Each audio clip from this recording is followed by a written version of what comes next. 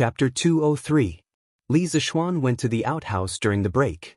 When he came back, he saw a group of people crowding around the classroom. When he walked to the door, the group of little bastards scattered like birds.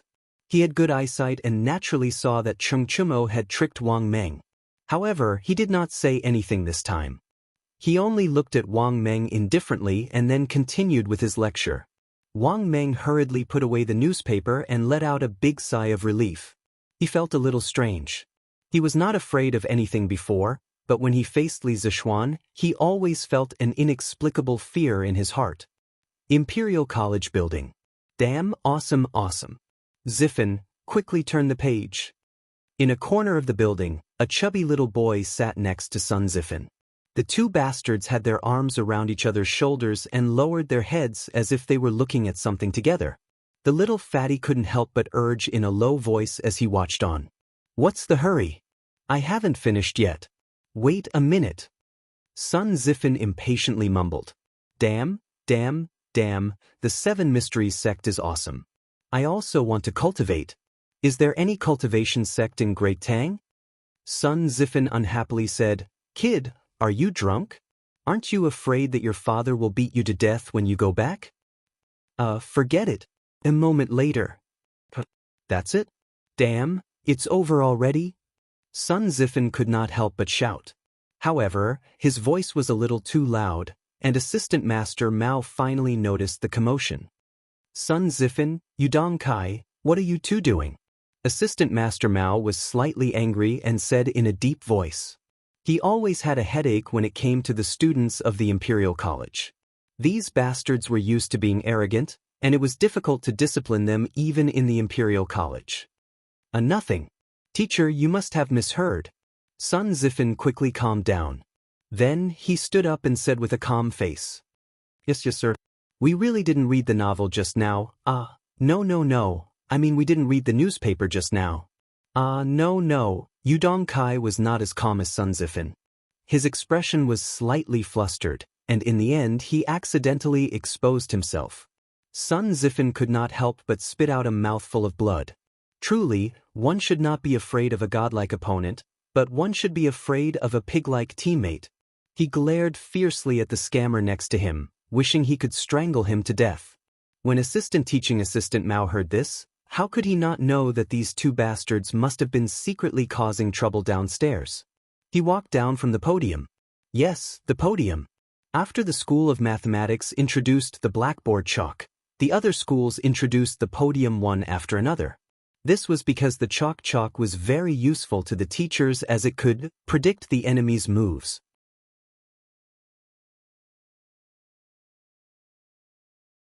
I was still wondering why my father was so easy to talk to this time. Brother Ziffin, when you go find the Chancellor later, bring me along. If I go with you, I'll feel more at ease. Yudong Kai expressed that he wanted to hug his thigh when he went to find the principal. When Sun Ziffin heard this, he instantly thought of the things that Yudong Kai had done in the class just now. He hurriedly refused in a bad mood. No, you go by yourself when the time comes, so that you won't trick me again. Yudong Kai immediately became anxious.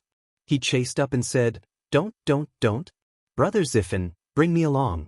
I promise that I won't say a word this time. I definitely won't trick you." "Are you sure you won't say a word?" Yes, I'm sure. I definitely won't say a word." "All right then, I'll bring you along this time. But remember to quickly buy me a newspaper." Yes, I'll send my errand boy to find out where to buy the newspaper," Yudong Kai hurriedly said excitedly. On the other side, Teaching Assistant Mao finished his class and went to the canteen of the directorate. He took a meal, went to a seat by the window and began to eat. Suddenly, he caught a glimpse of the newspaper in his hand and his heart skipped a beat. He thought that it would be better to eat while reading what was written in the newspaper. It actually made his students so fascinated in class. But once he opened the newspaper, he couldn't stop reading. Chapter 204. In the dining hall. Teaching Assistant Mao's eyes gleamed as he read the article titled, Detailed Explanation of the Use of Punctuation Marks. TSK, this punctuation mark is quite novel. It seems very practical. I wonder who came up with it? Should I suggest to the Chancellor that we should popularize this punctuation mark? Teaching assistant Mao couldn't help but mutter to himself after reading the explanation of the punctuation marks. He couldn't help but stop eating. He had been teaching for many years, so he naturally understood how important punctuation marks were to a student's reading efficiency. This was why he wanted to popularize them. After sighing for a while, teaching assistant Mao continued reading. Interaction between scholars? What is this so-called newspaper trying to do? Are they trying to gather all the scholars of the Great Tang together for a debate? When teaching assistant Mao saw the words interaction between scholars, he was a little confused. Hiss on Taizong's commentaries. The person who wrote this article is quite bold, daring to talk about court politics. Ma Zhou? Who's Ma Zhou? This person is a little too arrogant. Unlike Wang Meng, Cheng Chumo, Sun Zifan, and Yu Dongkai, who had skipped over the other parts and directly read the novel, teaching assistant Mao was naturally very interested in the article on the meaning of the classics. But when he saw the title of the first article, he couldn't help but feel a toothache. Looking at the successes and failures of the past generations, the Li Shu rebelled and gathered together as bandits, and all the countries were destroyed. Although the rulers of the country wished to change their ways, none of them were safe. For those who practice politics and religion, when they are at the point of being able to practice it, it is useless to regret it as soon as an accident occurs.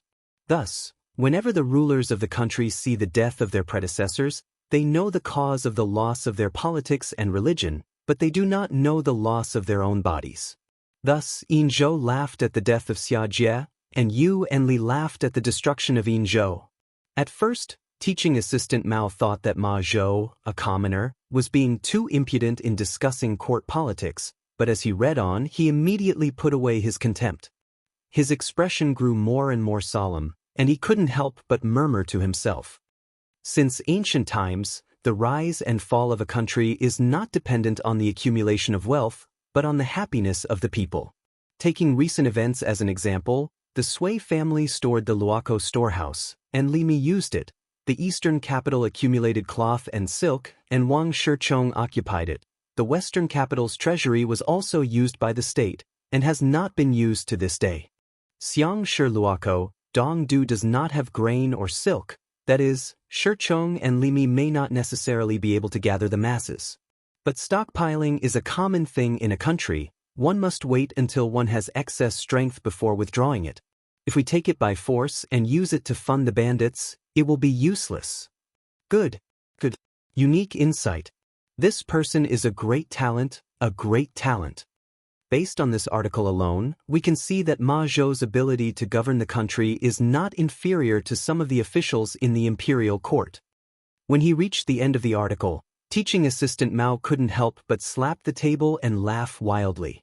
When a scholar comes across a good article, he is more excited than when he sees a beautiful woman. In history, Ma Zhou, in the 11th year of Zhenguan era, wrote an article called Shang Tai Zong Shu and presented it to Li Er.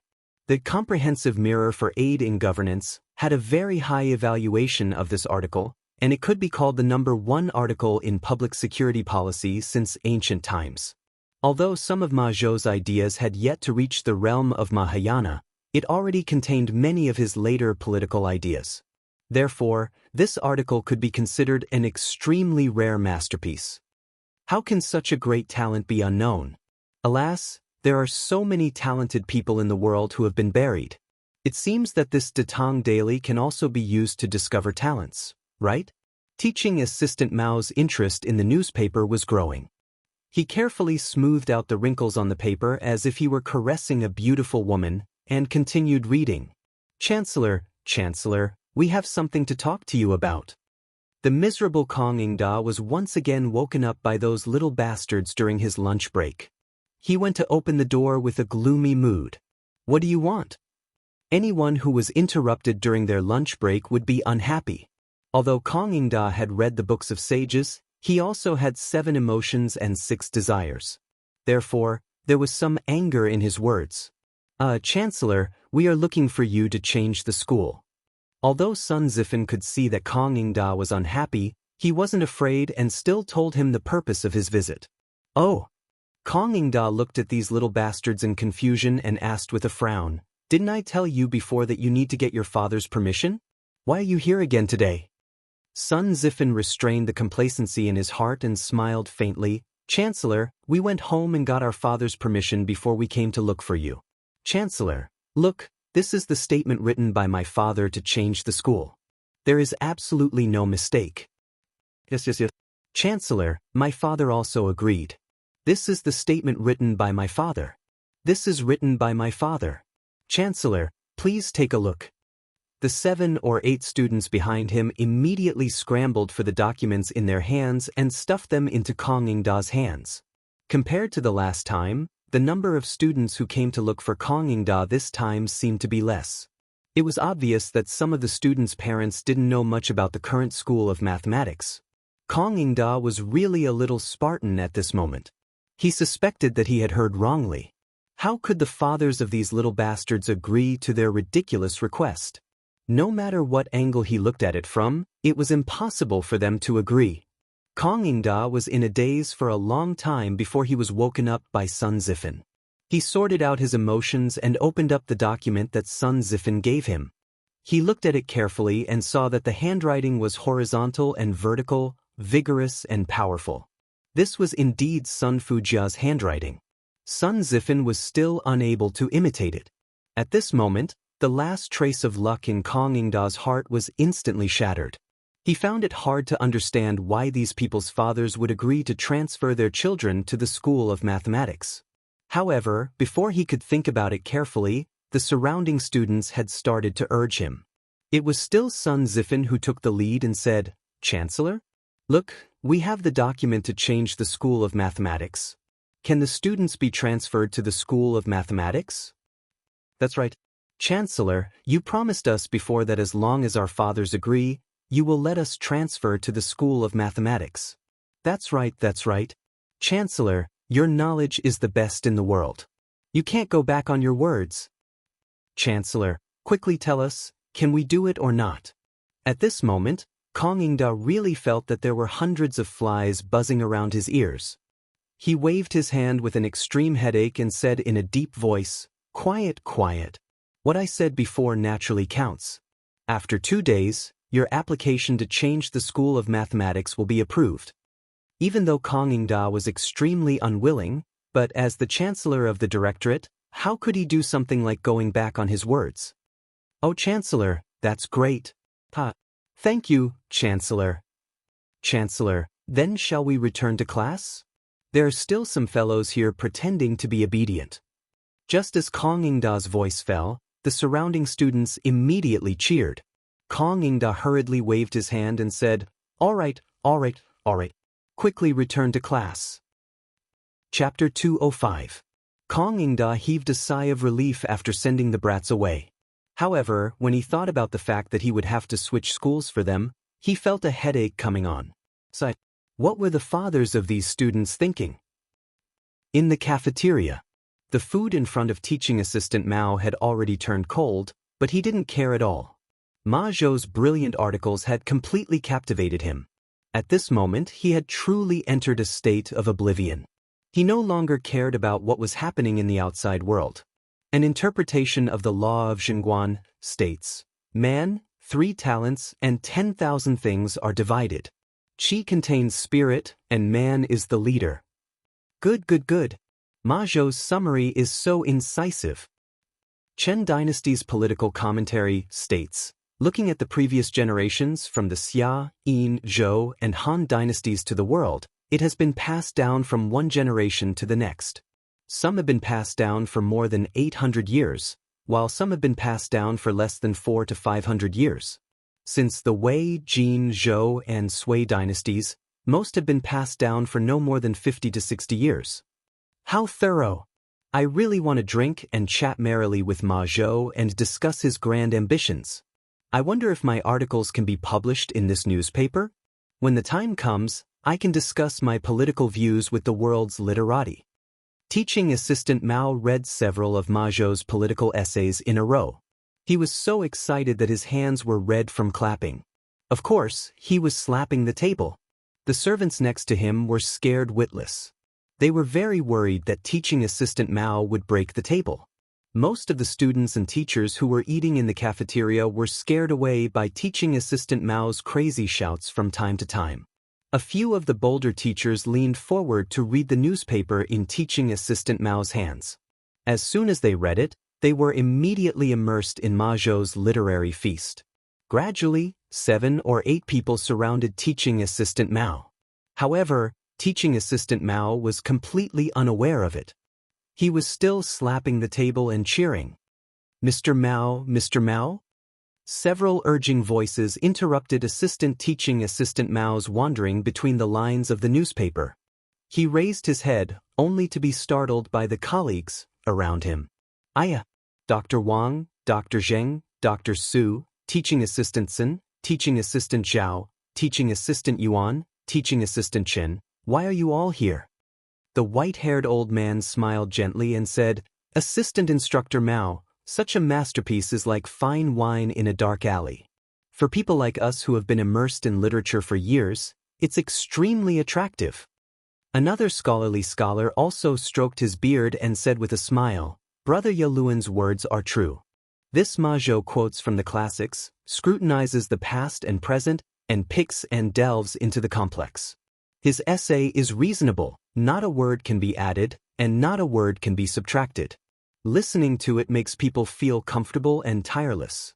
Even the ancient Su Qin, Zhang Yi, Zhong Jun, and Jia Yi were like this. "Gentlemen, it's past lunchtime for this cafeteria. It's time to close." The page boy at the side could not help but muster up his courage and ask, Oh, I'm sorry. Gentlemen, please follow me out." Teaching assistant Mao only just noticed the errand boy in the cafeteria. He hurriedly said with an apologetic expression. Although they were teachers and were a cut above the rest, teaching assistant Mao had always been well educated. He could not bully the errand boys.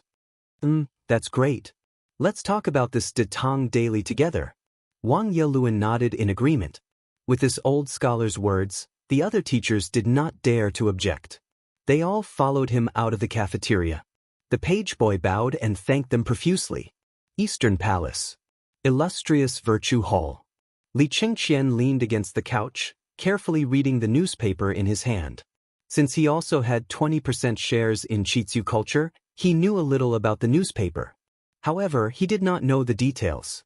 Therefore, when he learned that the newspaper was officially released today, he specially sent someone to buy a copy and come back to read it. This Ma Zhou's ability to conduct affairs is impeccable. He's even better than some of the scholars in my Eastern Palace. It was no wonder that Li Zishuan had been so confident in Ma Zhou's abilities back in the workshop, sparing no effort to support Ma Zhou. Now, it seemed that Ma Zhou would be able to shock the world with a single feat, and he might even alarm Imperial Father. Should I recommend this person to my father? After reading Massachusetts Zhou's article, Li Chengqian fell into deep thought and could not help but murmur. After a while, he shook his head and decided to continue reading. Shocking. The culprit is actually so deranged as to exterminate an entire family. Oh, Great Tang's laws are strict. How can there be such an outlaw?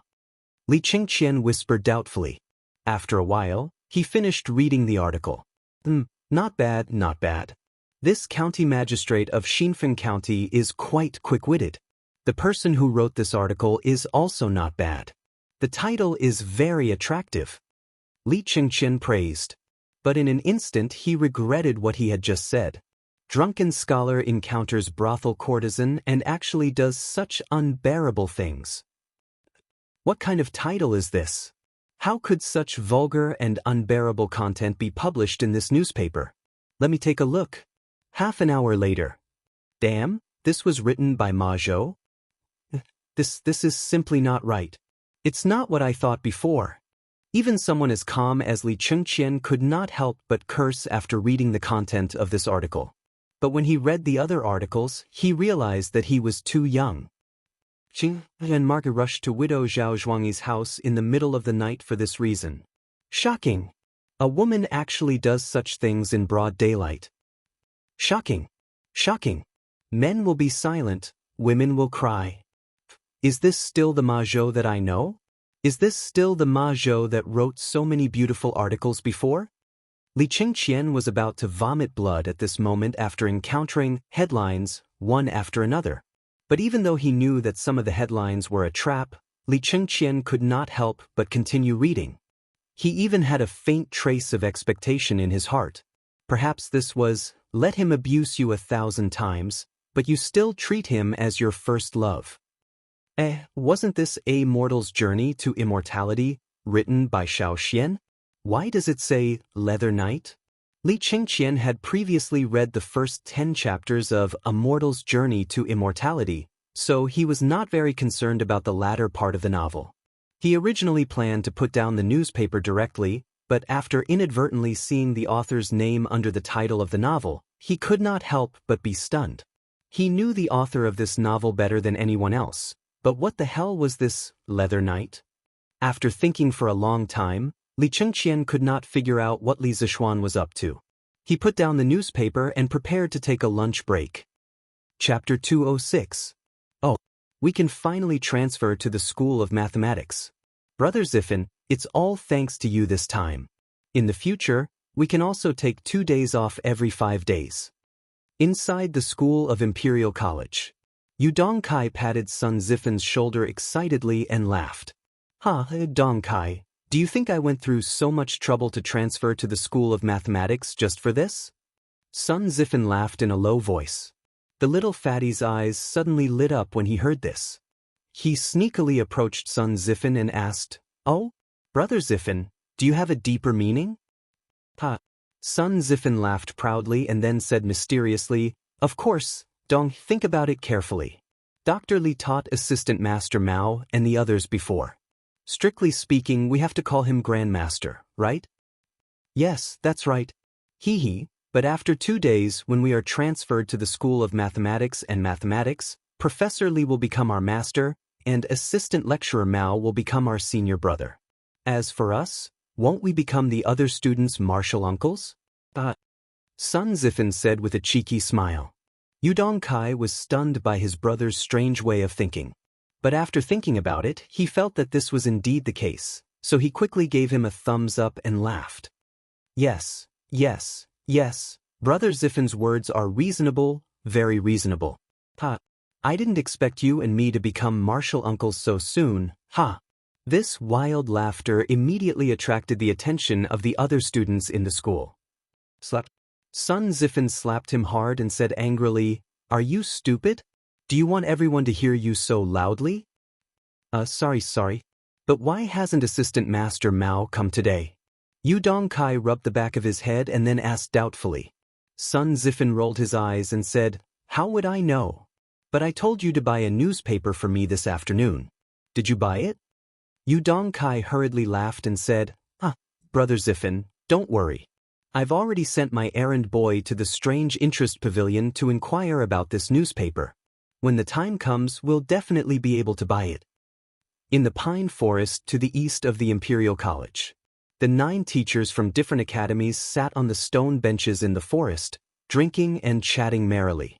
They sat down and discussed the Tao, feeling very comfortable. Assistant Teacher Mao, for this Ma Zhou to be able to write such a splendid essay, he must be a virtuous sage. Have you heard of him before? Wang Yaluan held a cup of wine and took the lead to ask. Dr. Wang, this person has always been unknown. I've never heard of him before. Now, this Ma Zhou has amazed everyone with a single brilliant feat. Assistant Master Mao hurriedly replied. Wang Yaluan nodded, stroked his beard and said, Well, I have a different opinion about some of this Ma Zhou's points of view. I just don't know if I can write an essay and publish it in the Datang Daily. When the time comes, I can debate with Ma Zhou on the same stage. The other assistant teachers and professors also echoed, Yes, it would be best if you can debate with Ma Zhou on the same stage. Assistant Master Mao replied, I also have the same idea, but I don't know how to publish it in the Datang Daily. Why don't we read it together? That's a good idea. A moment later. Shocking. The murderer is so deranged that he killed the whole family. Why did this essay start to use vernacular? There's no literary talent at all? Indeed, it's really disappointing, but the content of this essay is very interesting. Well, maybe this Ma Zhou deliberately used vernacular so that ordinary people can understand it. After the 9 teachers finished reading the first article, they couldn't help but discuss the huge change from classical to vernacular. Drunken scholar met the courtesan of the brothel and did such a despicable thing. Qing and Marky rushed to widow Zhao Zhuangyi's house in the middle of the night for this reason. Shocking! A woman did such a thing in broad daylight. However, the following 3 pieces of news left everyone dumbfounded. I thought this Ma Zhou was a refined person. I didn't expect him to be so vulgar. Yes, the titles of the following articles are exaggerated and vulgar. It's really a disgrace to the refined. As scholars, how can we be so shameless? It's really abominable. The voices were almost one-sided. Almost all of them condemned Ma Zhou. Ma Zhou had changed from a handsome and virtuous person to a refined scum that everyone condemned in speech and in writing. Only assistant coach Mao and Wang Yaluan didn't say anything. After the others finished criticizing, Wang Yaluan said with a smile, "I don't think so. As the saying goes, great vulgarity is great elegance. The difference between vulgarity and elegance is just a matter of thought. It depends on how you look at it. The wording of these few articles is not flowery. The entire article is written in plain language. This old man guesses that this section is mainly written for those who are barely literate and have not studied the meaning of poetry. If that is the case, these topics are really not ordinary. This Ma Zhou is a true wise man." "Why do you think so, Brother Yaluan?" "Yes, why are these titles extraordinary?" Wang Yaluan looked at assistant coach Mao and said with a faint smile, "Assistant coach Mao, you seem to have some ideas. Why don't you tell us your opinion?" Assistant coach Mao straightened his back and said in a deep voice, "I think Ma Zhou wrote these titles on purpose. Professor Wang had previously said that these articles were written for the common people to read. Hence, these titles were even more pleasing to the common people and would make them even more interested in reading them. I think this is Ma Zhou's cleverest part. He is elegant when he needs to be, and vulgar when he needs to be." Wang Yaluan clapped his hands and said with a smile, "Assistant coach Mao is right. I think so too. Let's continue reading."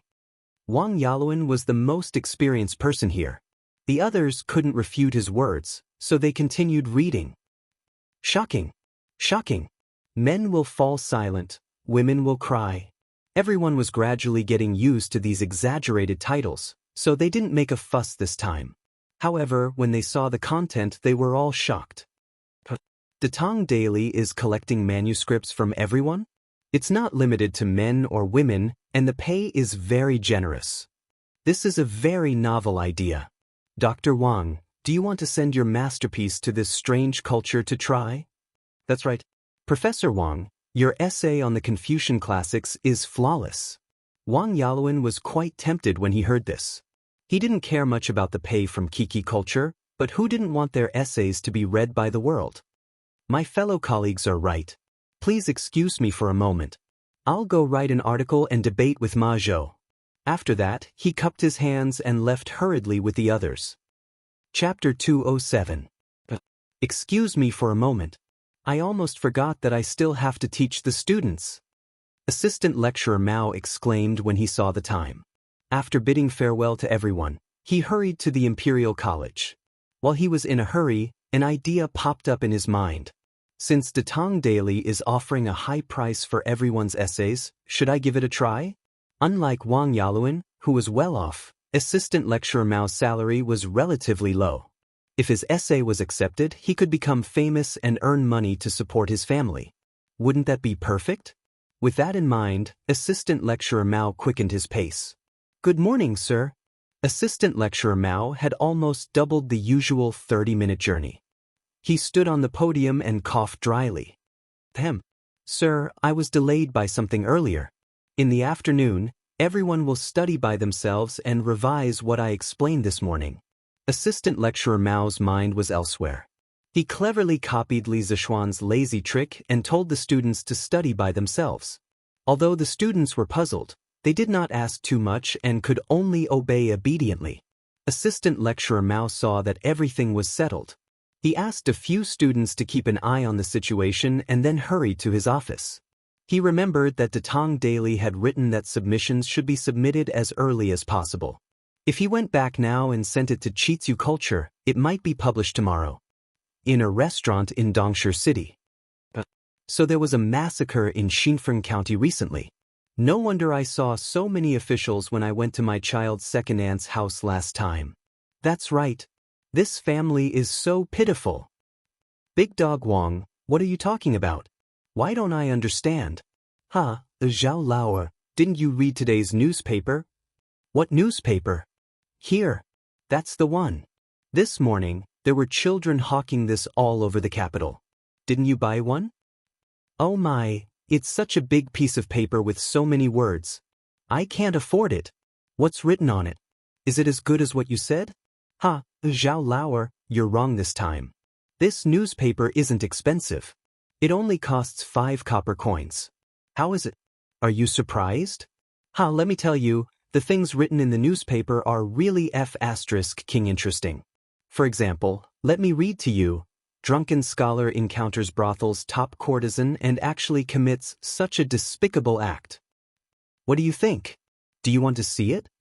The eyes of the man named Zhao Er immediately lit up.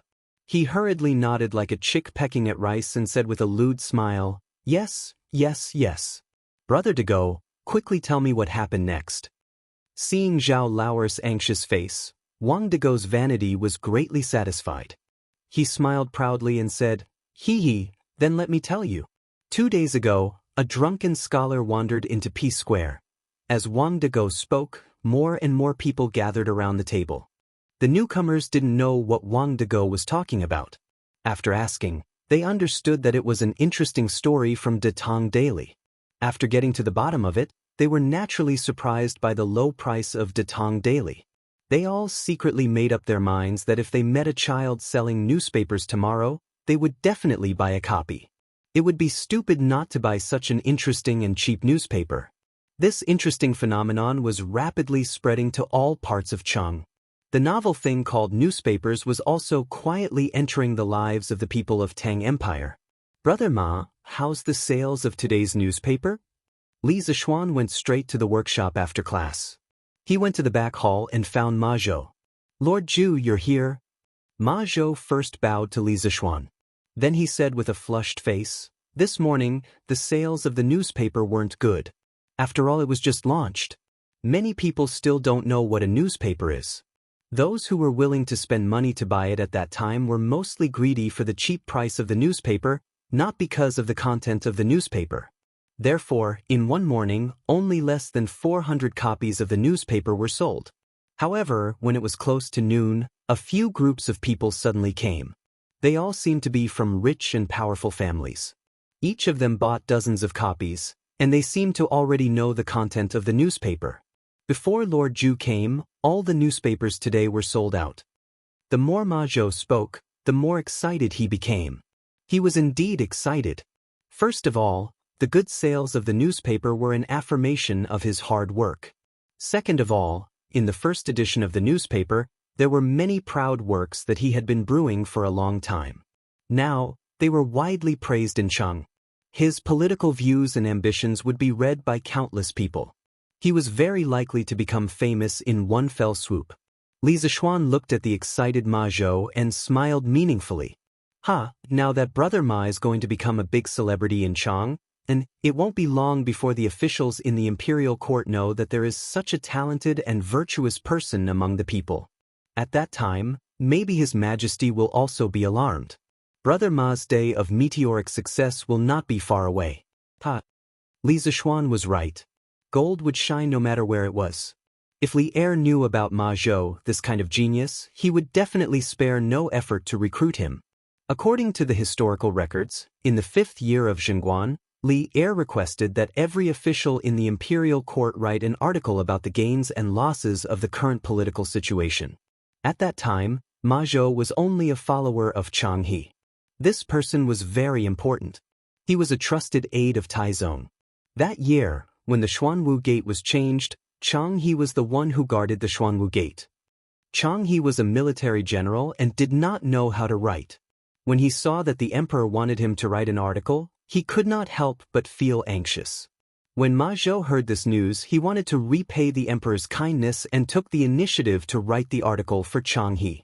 Xianxia was very happy and let Ma Zhou write it for him. A few days later, Xianxia presented the article that Ma Zhou had written about the current political situation to Li Er. After Li Er read it, he was shocked. He knew that Xianxia was not good at writing.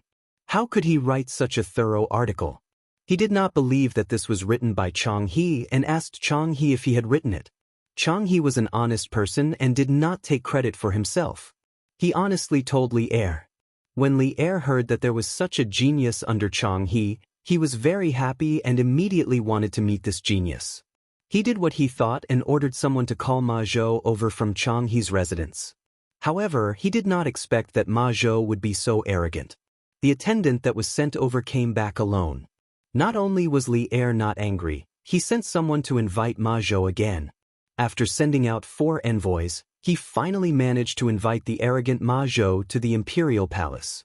This was the famous story of Taizong's 4th invitation to Ma Zhou in history. Li Zishuan had heard their history teacher talk about it in his previous life. Therefore, he purposely said it today to see how Ma Zhou would respond. In fact, he was not confident that he could keep Ma Zhou. After all, the temple of Qitzu culture was still too small and could not accommodate a great god like Ma Zhou. Compared to Li Er's great temple, Qitzu culture did not have any attraction.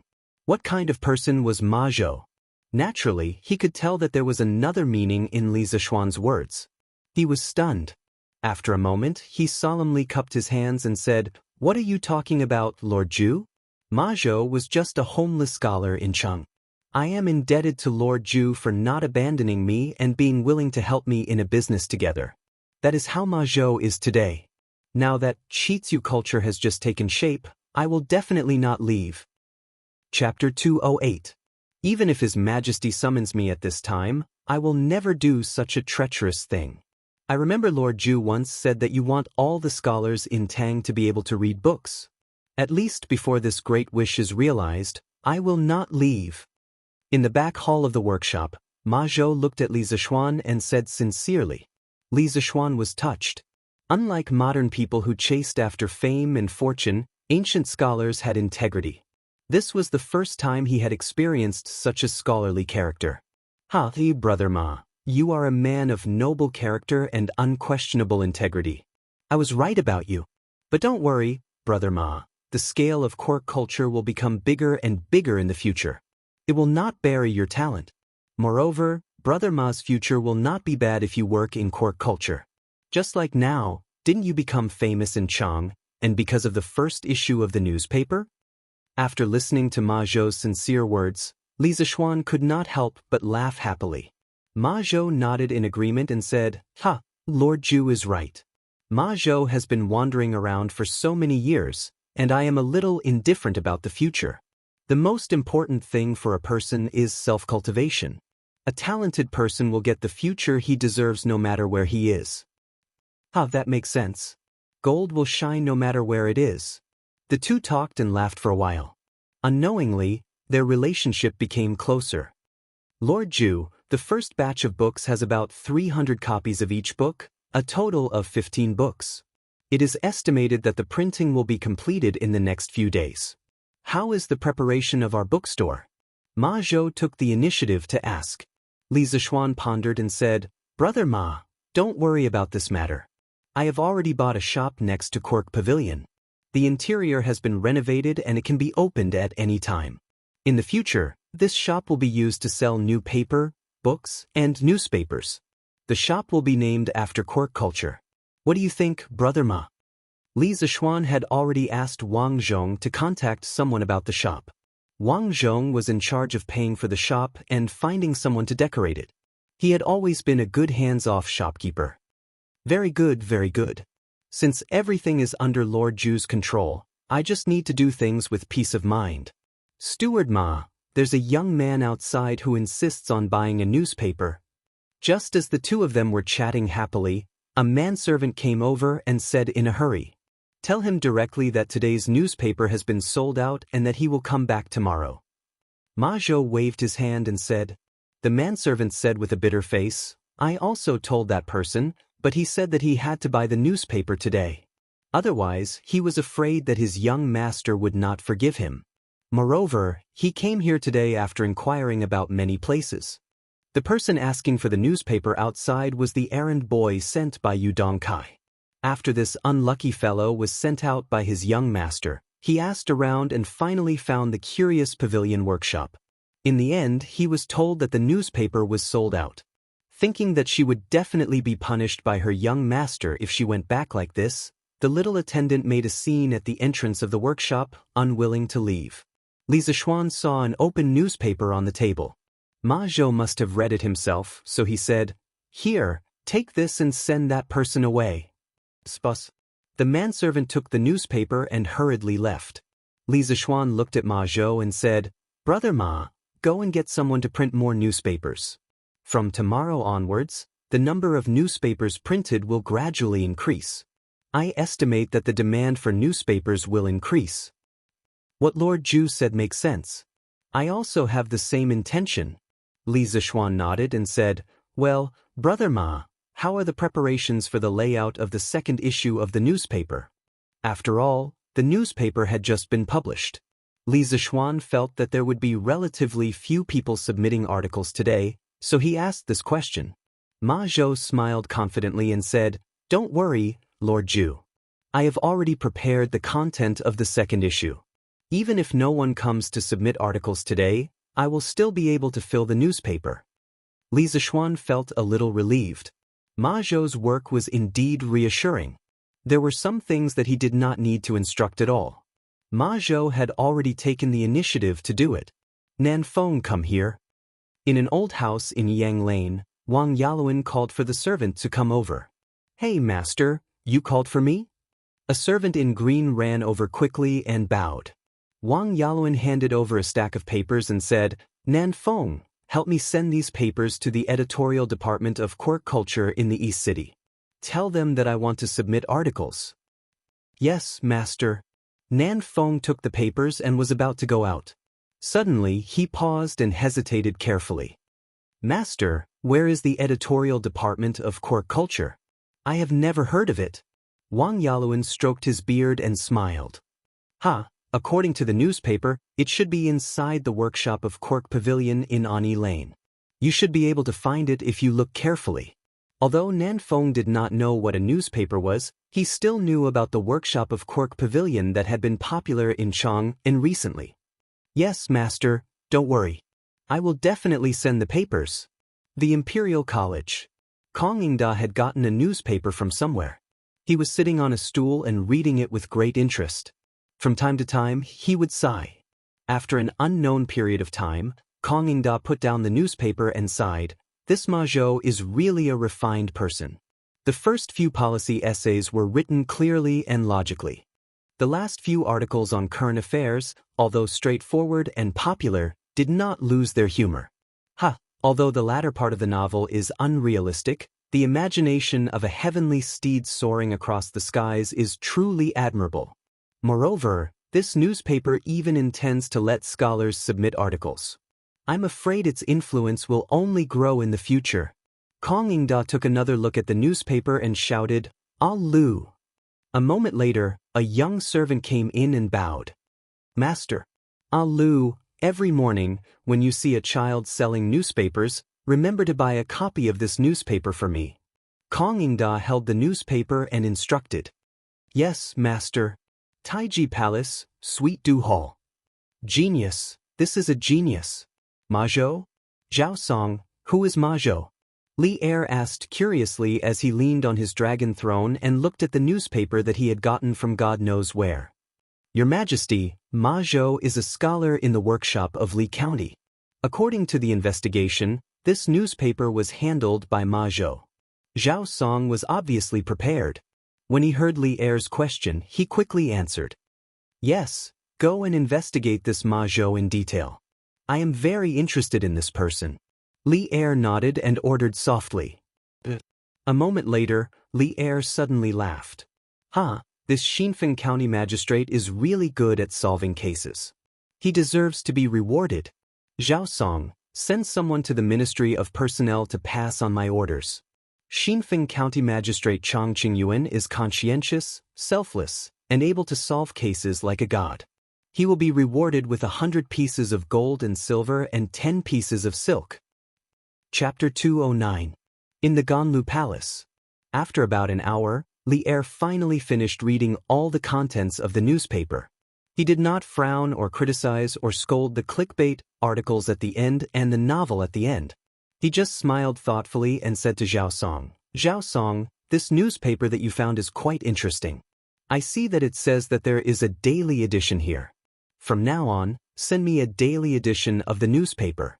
Zhao Song heard Li Er and smiled like a blooming chrysanthemum. He bowed and said, "Yes, Your Majesty." "Oh, right, how much is the price of this newspaper?" Li Er thought for a while and said, "Your Majesty, the price of this newspaper is 5 coins per copy. It's so cheap. Doesn't that mean that ordinary people can also afford to buy newspapers?" Li Er raised his eyebrows and said in surprise. Unlike some fatuous emperors who did not know the ways of the people, Li Er was very familiar with the prices of the people.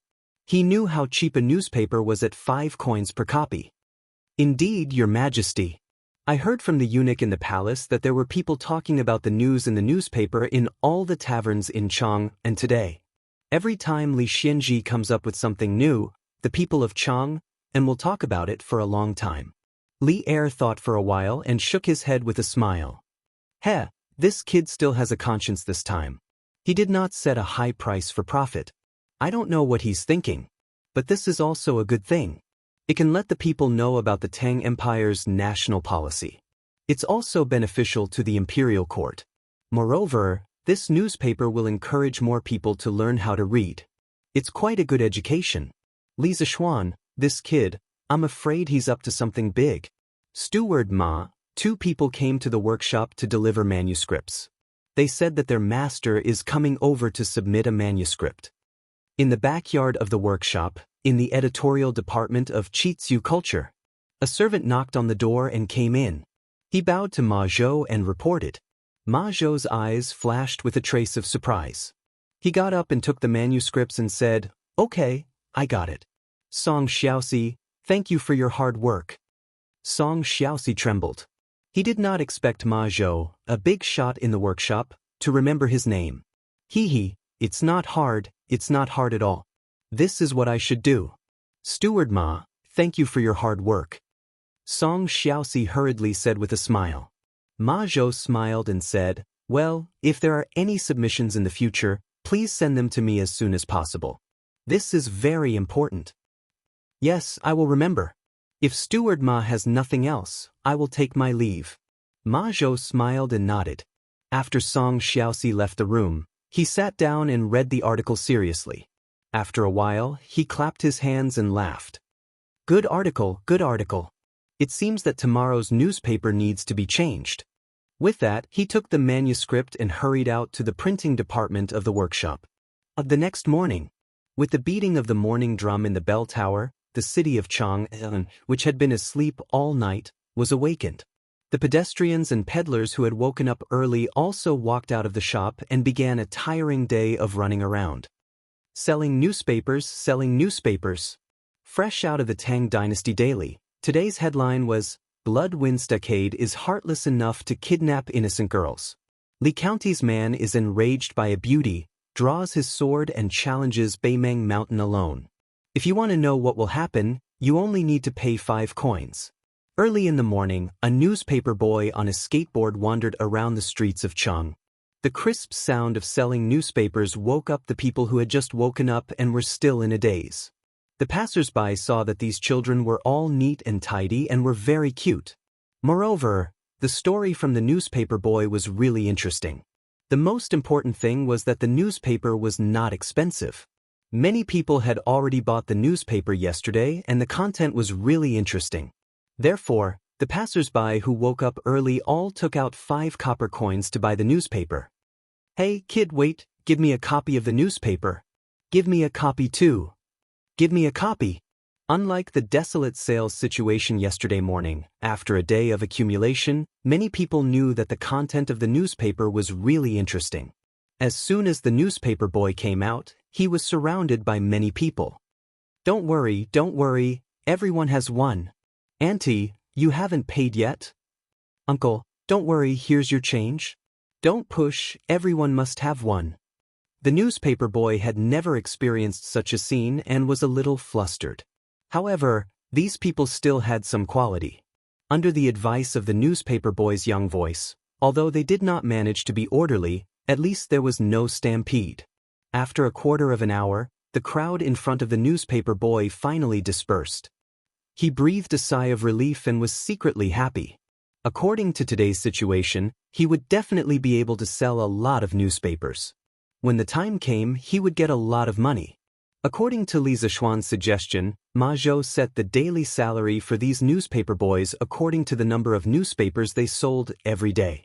For every 5 newspapers sold, they would get a commission of 1 coin. It was not that Li Zishuan was stingy, but for these children, earning a dozen coins a day was really a lot. Moreover, with the current price of the newspaper, the workshop was not making money. Now they were making a loss. First, they had to build the reputation of the newspaper and then think about making money. After Li Zishuan finished his breakfast, he sat in the carriage on the way to the Imperial College. Just as he stepped out of the door, he heard the newspaper boy's advertisement for selling newspapers. He almost vomited blood. Ma Zhou was the one who came up with the advertising message for the newsboy. The message was changed every day. Yesterday, he was only concerned about the progress of the layout of today's newspaper and did not look at the content. In his opinion, since he used Ma Zhou, he should not doubt the people he used and not use the people he suspected. He should try his best to delegate as much power as possible. Of course, one could also say that he was lazy. Who knew that he would put himself in the headlines by delegating power? This Ma Zhou was King up trouble. How could an employee mess with his boss like this? San Bao, go and buy a newspaper for me. Li Zishuan's face was full of black lines as he shouted outside. Yes, young master. San Bao stopped the carriage outside and quickly went to buy a newspaper and handed it in. Li Zishuan opened the newspaper and began to read it seriously. After a while, he touched his chin and muttered with a smug face, "Am I really that handsome? Not bad, not bad. This Ma Zhou's writing style is really good. TSK, this psychological description is so accurate. It deeply and vividly shows the anxiety of an infatuated man to save the woman he loves. TSK, this description of the action is so handsome. Ha Ma Zhou, well done. When I go to the workshop, I will give you a raise." Li Zishuan was originally unhappy that his subordinate had made the headlines. However, when he saw Ma Zhou's wonderful description in the newspaper, the discomfort in his heart was immediately forgotten. Anyway, this news was not written by him, so there was no suspicion of him praising himself. At most, it could be considered as him praising himself. Iron Egg heard his master's shameless words and quickly lowered his head to cover his face. He could not help but snicker. Chapter 210. You brat, what are you laughing at? Am I not handsome and powerful? In the carriage, Li Zishuan saw Iron Egg covering his face with his hands, as if he was ashamed to be associated with him. Li Zishuan slapped the table and snorted. No, of course you are powerful. Iron Egg quickly waved his hand to deny it. Here, take a look at it. Actually, this newspaper is very well written. Iron Egg was speechless.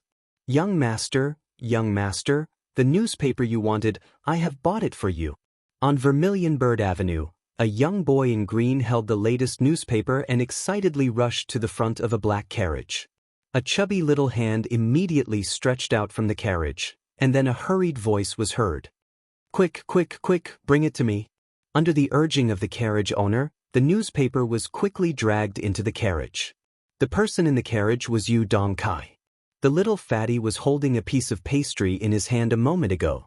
After he received the newspaper, he immediately stuffed the pastry into his mouth, and then eagerly opened the newspaper and jumped directly to the novel section at the end. This guy was not interested in reading the previous articles. He bought the newspaper to read the legend of a mortal's journey to immortality. Yu Dongkai did not directly look at the content. He first glanced at the few chapters that were available today. When he realized that it was still 3 chapters, he felt a little disappointed. However, these feelings of disappointment were quickly washed away by the wonderful plot. On the other streets, the hot sales of the newspaper continued. Many of the newspaper boys entered the more crowded streets and began to peddle their wares, but they were surrounded by people. "Quick, give me a newspaper. Give me 5 copies. Why do you need so many? I am buying for my young master and young mistress. Why do you care?" The newspaper boys happily sold the newspapers and received money while looking at the decreasing number of newspapers in their hands, secretly anxious. Before dawn, the newspaper boys everywhere had already sold out. At 4:45, the second issue of Datang Daily was sold out. "Uncles, aunts, brothers and sisters, I am very sorry. Today's newspaper is sold out. Please buy more tomorrow." A newspaper boy shouted when he saw that there were still 20 to 30 people in front of him who wanted to buy the newspaper. "It sold out so quickly?" "Yeah, it was sold out as soon as I got here. It's over. I didn't manage to buy the newspaper. I'll be punished when I get home. Little kid, go back and ask your shopkeeper to print more newspapers." That's right. There were still some smart people in the crowd. The paperboy also felt that what they said was reasonable. He quickly excused himself and ran to the workshop on his scooter. Strange Interest Pavilion Workshop. Steward Ma, bad news, bad news." Song Xiaoxi rushed over anxiously. Ma Zhou's expression suddenly changed. He quickly got up and asked, "What's wrong? What happened?" When Song Xiaoxi saw Ma Zhou's expression, he knew that Ma Zhou had misunderstood. He quickly explained, "Steward Ma, it's not a bad thing. Today's newspapers have all been sold out. The newsboys have all returned." Ma Zhou breathed a sigh of relief, but then exclaimed, "What? They were sold out so quickly? We printed 5,000 copies today." But they were indeed sold out. A lot of people didn't manage to buy them, but they were still clamoring to buy them. "Steward Ma, what should we do now?" Ma Zhou thought for a while and decisively said, "Print more. Ask the printing department to start printing more copies immediately. Print 3,000 copies first. Get ready to continue printing at any time." "Yes, I'll go now." Imperial College. School of Mathematics. After the painful lesson of Wang Meng last time, no one dared to read novels during class this time. However, this didn't stop them from reading novels after class. "Hey, Wang Meng, did you read the newspaper today?" After class, Cheng Chumo ran to Wang Meng's side and proudly said, "Oh, I bought it when I came this morning, but I didn't have time to read it." "How many chapters did Leather Knight update today?" Wang Meng took out a piece of pastry and stuffed it into his mouth. He pulled out the newspaper from under his seat and said in a muffled voice, "Hee, it's still 3 chapters today." Speaking of which, Han Li has already become an in-name disciple of the 7 Mysteries sect. Furthermore, Dr. Mo has taken a liking to him and accepted him into the God Hand Valley. Dr. Mo even passed on a nameless chant to Han Li. "Pei, what are you doing?" Cheng Chumo hadn't finished bragging when Wang Meng covered his mouth. "F***CK, can you stop talking? You've already said everything. What's the point of reading it?" Wang Meng said hatefully. After spending so much time together, Cheng Chumo, Li Tai, Qin Huayu, and the others had already become familiar with the others. When they were mischievous, they didn't care about each other's identities. Pei, did you not wash your hands? Stinks." Cheng Chumo turned on his insulting mode again. Wang Meng angrily said, "F***CK, you're the one who didn't wash your hands. I was just eating." Li Tai looked at the two with a look of superiority. He already knew the first 10 chapters of A Mortal's Journey to Immortality. If it weren't for Li Zishuan's strict order not to reveal it to others, this little fatty would definitely run out to Cheng Chumo and Wang Meng and spoil their faces. "Hey, Wang Meng, I didn't buy the newspaper today. Let's read a novel together. After reading A Mortal's Journey to Immortality yesterday, I almost couldn't sleep." Yes, me too. Let's read it together." Hearing that Wang Meng had a novel to read, 3 to 5 students immediately surrounded him. Kushirqing, you actually read the newspaper too? Cheng Chumo saw that Wang Meng couldn't cause any more trouble and was preparing to return to his seat. Suddenly, he saw Kashir Qing, the university tyrant, in everyone's eyes, flipping through the newspaper. Cheng Chumo immediately approached him as if he had discovered a new continent. Why can't I read the newspaper? Many of the articles in this newspaper are very well written, and some of the current affairs are also well written. Just by reading this newspaper, you can know the world's affairs without going out. Ku Shiqing looked at Cheng Chumo strangely and asked, so he was reading the newspaper to study. Cheng Chumo was a little frustrated. He shook his head and said, "It's okay, I'm just casually asking." After saying that, he was about to leave, but he still asked somewhat unwillingly, "Then don't you want to read the latter part of the novel? It's very good." Ku Shiqing said matter-of-factly, "Of course I read it. Although the writing of this novel is not good, the creativity is really novel. I usually read the first part of the novel before reading it." "Oh." Cheng Chumo nodded and turned to leave, feeling a little hurt. Suddenly, Meng Wenhao's voice came from behind him. "Hey, Chumo, can you lend me your newspaper?" Meng Wenhao said somewhat embarrassedly. 5 copper coins for a newspaper was very cheap for others, but for Meng Wenhao, he was still somewhat reluctant to buy it. Now that everyone was saying that the content in the newspaper was very interesting, he also couldn't help but want to read it. Cheng Chumo looked at him and then nodded. "Okay, no problem, I'll give it to you." Thank you, thank you." Imperial College Teaching Room. During the break between classes. "Hey, Ziffin, did you read the newspaper today?" Yes, I read it. It's very interesting, but it's a pity that there are only 3 chapters. I really want to catch this leather knight and make him write a few more chapters." Sun Ziffin's face first had a look of reminiscence, but then a look of hatred appeared on his face. Yeah, this person is really hateful. He only writes 3 chapters a day and always keeps people in suspense. Yu Dongkai also said with hatred. Chapter 211. Li Zixuan had no idea that he was being targeted by the 2 little bastards. He was taking advantage of the break between classes to rest on the sofa in the carriage in front of the classroom.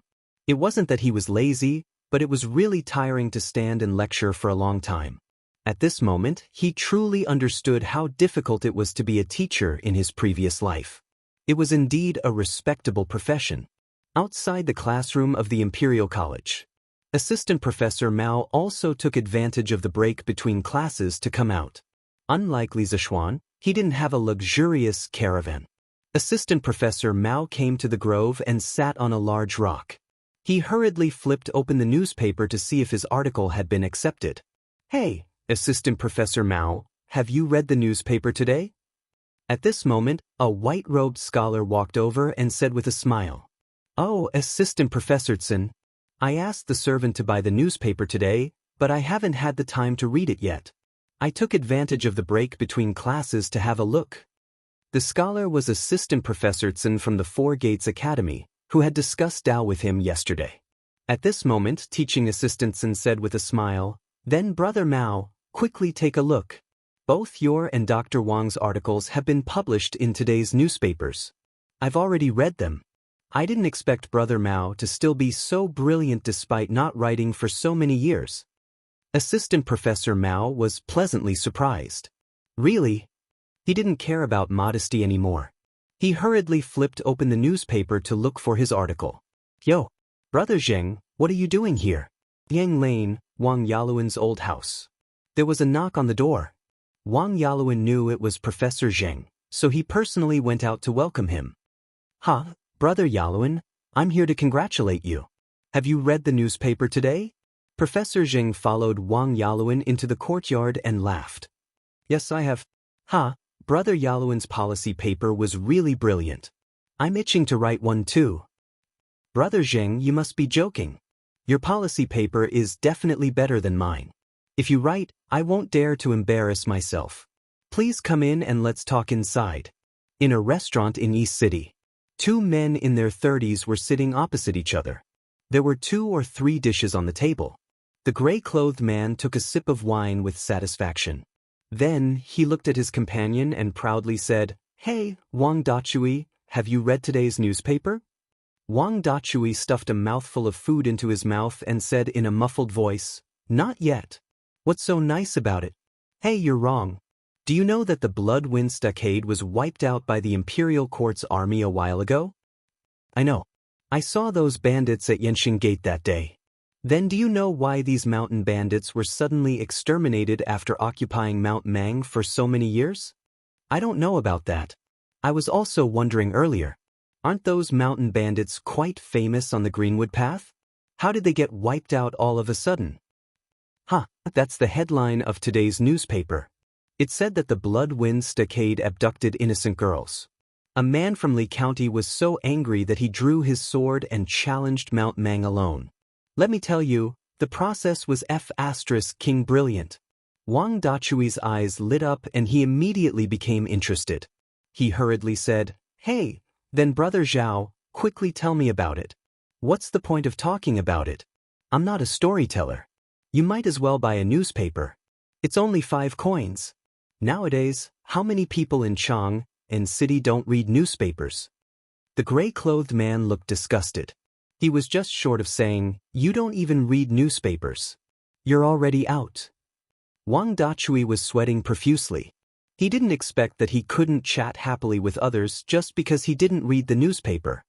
"Damn, I'll buy it. It's not like I can't afford it. Waiter, help me buy a newspaper. Here, the extra coin is your reward." The waiter was speechless. This situation was not unique. Today, it was happening everywhere in Chang'an City. In this era where there was a general lack of entertainment, a trivial matter could be talked about for a long time. The news in the newspaper just happened to be the topic of many people's leisure conversations. People who had never read newspapers naturally felt that they couldn't chat well. Therefore, as long as their families were not particularly poor, they would buy a newspaper and read it. This was a new thing. Once it had a certain number of fans, it would become popular in the later stages without additional publicity. Because the initial fans would take the initiative to introduce this new thing to the people around them. Eventually, the fans would snowball and become larger and larger. After the morning class, Li Zishuan left the teaching house. When he was about to go home for lunch, he saw Kong Yingda walking towards him. Li Zishuan asked Iron Egg to get in the car first, and he went up to him. "Chancellor Kong, you're looking for me?" This old man usually didn't come over. Once he did, something must have happened. As for whether it was a good thing or a bad thing, Li Zishuan secretly calculated in his heart. It seemed that the probability of something bad happening was higher. It's not a big deal." Kong Yingda looked around, paused, and said in a low voice, "I've read today's newspaper. Generally speaking, it's not bad. However, I still want to say one more thing. Young people should be more humble. You must not be arrogant and boast about yourself." After Kong Yingda finished speaking, he patted Li Zishuan and left directly. He didn't give Li Zishuan a chance to explain. In his opinion, the facts were right in front of him. There was no need to explain. "Hey, it's not like that." Li Zishuan was stunned by Kong Yingda's strange words. When he came back to his senses, Kong Yingda had already disappeared. This old man, Li Zishuan grumbled under his breath for a while, then stopped caring about this matter. If others misunderstood, then let them misunderstand. Imperial Palace, West Court. "Your Majesty, is this the newspaper? I've heard many people talking about this newspaper these 2 days." Zhang Sun couldn't help but ask when she saw Li Er flipping through the newspaper while eating. It's the newspaper. Guanyin maid, come and take a look." Li Er put down his chopsticks and hugged Zhang Sun. He sniffed her body fragrance, then pointed at the newspaper headline and laughed. "Look, this newspaper was created by Li Zishuan. But now this brat is here boasting about himself. How shameless." Zhang Sun curiously leaned forward. After a moment, she covered her mouth and laughed. "This child, isn't he shameless? Your Majesty, this style of writing, I'm afraid it doesn't match Li Zishuan's style." Zhang Sun had seen Li Zishuan's memorial before, so she had some doubts. Li Er laughed and said, "Of course this article wasn't written by that brat himself. If he really did that, wouldn't he be shameless to the extreme? I reckon that Li Zishuan must have forced Ma Zhou to write it. That brat. Your Majesty, who is this Ma Zhou? Li Er said warmly, this Ma Zhou he. Chapter 212. Han Village. Yushi, this is the newspaper that I asked old Hu to bring back from Chang. Han Lijing walked in from outside and handed a newspaper to Han Yushi. Then he smiled. Han Yushi quickly took it and said happily, thank you, father. Ah, take a look. What's written in today's newspaper? Okay. Han Yushi responded softly and began to read the newspaper carefully. Today's headline came into view. Blood Wine Stockade abducted a good girl. Li County's man was furious for a beauty. He drew his sword and challenged Beimang Mountain alone. Han Yushi's expression couldn't help but be startled. The soul-stirring life and death rescue half a month ago reappeared in her mind once again. The corners of her eyes flashed with tears not long after. Yushi, what's wrong with you? Han Lijing saw that his daughter's expression was not right. She looked like she was about to cry, so he quickly asked. No, nothing, father. Today's newspaper is very interesting. I want to take it back to my room and read it carefully. Han Yushi immediately realized that she had lost her composure. She quickly wiped the corner of her eyes and forced a smile. Although Han Lijing felt that something was wrong, he was a father. He was always separated from his daughter's inner world. Some things were not good to ask in detail. He could only nod and say, okay, you go. Yushi, if you have anything unhappy, you can go to Qin's mansion in Chang and to talk to your adoptive mother. Although you can't see Xiaoxian before you get married, you can still go to your adoptive mother's house. Ever since the marriage between the Han and Li families was confirmed, Han Lijing changed the way he addressed Li Zishuan from young master to little Xian. It wasn't because he was arrogant, but because he was considering his daughter's life after marriage. If he continued to call Li Zishuan young master, it would unknowingly lower his daughter's status. Hey, thank you, father. I'll go back to my room first. Han Yushi's heart was warm. She stood up and said. Han Lijing nodded. In the room, Han Yushi picked up the newspaper again and continued to read the headline. Although she had experienced all of this personally, she had experienced it from her own perspective. This news article was written entirely from Li Zishuan's perspective. One afternoon, Ma Zhou asked Li Zishuan about the details of what had happened in Bloodwind Stockade. At that time, Li Zishuan had nothing to do, so he told him about it. However, he did not expect that Ma Zhou would write it into a news report. Han Yushi's gaze flowed between the lines. At this moment, she truly understood the hardships Li Zishuan had gone through to rescue her. That kind of helplessness and despair, that kind of hysterical madness, once again touched Han Yushi's heart. In the eyes of others, these descriptions might be a little exaggerated, but to Han Yushi, who had personally experienced the kidnapping incident, everything was so real. The actual situation was even more dangerous than what was written on it. Young master, I'm afraid Yushi will never be able to repay what she owes you in this lifetime. As Han Yushi watched, she could not help but cover her mouth and cry bitterly. And E. Lane, Strange Interest Pavilion Workshop. Steward Ma, those 3,000 copies of the newspaper have been sold out again. Do you want to continue to print more? Song Xiaoxi ran in with sweat all over his face and said anxiously. What? Ma Zhou was really shocked. He stood up and said, that's 3,000 copies of the newspaper. They were just sent out less than 4 hours ago. How could they be sold out so quickly? It's only noon now. Go and ask the printing department to print another 2,000 copies of the newspaper. Even if they are sold out again, we won't print them today. Yes, I'll go right away. In a mansion in Chang, a 14 or 15-year-old child in brocade clothes was holding the second issue of Tang Daily and reading it with great interest. TSK, this A Legend of a Mortal's Journey to Immortality, is really wonderful.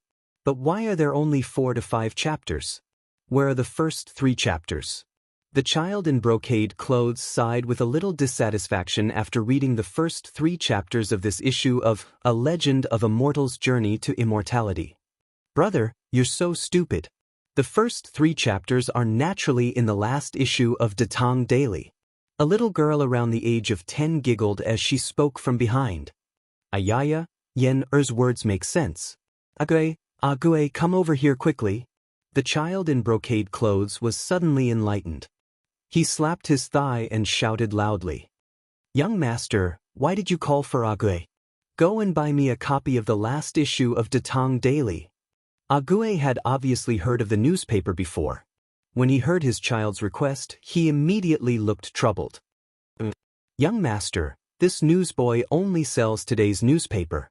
I'm afraid there's no place to sell the last issue's newspaper.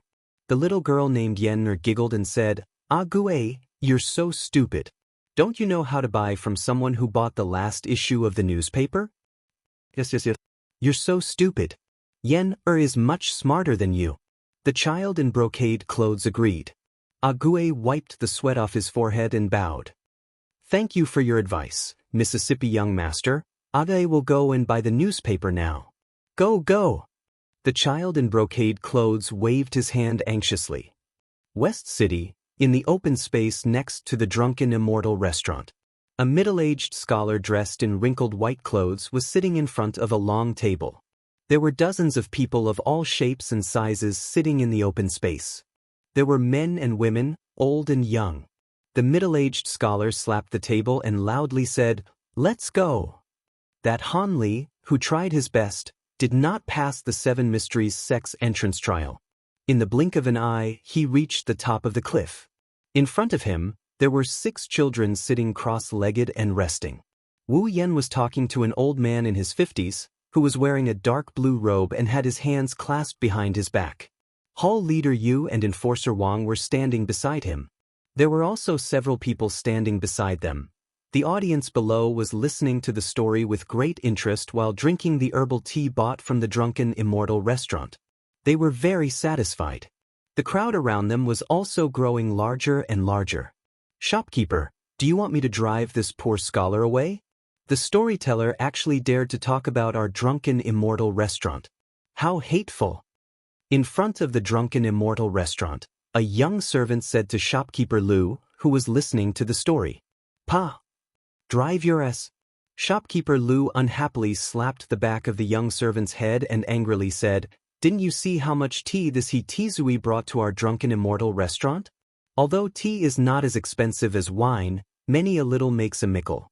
No matter how small a mosquito is, it's still meat. Yes. Shopkeeper Lu is wise. Go brew me another pot of tea. This story is quite interesting. Shopkeeper Lu waved his hand and comfortably sat back on the stool, leisurely listening to the story. Gradually, Tizui's 6th chapter of The Legend of a Mortal's Journey to Immortality came to an end. During Dr. Mo's time in the 7 Mysteries sect, although the disciples have never seen his skills and do not know the strength of his martial arts, he has used his brilliant medical skills to save the lives of many disciples. Therefore, although he is often expressionless and rarely speaks, he is still respected by the disciples of the 7 Mysteries sect. Dear guests, today's story has come to an end. This Tizui's life is not easy. If you have money, come and support me. If you don't have money, come and support me. That's it. That's right, it's too fast. I haven't heard enough yet. Be content. Today, Tizui told 6 chapters in one go. The first 3 chapters of The Legend of a Mortal's Journey to Immortality are already very difficult to read. Yesterday's newspaper didn't have much. That's right. I specifically came here to listen to the first 3 chapters. And Tizui, well said. Here, this money is your reward. Thank you for your support. Chapter 213. As night fell, the workshop of Chitsu Pavilion was still brightly lit. Ma Zhou bent over the table and was writing something. He had been eating and living in the workshop for the past 2 days. Although it was tough, Ma Zhou was excited. The first day of Datang Daily's sales volume was 1,000 copies. The second day's sales volume soared to 10,000 copies. Moreover, it was still in short supply. According to this, the sales volume in the next few days would increase at an amazing speed. This brilliant result showed that he had succeeded in running the newspaper. It was not only a success in his career, but also a real success. At this time, Ma Zhou could not help but think of the subtle changes in the attitude of the scholars who helped compile the dictionary in the workshop. In this world, strength spoke louder than words.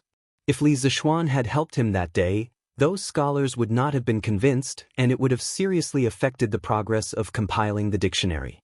It was much better to rely on his talent to convince people.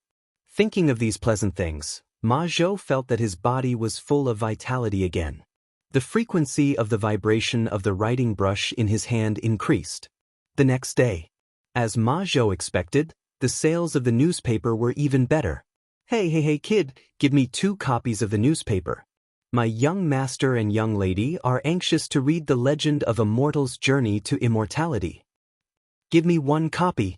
My young master is anxious to go to the Imperial College.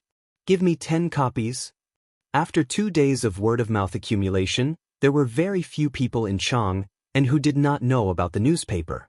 Driven by the popularity of the newspaper, when it was sent out by the newsboy in the morning, it was snatched up. Fortunately, Ma Zhou was prepared and printed 35,000 copies. That was how he withstood the crazy rush in the morning. Master Ma, the 35,000 copies of the newspaper printed this morning are almost finished. Do you want to print more? Now in the workshop, who dared not to admire Ma Zhou when they saw him? Therefore, the people below called Ma Zhou Master Ma instead of Steward Ma. Ma Zhou pondered and said, "Print another 5,000 copies. The demand for the newspaper in the afternoon should not be as high as in the morning." Old Ma, there are 2 businessmen outside. They said that they want to buy a batch of newspapers from the workshop and send them to the counties near Chang and to sell.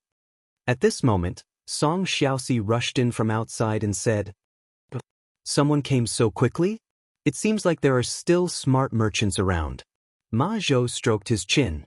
He was mentally prepared for this situation. "Let's go and take a look. Brother Ma, how's the newspaper sales today?" After lunch, Li Zixuan came to the workshop. After finding Ma Zhou, he asked directly. Ma Zhou smiled and gestured with his hand. Li Zixuan's eyes lit up as he happily said, 8,000. Li Zixuan didn't know about yesterday's newspaper sales. Otherwise, he wouldn't have guessed that it was 8,000 yuan. According to his estimation, it would be good if the sales volume increased from 1,000 to 8,000 in 3 days. Ma Zhou shook his head and smiled. "Lord Zhu, it's 80,000.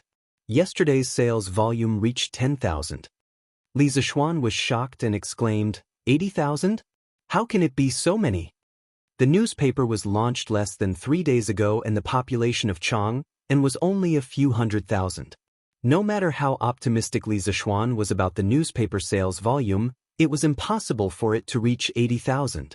Ma Zhou smiled and explained, "Lord Zhu, at noon, 2 calligraphy and painting businessmen came. They directly ordered 40,000 newspapers from the workshop. They plan to sell them in other counties in Chang. Now, the printing department of the workshop is working at full capacity. We're trying to print 40,000 copies before noon." Li Zixuan raised his eyebrows and said in surprise, "I didn't expect someone to see the potential of this newspaper. Brother Ma, what price did you sell it to them at?" "I sold it at the original price. Our newspaper is already very cheap, so I didn't dare to lower the price privately. These businessmen will definitely sell it at a higher price in other counties. They won't lose money." Li Zixuan nodded and praised, Not bad, not bad." Ma Zhou thought for a moment and said, "Lord Zhu, since yesterday, some businessmen have been hoarding a batch of newspapers and selling them at a high price to other places. However, because the number of newspapers they can buy from the newsboys is limited, the scale is not big. The 2 calligraphy and painting businessmen who came today are the real big spenders." Li Zixuan nodded thoughtfully. Then he suddenly said, "Brother Ma, since the other businessmen have smelled the business opportunity, why don't we take the opportunity to expand Datong daily so that the newspaper's influence is not only limited to Chang? It's best if we can spread the newspaper's influence to the whole country." Ma Zhou was shocked by Li Zixuan's ambition. He hesitated and said, "Lord Zhu, if we do this, we will need too much manpower and resources. With Chitsu Pavilion's current foundation, I'm afraid it will be a little difficult." Li Zixuan smiled and said, Brother Ma, of course, we won't do it ourselves. We can find someone we can cooperate with for a long time. For example, Wang Renbiao. The Wang family has ready-made channels in various places. We don't need to worry about it at all. Ma Zhou thought for a moment. If they cooperated with someone for this matter, there were indeed many benefits. He agreed and said, That's true. Then I don't have any more questions. Then I'll go find Wang Renbiao later and see if he's interested in cooperating with us. Li Zixuan stood up and suddenly remembered something. He said, Oh, by the way, Brother Ma, has the first batch of printed books been printed? Indeed. These books will probably all be sold at Xianxia Pavilion in the East City tomorrow. Ma Zhou heard and replied excitedly. Great. Brother Ma, remember to make a short advertisement for Xianxia Pavilion in tomorrow's newspaper. It's best if you can make a list and tell everyone how cheap our books are. Lord Zhu, what's an advertisement? Li Zixuan explained, It's an advertisement. The purpose is to let more people know about Xianxia Pavilion's cheap books. I see. Ma Zhou nodded in understanding. Then he thought for a moment and said, Then in the future, can we also put up some advertisements for the merchants and shops that have paid us? Li Zixuan was shocked. This Ma Zhou's thinking was really advanced. He even knows how to collect advertising fees now. What a genius. Theoretically, we can do that. This advertising revenue will be the newspaper's biggest source of income in the future. Now, the most important thing is to promote the newspaper. The more people know about it, the better. Also, Brother Ma, you have to take care of yourself. I see that you don't look too good. You should hurry up and find some assistance for you. The Tong Daily can't rely on you all the time. You can't do it all by yourself. Lord Zhu is right. I will hurry up. Chapter 214.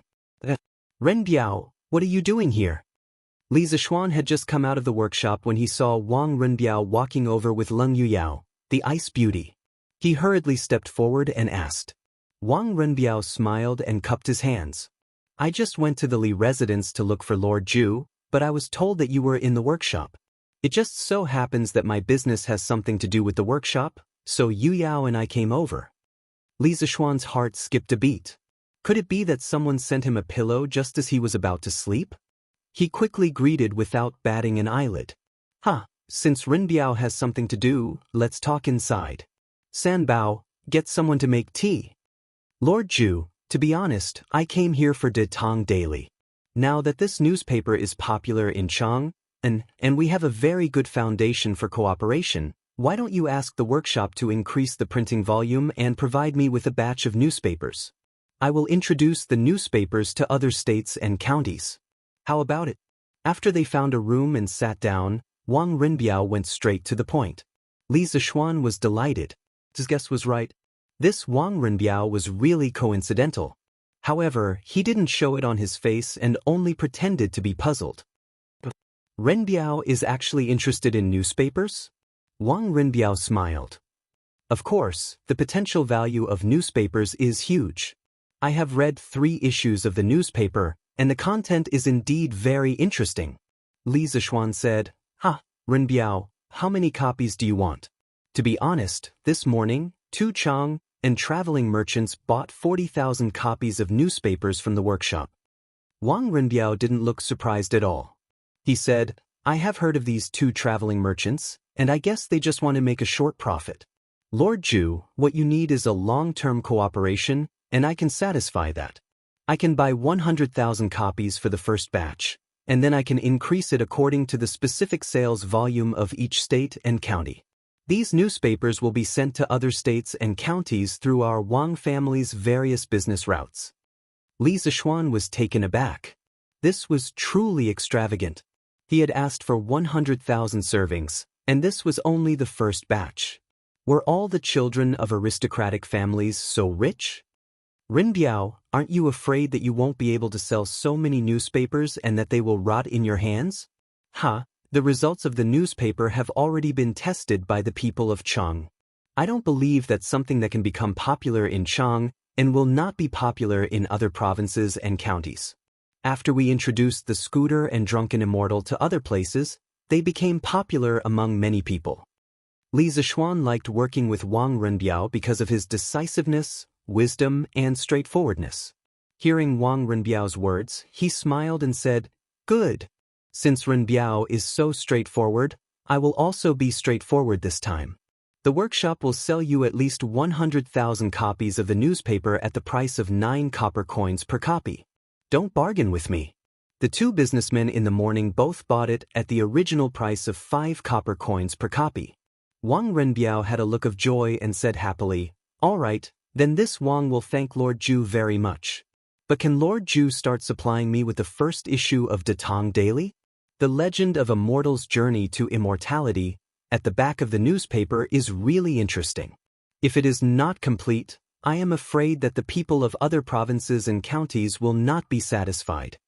When Li Zixuan heard Wang Renbiao say this, he knew that this guy was most likely a fan of novels, so he nodded and said with a smile, "Yes, no problem." Wang Renbiao suddenly said mysteriously, "Lord Zhu, do you know who Leather Knight is?" Li Zixuan was stunned and asked, "What's wrong? Are you looking for him?" I just want him to write a few more chapters every day. Currently, there are only 3 chapters a day. As readers, it is really tiring to wait for him." Li Zixuan was sweating profusely. What kind of rush was this to meet a reader who was urging him to update in person? Fortunately, he used a pen name when he was writing novels. Otherwise, when he went out in the future, would he be kidnapped by readers? The next day, early morning. Selling newspapers, the freshly printed Datang Daily. Today's headlines, shocking strange case. The sealed mansion was heavily guarded. Why would a beautiful young woman mysteriously die in broad daylight? Gentlemen, if you want to know what happened after her death, you only need to spend 5 coins to read it. Now, every morning, the people of Chang had a new hobby, which was to buy newspapers and read them. As soon as the newspaper boy came out on his scooter, the people who woke up early enthusiastically surrounded him to buy the newspapers. "Quick, give me 2 copies. I want to see how that beautiful young woman died. Give me 1 copy. My young master wants to read the latest Legend of a Mortal's Journey to Immortality. Give me 2 copies. My young master and young mistress want to read Legend of a Mortal's Journey to Immortality." After buying the newspapers so many times, everyone had learned how to queue up. This way, the efficiency increased. In a short while, dozens of people had received the newspapers. Not far away, a few scholars were reading the same newspaper as they walked. "Brother Hua, quickly flip to the back and read Legend of a Mortal's Journey to Immortality." Yes. I can't wait any longer." "Look, today's newspaper seems a little different." "Brother Hua, what's the difference? Why can't I see it?"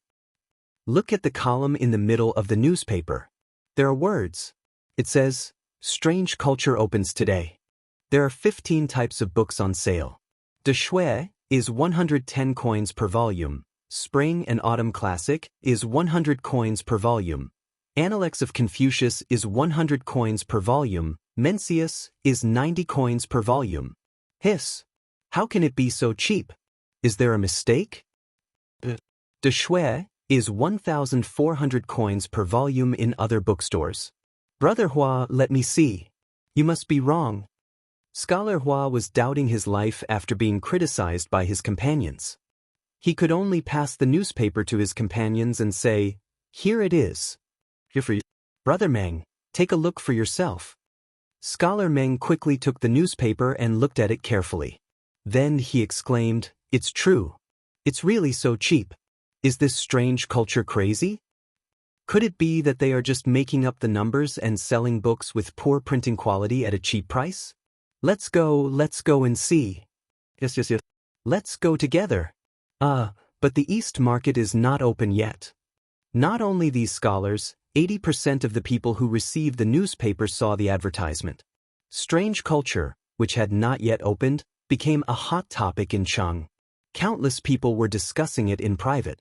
Some said that it was playing to the gallery, some said that the shopkeeper was crazy, and some said that the price was wrong on the newspaper. However, most people chose to take a look for themselves. What if it was true? If they bought a copy and sold it, Wouldn't they be able to make a huge profit? No matter how the people discussed it, Strange Culture became the fastest-selling shop in Chang, and even the whole Tang dynasty. Chapter 215. Clang, clang, clang. As the gongs and drums sounded for the opening of the markets in the east and west markets, countless commoners who had been waiting outside the gates filed in. Unlike the past, the commoners today were especially anxious and seemed to be fighting to be the first. Even the officials who had just sounded the gongs and drums were pushed to the side. Hey, hey, hey, don't push, don't push. What's there to push? The official stretched out his hand and shouted at the crowd. However, he was alone. Before his shout could spread, it was drowned out by the sea of people. A quarter of an hour later, when the first wave of people had all entered the eastern market, the official wiped the sweat from his forehead and said to his companion with lingering fear, "Phew, why are these people so anxious today? Is there something new going on in East City today?" Another official curled his lip and said carelessly, "Who cares? Wangde, you stay here for a while. I'll go check out the latest legend of a mortal's journey to immortality." "Hey, I just bought it this morning." "Hey, why are you slacking off again? You call this slacking off? If worst comes to worst, I'll explain it to you after reading it. You won't be able to read it anyway." Hee, that's great. Dear friends, today is the official opening of Strange Culture. Today, all the books in the store will be 5% off for a limited time. Because the store has just opened, there are only 15 types of books. After a few days, there will be more and more books. I hope everyone can support us. The price of each book has been posted here. If there's anything you're not clear about, feel free to take a look. In the East Market, in front of a small vermilion building next to the Strange Interest Pavilion, Sun Huayuan said loudly to the crowd who had come because of his reputation. Since there was no suitable candidate for the time being, Li Zishuan sent Sun Huayuan over to act as the shopkeeper of the Strange Culture. Anyway, there was only an aisle between the Strange Culture Pavilion and the Strange Culture Pavilion. If anything happened there, Sun Huayuan would have enough time to deal with it. As soon as Sun Huayuan's voice fell, someone below went to look at the price list in front of the door. Then, there was a buzz of discussion in the crowd. "Hey, the price is exactly the same as the one in the newspaper. The newspaper didn't lie." "Yeah, it's incredible. Hey, isn't this shopkeeper's son? Why aren't you staying at Strange Interest Pavilion? Why are you here?" "That's right, Shopkeeper Sunday. What brings you here?" Sun Huayuan gestured with his hands. After the crowd quieted down, he smiled and said, "I'm indebted to the owner for thinking so highly of me. That's why I'm able to serve as the shopkeeper of 2 shops at the same time. As everyone can see, the price of the books in the Quirk Culture Shop is less than 10% of the price of similar books in other bookstores. Our Quirk Culture Shop's original intention is to allow all scholars in Great Tang to be able to read books. Therefore, all the books in the shop are limited to 1 book per person within 3 months, and all the books must be signed and stamped. Please abide by the rules and don't buy too many books under false names. We will check regularly. Once we find a customer who violates the rules, you will forever be blacklisted by Chitsu Culture. You will never be able to buy any books published by Chitsu Culture." Sun Huayuan's words made everyone's blood boil. In this era, there weren't many people who could afford to buy books. A single book could even buy a pretty maid. Books were truly more precious than life. Thus, no matter how dynasties changed, books were always the most valuable items. They were a kind of inheritance and also a kind of faith. It was somewhat similar to houses in modern society. No matter how quickly the value of the yuan depreciated, houses were still the most valuable and fastest appreciating commodity. In modern society, it was hard to find a house, and similarly, in ancient times, it was hard to find a book. Thus, when they heard Sun Huayuan say, "Allow all scholars in Great Tang to be able to read books," many scholars who were usually refined and cultured began to shout the loudest. "Well said, Shopkeeper's son. Good job, Shopkeeper's son. Support Strange Interest Culture. Allow all scholars in Great Tang to be able to read books. Food. Thank you for your support. Strange Interest Culture is now officially open for business. Due to the limited space in the store, please follow your order in the queue and enter in batches to choose the books you want. Remember, each person can only buy one book of each type. Sun Huayuan clapped his hands and announced the official opening of Strange Interest Culture. The crowd below couldn't help but cheer loudly. The 10 or so lucky people at the front of the queue hurriedly rushed into the store in excitement. Among these 10 or so people were the scholars who had first discovered the advertisement in the newspaper in the morning. Wow, this book is actually made of high-quality Xian paper. Calculating it, how much is Strange Interest Culture going to lose with each book? After entering the store, these people hurriedly went to the bookshelves to find the books they wanted. One of the scholars picked up a book and flipped through it. When he touched the paper, he immediately exclaimed in disbelief. That's right. They actually used such high-quality paper. Just how high is the cost of this book? Isn't Strange Interest Culture going to lose money? That's indeed the case. No matter how rich the owner of Strange Interest Culture is, they can't possibly continue losing money like this, right? SSS. Quickly look at the words in this book. The horizontal and vertical lines are neat and tidy. It's even clearer and neater than the books in other bookstores. This printing quality requires a lot of engraving skills from the carving craftsmen. Damn, I thought the reason why Strange Interest Culture's books were sold so cheaply was because they were crudely made. I didn't expect that whether it was the paper or the printing quality, it was so much better than other books. Moreover, it was sold so cheaply. Crazy. Crazy, this Strange Interest Culture is really crazy. Such good books at such a price, I really want to buy all of them. Unfortunately, I can only buy one of each. Shopkeeper, give me one of each of these 15 books. Shopkeeper, I also want one of each. Here, I'll give you the money. Sun Huayuan replied with a smile. Okay, a total of 1,700 wen. Hey, Brother Hua, I didn't bring enough money when I went out today. Can you lend me some? Don't worry, I'll return it as soon as I get back. A scholar touched his shriveled pockets and suddenly looked dejected. It was not easy to get to the front of the queue, but he did not bring any money. What a painful realization. He looked at his classmate and friend and quickly asked for help. No one could bear to give up such a good opportunity. If he could buy it, it would be a profit. Buy here free. The scholar surnamed Hua thought for a moment, and then handed a golden bean to that person. Hey, Brother Hua, lend me some money too. I still need 500 won. If I don't buy such a good book today, I'm afraid I'll regret it for the rest of my life. Yeah, Brother Hua, you can't leave us in the lurch. The other two scholars saw the situation and quickly went up to him. Such a good book, even if you have to borrow money, you have to buy it. If you miss this village, there won't be another shop like this. Chapter 216. The first batch of people who went in almost all bought a book of each kind. When they came out, they all carried a thick stack of books and were all grinning from ear to ear. The people who were queuing behind were secretly anxious when they saw this situation. The people in front had bought a lot, so it was very likely that they would have nothing when it was their turn. Sun Huayuan couldn't help but frown and say, Everyone, please try your best to pick the books you need and leave some opportunities for others. In the future, the supply of books from Strange Culture will definitely increase. You don't have to rush to buy every book.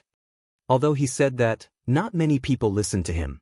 The people who went in later still returned with a full load. If the supply of books today reached 100 types, these people might really buy 100 books. It was like a modern house. A house on a certain street was generally priced at around 8 million yuan. If a developer suddenly announced that his house in the same area would only cost 6 or 700,000 yuan, wouldn't many people go crazy just thinking about that scene? Even if the developer reminded them that there would be many houses at this price in the future and that they shouldn't rush, would people believe it? They only knew that this price was unique. If they could get it, they would make a profit. Who cared about whether they needed it or not? Who cared about the price in the future? Butcher Zhao, why did you buy so many books? Are you illiterate? A burly man at the back of the queue couldn't help but scold a fierce-looking man who had just come out of Strange Culture with books in his arms. Although I'm illiterate, these books are nice to look at home. Smell the fragrance of the books. Look at the paper. Hey. It's so cheap, wouldn't it be a pity not to buy it? Besides, Blacksmith Feng, aren't you King illiterate as well? Why are you here to join in the fun? Butcher Zhao hugged the books he had just bought and scolded back with a look of superiority. Blacksmith Feng straightened his neck and said, "Although I'm illiterate, my son is literate. Can't I buy books for my ahu? You're a butcher, isn't it a waste to buy so many books?" "Bah, you're the one who's wasting. Your ahu is only 8 years old, how many words can he recognize? Stop bragging here." The two burly men began to argue with each other as they spoke. A disgrace to the educated, a disgrace to the educated. How can such books of sages be wantonly trampled by you? A young scholar dressed in coarse cloth saw this scene and couldn't help but rebuke angrily with a flushed face. "That's right. All of you are illiterate. Why are you fighting with us for the sage books? That's right. These books are for us scholars. What are you guys doing here?" The young scholar's words immediately resonated with many of the poor scholars. These people were the people who were in need of cheap books in strange culture. Usually, they couldn't afford to buy books, so they had to endure the supercilious looks of others and borrow here and there. Today, they finally heard that there were cheap books for sale here, but when they came to take a look, they saw that there were so many irrelevant people rushing to buy them. Wasn't this just causing trouble? People like Butcher Zhao and Blacksmith Feng who were illiterate probably came to buy books with the intention of reselling them to others for a large sum of money. This was because these books could be easily sold for 10 times the profit. It was impossible for others not to be tempted. This was a bit like some of the property speculators in modern times. They didn't buy a house to live in, but to resell it for money. For the time being, people like Butcher Zhao could be called book speculators. Butcher Zhao and Blacksmith Feng were still arguing with each other a moment ago, but in the blink of an eye, they were denounced by dozens of scholars. Even though the Tang people revered martial arts, these scholars still had a very high status in the eyes of these common people. The two of them looked at each other and were a little scared. They planned to escape with their tails between their legs. Who said that only scholars can buy books? Can I buy it for my child? Can I buy it and learn it myself? Who was born knowing how to read? In any group, there were 2 or 3 daring people. Butcher Zhao and Blacksmith Feng were scared, but it didn't mean that the other book speculators would be scared. Just look at them. Seeing that they were about to become street rats that everyone wanted to beat, a curly-bearded man couldn't help but refute. "Big Brother Huang is right. Can I buy books for my child? Did I violate any laws of the Tang dynasty? You're not convinced? Are you going to scold your mother when she buys books for you?" This was the type of person who scolded the streets. Old Wang's wife is right. Besides, shopkeeper's son said that everyone in the Tang dynasty should be able to afford to read. What's wrong with us buying books and learning them ourselves? This was the type who secretly changed the concept. "You're spouting nonsense." Shopkeeper's son clearly said that all the scholars in the Tang dynasty should be able to afford to read. "You're not a scholar." Immediately, a quick-witted scholar reprimanded. Right. Shopkeeper's son already said that these books are prepared for scholars. What are you all doing here? Only scholars can buy books. All of you, go away. Why do you care if I buy books for my son? That's right. You're not convinced? If you're not convinced, come and beat me up. Pooey, such a shrew. You're simply unreasonable. Who are you calling a shrew? Husband, someone is scolding your wife. Aren't you going to do anything about it? Who? Who dares to scold my ruhua? You're asking for a beating.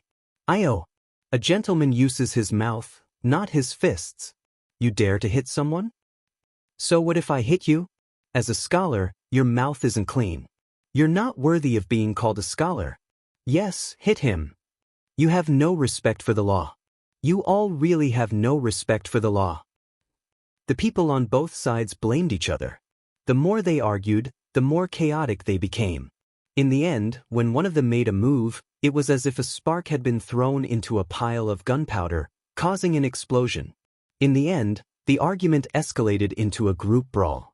Sun Huayuan, who was busy collecting money and maintaining order, was caught off guard. "Stop, all of you stop. No more fighting. Whoever fights again is not allowed to buy books in the strange culture in the future. When Sun Huayuan heard the commotion outside, he came out to take a look. Immediately, his face turned pale with fright and he hurriedly shouted for them to stop. However, even though he had threatened them, it wasn't enough to calm them down. Sun Huayuan couldn't help but sweat profusely. As he shouted for them to stop, he directed the servants in the shop to pull apart the fighting crowd. But today, there were 700 to 800 people queuing up at the strange culture. His manpower was like a small boat in the sea. It was completely useless. In the end, the commotion alarmed a group of martial marquis who were patrolling the streets. The leader ordered his subordinates to call for reinforcements while he led the rest of the martial marquis into the battle. All of you stop. In broad daylight, you actually dare to fight on the streets. All of you stop immediately. Otherwise, we'll bring you back to the yamen for punishment. The leader of the martial marquis pulled out a large blade from his waist and shouted coldly. His voice was much louder than Sun Huayuan's voice. The noisy crowd immediately froze. Some of the more timid ones exclaimed in surprise, "That's right. Not good, Martial Marquis is here. Quickly stop. Stop fighting, stop fighting. Martial Marquis is here. Master Martial Marquis, I didn't fight. This has nothing to do with me. I didn't fight either." A moment later, another large group of martial marquis rushed over and surrounded the fighting crowd. The two sides finally stopped fighting and the scene calmed down. "Don't move. Who is the shopkeeper of this shop? Come out and answer me." The leader of the young martial marquis saw that his companions had finally arrived. He felt a little more confident, so he stood out and said coldly. Chapter 217. Imperial College. In the mathematics school, Li Zixuan was teaching the students. There was a weekly exam tomorrow, so he was very serious in his lecture. The other students were listening even more seriously. Facing this binary linear equation, we must first observe its structure and find a way to eliminate the elements to reduce the number of unknowns. As for how to do this, let's look at an example. Cheng Chumo, pay attention. Tomorrow's weekly exam will definitely have a binary linear equation. Li Zixuan was about to turn his head to write an example on the blackboard when he suddenly caught a glimpse of Cheng Chumo's little tricks. He could not help but scold him. Cheng Chumo was greatly embarrassed. He quickly straightened his body and puffed out his chest, pretending to be a good student. However, in his heart, he was secretly criticizing Li Zixuan for being a bad brother. Bang bang! At this time, there was a sound of knocking on the door from outside the classroom. Li Zixuan looked up and saw San Bao standing by the door. She was carefully looking at him as if she had something to say. Li Zixuan thought that something must have happened. Otherwise, San Bao would not be so stupid as to disturb him during class time. Thus, he said to the students, "Wait a moment." Then he walked out of the door. At this time, he realized that behind San Bao was a person in blue clothes and a gray hat. Li Zixuan recognized this attire at a glance. It was the staff attire of the Strange Interest Pavilion. He could not help but be shocked. Could it be that something happened at the Strange Interest Pavilion? San Bao, what happened? Li Zixuan brought the two of them to a cypress tree in the courtyard and hurriedly asked. "Young master, shopkeeper's son sent heir who to say that something happened at the Strange Interest Pavilion. He wants you to go there." San Bao pulled out the servant behind her and said to her young master. "Heir who, what exactly happened at the Strange Interest Pavilion?" "Boss, in front of the Strange Interest Pavilion, many customers who bought books are fighting." Even Wu Ho was alarmed. "Shopkeeper's son sent me to ask you, what should we do?" "What?" Li Zixuan exclaimed with his eyes wide open. "Wait, I'll go to the dormitory to inform the students, and then I'll go there myself. You can tell me the details on the way there." On the other side, in front of the strange culture. "Young General, I am Sun Huayuan, the shopkeeper of this shop. Thank you for bringing your men here in time to prevent the situation from worsening." Sun Huayuan walked up to the leading Wu Ho and cupped his hands. The young martial marquis quickly stepped aside, not accepting his bow. He looked at Sun Huayuan, squinted his eyes, and said meaningfully, "I am only the right martial marquis Wei Yi Si Gu, and am not worthy of the title of general." Since shopkeeper's son has opened a shop to do business, then you must restrain your customers. How can you gather people to cause trouble and disturb public order? Could it be that you think our Wu Ho government's planks are vegetarians? The left and right Wu Ho Wei of the Tang dynasty was a department that was responsible for the security of Cheng. It was similar to the function of a modern police station. The left and right Wu Ho Wei had one general each, and two generals each. Below them, there were different officials. Si Gu was only a minor 8th rank official, and indeed was not worthy of the title of general. Sun Huayuan had been a shopkeeper for such a long time, and naturally knew that the king of hell was easy to provoke, and the little demons were hard to deal with. He did not change his title, and quietly gave the Wu Ho a few golden beans, and said with a smile, "Young general is right. Today's matter is indeed due to our strange culture's lack of consideration. I've troubled all of you to personally come here. This is just a small gift, and I'll treat all of you to tea." The Wu Ho's eyes flashed, but his face did not show it. He pointed out, "Shopkeeper's son, this time, we have mobilized over 100 brothers." The meaning of these words was clearly saying that there were too many brothers here today, and the money you gave was not enough to divide. Sun Huayuan's eyes flashed with a trace of anger, but he suppressed his anger, and waited for his young master to come quickly. "Then how much does young general think is appropriate?"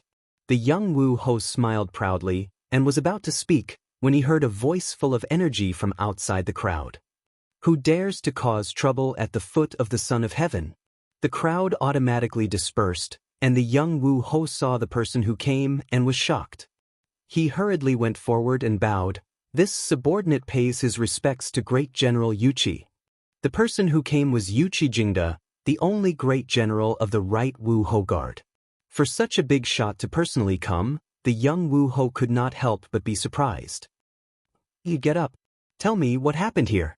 Yuqi Jingda's face darkened, and he asked in a deep voice. Cheng and city's public security had always been good. Today, a brawl between hundreds of people had suddenly occurred, and as the head of the capital's public security bureau, he had lost a lot of face. "Uncle Yuqi," the young Wu Ho was about to speak, when another voice came from outside the crowd. It was Li Zixuan who had finally rushed over. On the way, he listened to whose detailed explanation of the ins and outs of the matter, and his heart could not help but feel a burst of irritation. Before this batch of books had been sold, he had already considered book speculators, like Butcher Zhao, so he had let Sun Huayuan introduce a limited purchase policy. However, he did not expect that it would still arouse the dissatisfaction of some people, and in the end, it had caused a big fight.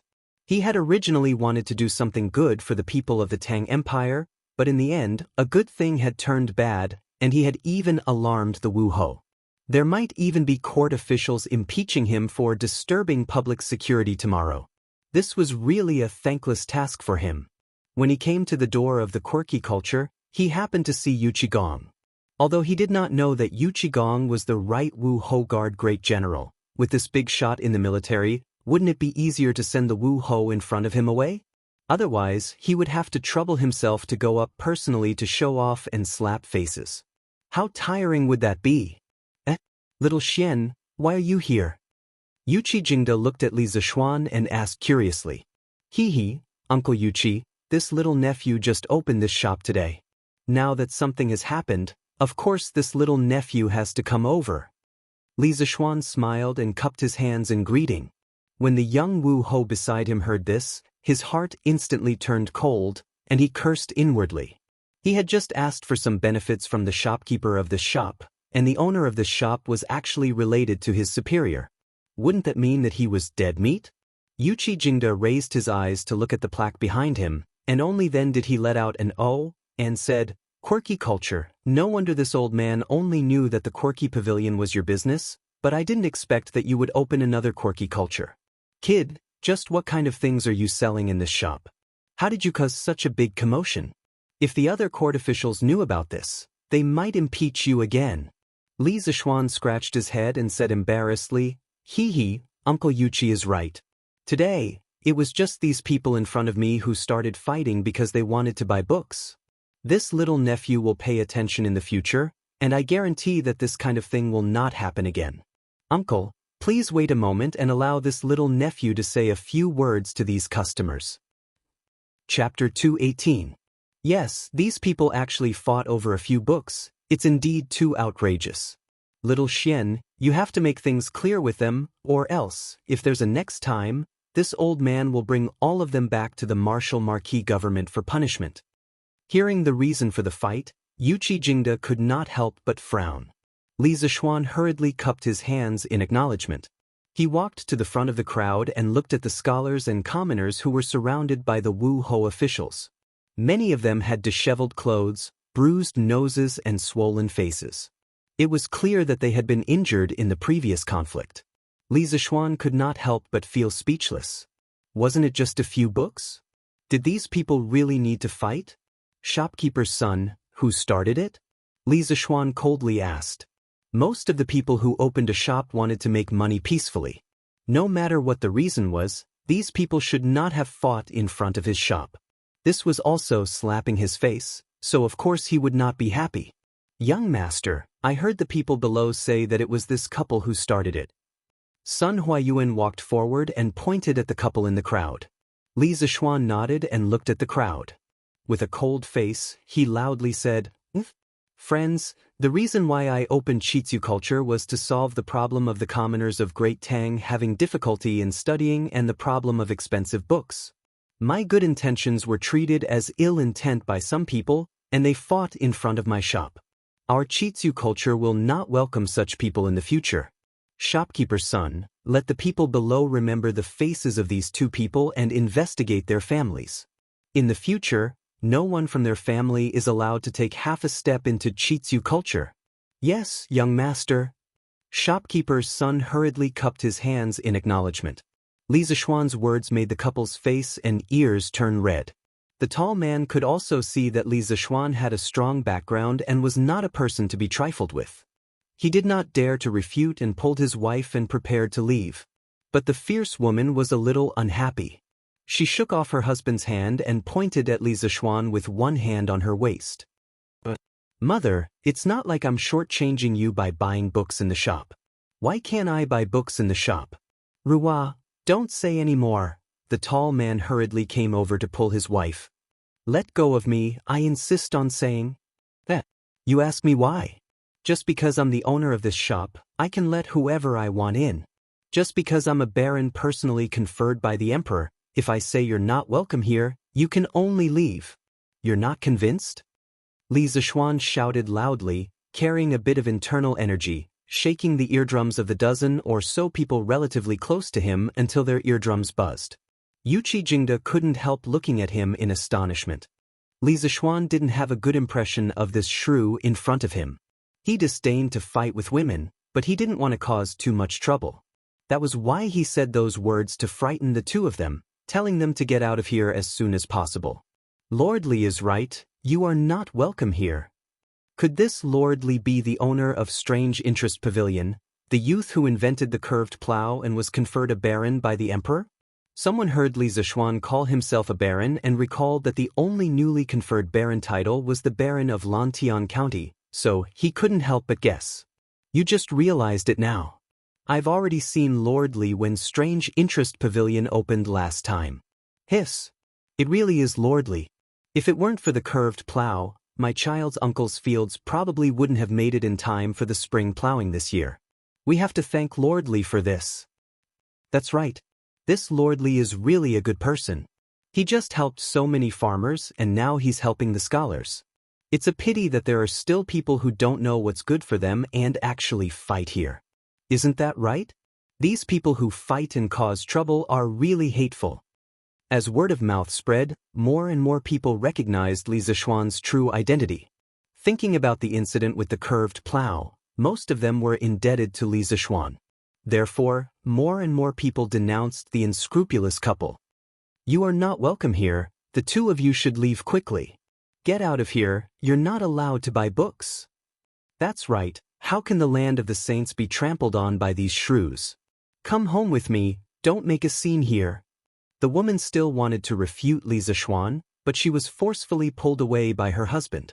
Li Zixuan asked his servant to pull up the scholar who was knocked to the ground by the couple.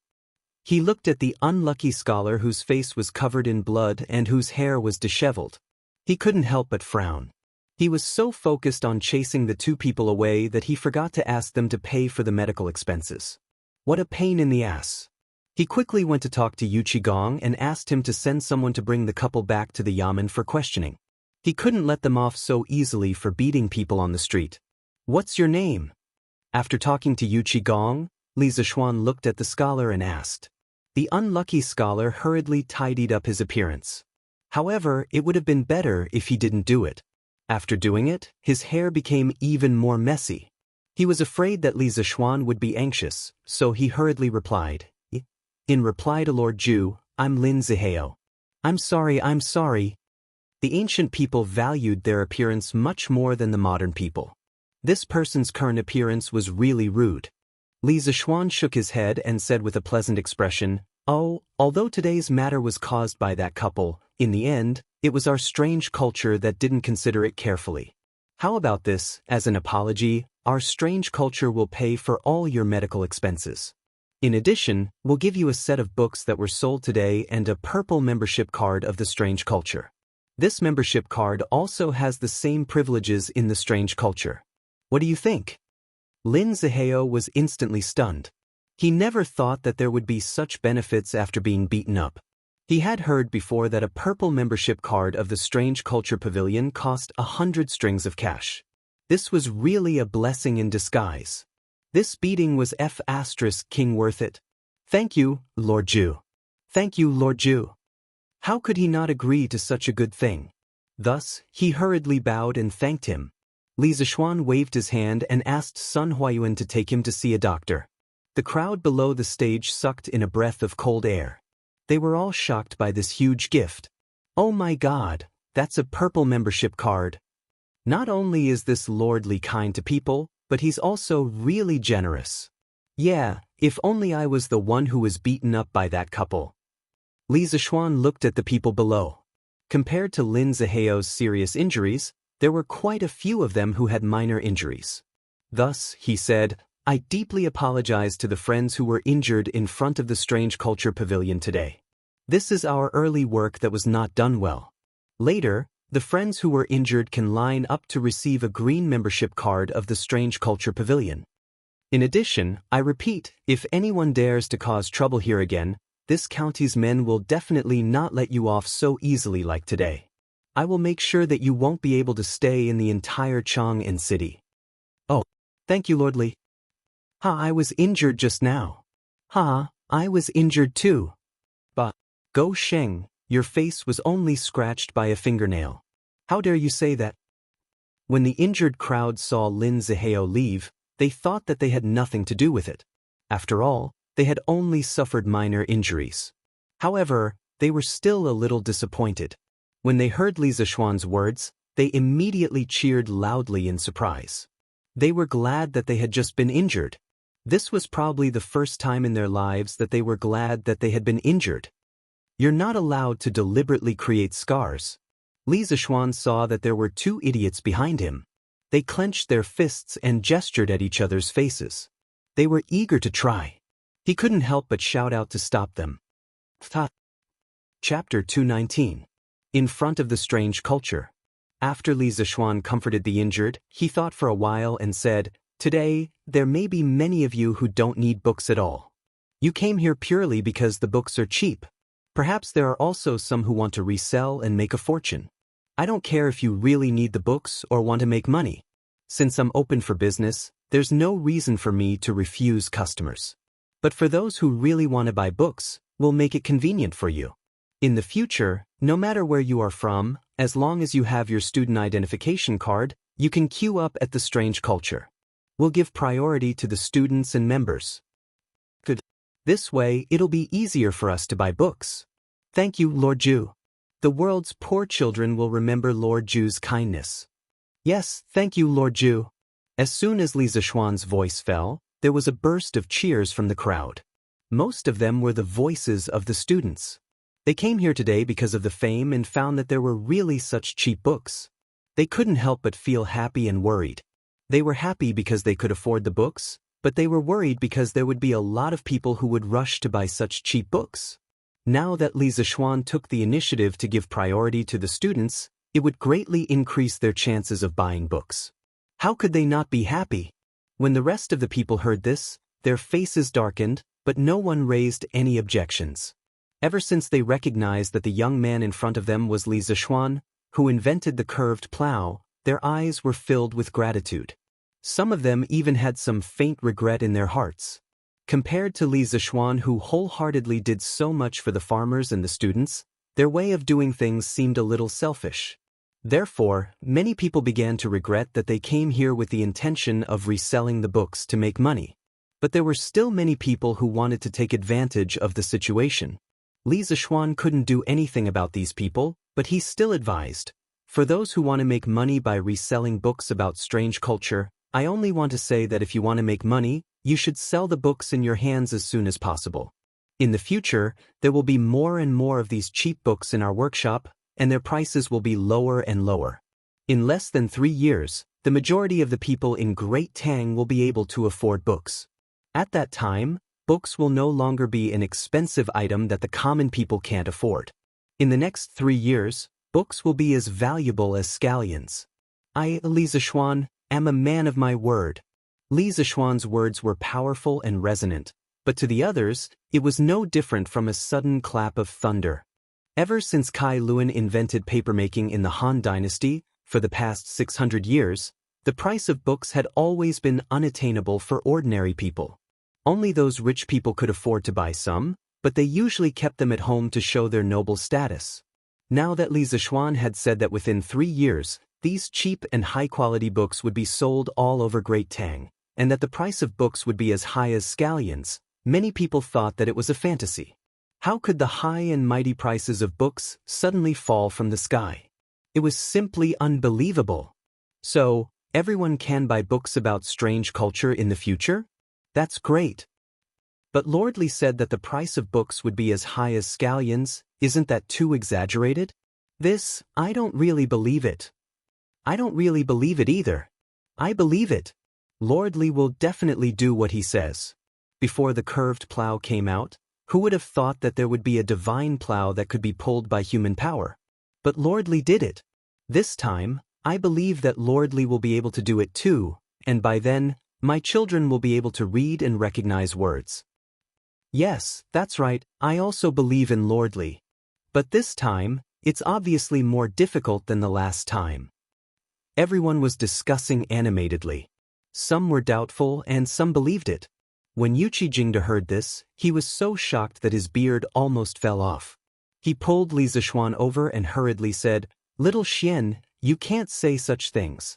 Throughout the ages, it's not that the monarchs and ministers have never thought of lowering the price of books, but it's extremely difficult to do so.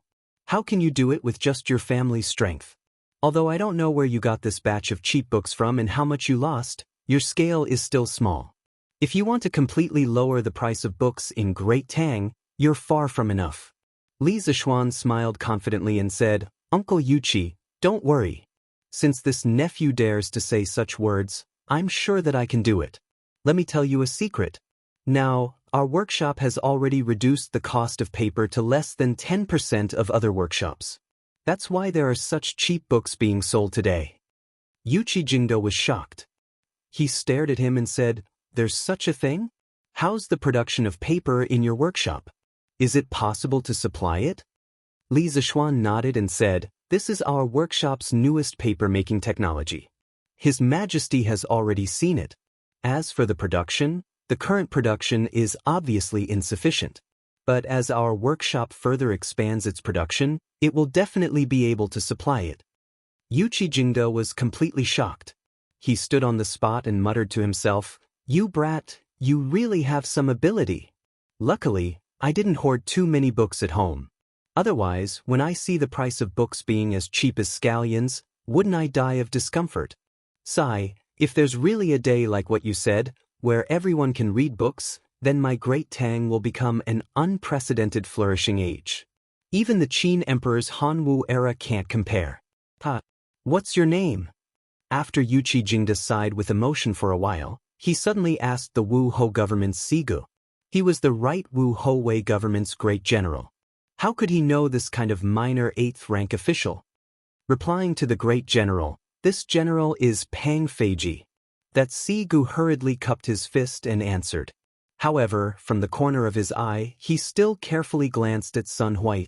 In his heart, he kept praying that shopkeeper's son wouldn't complain to Yuqi Jingde. Otherwise, he was afraid that he would be in trouble. When Li Zishuan heard this person's name, he almost burst out laughing. Pang Feiji, or perhaps Pang Feiji. Brat, your name has a lot of meaning. Yuqi Jingde didn't have as many messy thoughts as Li Zishuan. He calmly grunted and then said, Pang Feiji, from now on, you will be responsible for the security of this strange culture. You will bring people to patrol this place every day. You will not allow anyone to fight, cause trouble, or do anything illegal here. You will also be responsible for the safety of the books in this shop. You will prevent thieves from stealing or destroying books. If anything goes wrong, I will hold you responsible. Yuqi Jingde said the last sentence with a stern expression. Pang Feiji was so frightened that his body trembled. He hurriedly bowed and accepted the order. This general obeys. There definitely won't be any mistakes. Chapter 220. Hearing Pang Feiji's straightforward reply, Yuqi Jingde nodded in satisfaction and said, Little Xian, Pang Feiji will be given to you in the future. If anyone comes to cause trouble, just let him go. If it doesn't work, there's still me and His Majesty. As for the Wu Marquis government and the Ministry of War, I will personally report to them. You don't have to worry about that. Thank you, Uncle Yuqi, but wouldn't this be too much of a fuss? After all, Strange Culture is just a bookstore. Li Zishuan expressed his gratitude towards Yuqi Jingde's good intentions, but to let Pang Feiji, the head of the local police station, be the head of security for his store, wasn't it a bit too pretentious? Yuqi Jingde laughed coldly and said, You really don't know what to fear. Do you know how many people's benefits have been harmed by your cheap books? Including many aristocratic families, courtiers, bookstores, and rich merchants. It's not like I haven't experienced this deception before. I know the faces of those people better than you. So what? Do they dare to do anything illegal under the feet of the emperor? Yuqi Jingde shook his head and said, if you can't do it openly, you can do it secretly. Anyway, you can't go wrong by being more careful. Li Zishuan nodded thoughtfully. East Market, South Main Street. Virtuous bookstore. In the past, this place was really filled with scholars chatting and laughing, and there were no unskilled people coming and going. But today, it was really deserted. Not only were there no scholars, there weren't even any unskilled people. 2 servants in the store sat in front of the door in boredom, looking at the few people on the street. Occasionally, they would slap away a few mosquitoes on the table. Inside sat a middle-aged man in purple. At this moment, his brows were tightly furrowed as he looked at the empty bookstore. He was silent, and the atmosphere was very oppressive. Oh, this guest, what book do you need? At this moment, a white-clothed scholar suddenly came in. The 2 servants quickly stood up and greeted him. The middle-aged man in purple quickly hid the worry on his face and stood up to greet the scholar. The scholar nodded and didn't say anything. He went straight to the bookshelf to look for a book. A moment later, he came out with a book called Zhuan. Shopkeeper, how much is this Zhuan? The middle-aged man in purple hurriedly replied with a smile. Sir, this Zhuan is sold for 1,700 copper coins. If you are sincere, I can sell it to you for 1,600 copper coins. He saw that the business today was too bad, so he decided to lower the price at the last minute, hoping to keep this customer. The young scholar frowned and said unhappily, Although my family doesn't lack money, I don't want to be cheated by you for no reason. I heard that there's a culture not far from here that sells Zhuan for 110 copper coins. It's fine if you sold it at such a high price before, but how can you cheat your customers like this? I'm not buying anymore. With that, he flicked his sleeves and left. Dear customer, it's not what you think. The shopkeeper hurriedly stretched out his hand to stop him, but to no avail. He could only sigh. Shopkeeper, this is already the 5th customer today who has said so. A manservant couldn't help but complain. Shut up. I sent AFA to scout for news. Why isn't this kid back yet? The shopkeeper scolded angrily, then anxiously looked outside the door. Shopkeeper, I'm back. At this moment, a series of hurried footsteps came from outside, and then a manservant in a navy blue robe ran in. The shopkeeper hurriedly pulled him over and asked, how is it? Did you get any news? Huff, huff.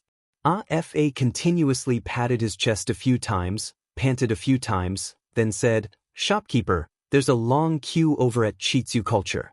Their books are really cheap. The price is not even 10% of ours. Many people are fighting over the books. Even the people from Wu Ho government are alarmed. Hearing this, the shopkeeper's expression changed. After a while, he asked word by word, Then how many of these books do they have? AFA scratched his head and said, Shouldn't be many, about 300 to 400 books, or else there wouldn't be so many people fighting over them. The shopkeeper heaved a sigh of relief. Another manservant beside him asked, Shopkeeper, should we also reduce the price? Or else no one will buy books. The shopkeeper angrily patted the manservant's head and said unhappily, Reduce, how do we reduce? If we reduce to the same price as them, we'll be losing money. Quickly go to work, wipe the bookshelves. I don't believe that Culture has so many cheap books.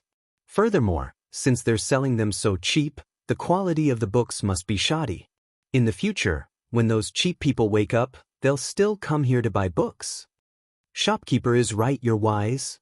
The manservant rubbed his head and quickly brought the other two to wipe the bookshelves. This situation was common in other bookstores in Chang and City. The impact of Culture's books on the entire book market was starting to show. Taiji Palace, Suite Du Hall. Li Er had just finished the morning court and was about to change into his regular clothes. At this moment, Zhao Song hurried over and bowed. Your Majesty, we just received news that there was a large-scale brawl in the East Market. Old General Yuqi has personally led the right marquee guards to quell the chaos. Li Er paused and then said with an ugly expression, Since the establishment of the Tang Empire, the imperial court has put in a lot of effort to improve the security of Chang and City. These years, there has been a great improvement. Why are there so many people causing trouble today? Zhao Song, have you found out the reason? Your Majesty, it's said that Culture, which is opened by Li Er, is selling a large number of cheap books today. The price is less than 10% of other bookstores, so it attracted many people in Chang, in City to fight over them. In the process, some people were afraid that they wouldn't be able to get the books, so they couldn't help but quarrel and even fight. This caused a large-scale brawl. Zhao Song explained everything in detail. I didn't expect this brat to be so fast. He just came up with the paper machine a while ago, and he's printing so many books in just a few days. Not bad. Li Er exclaimed in surprise.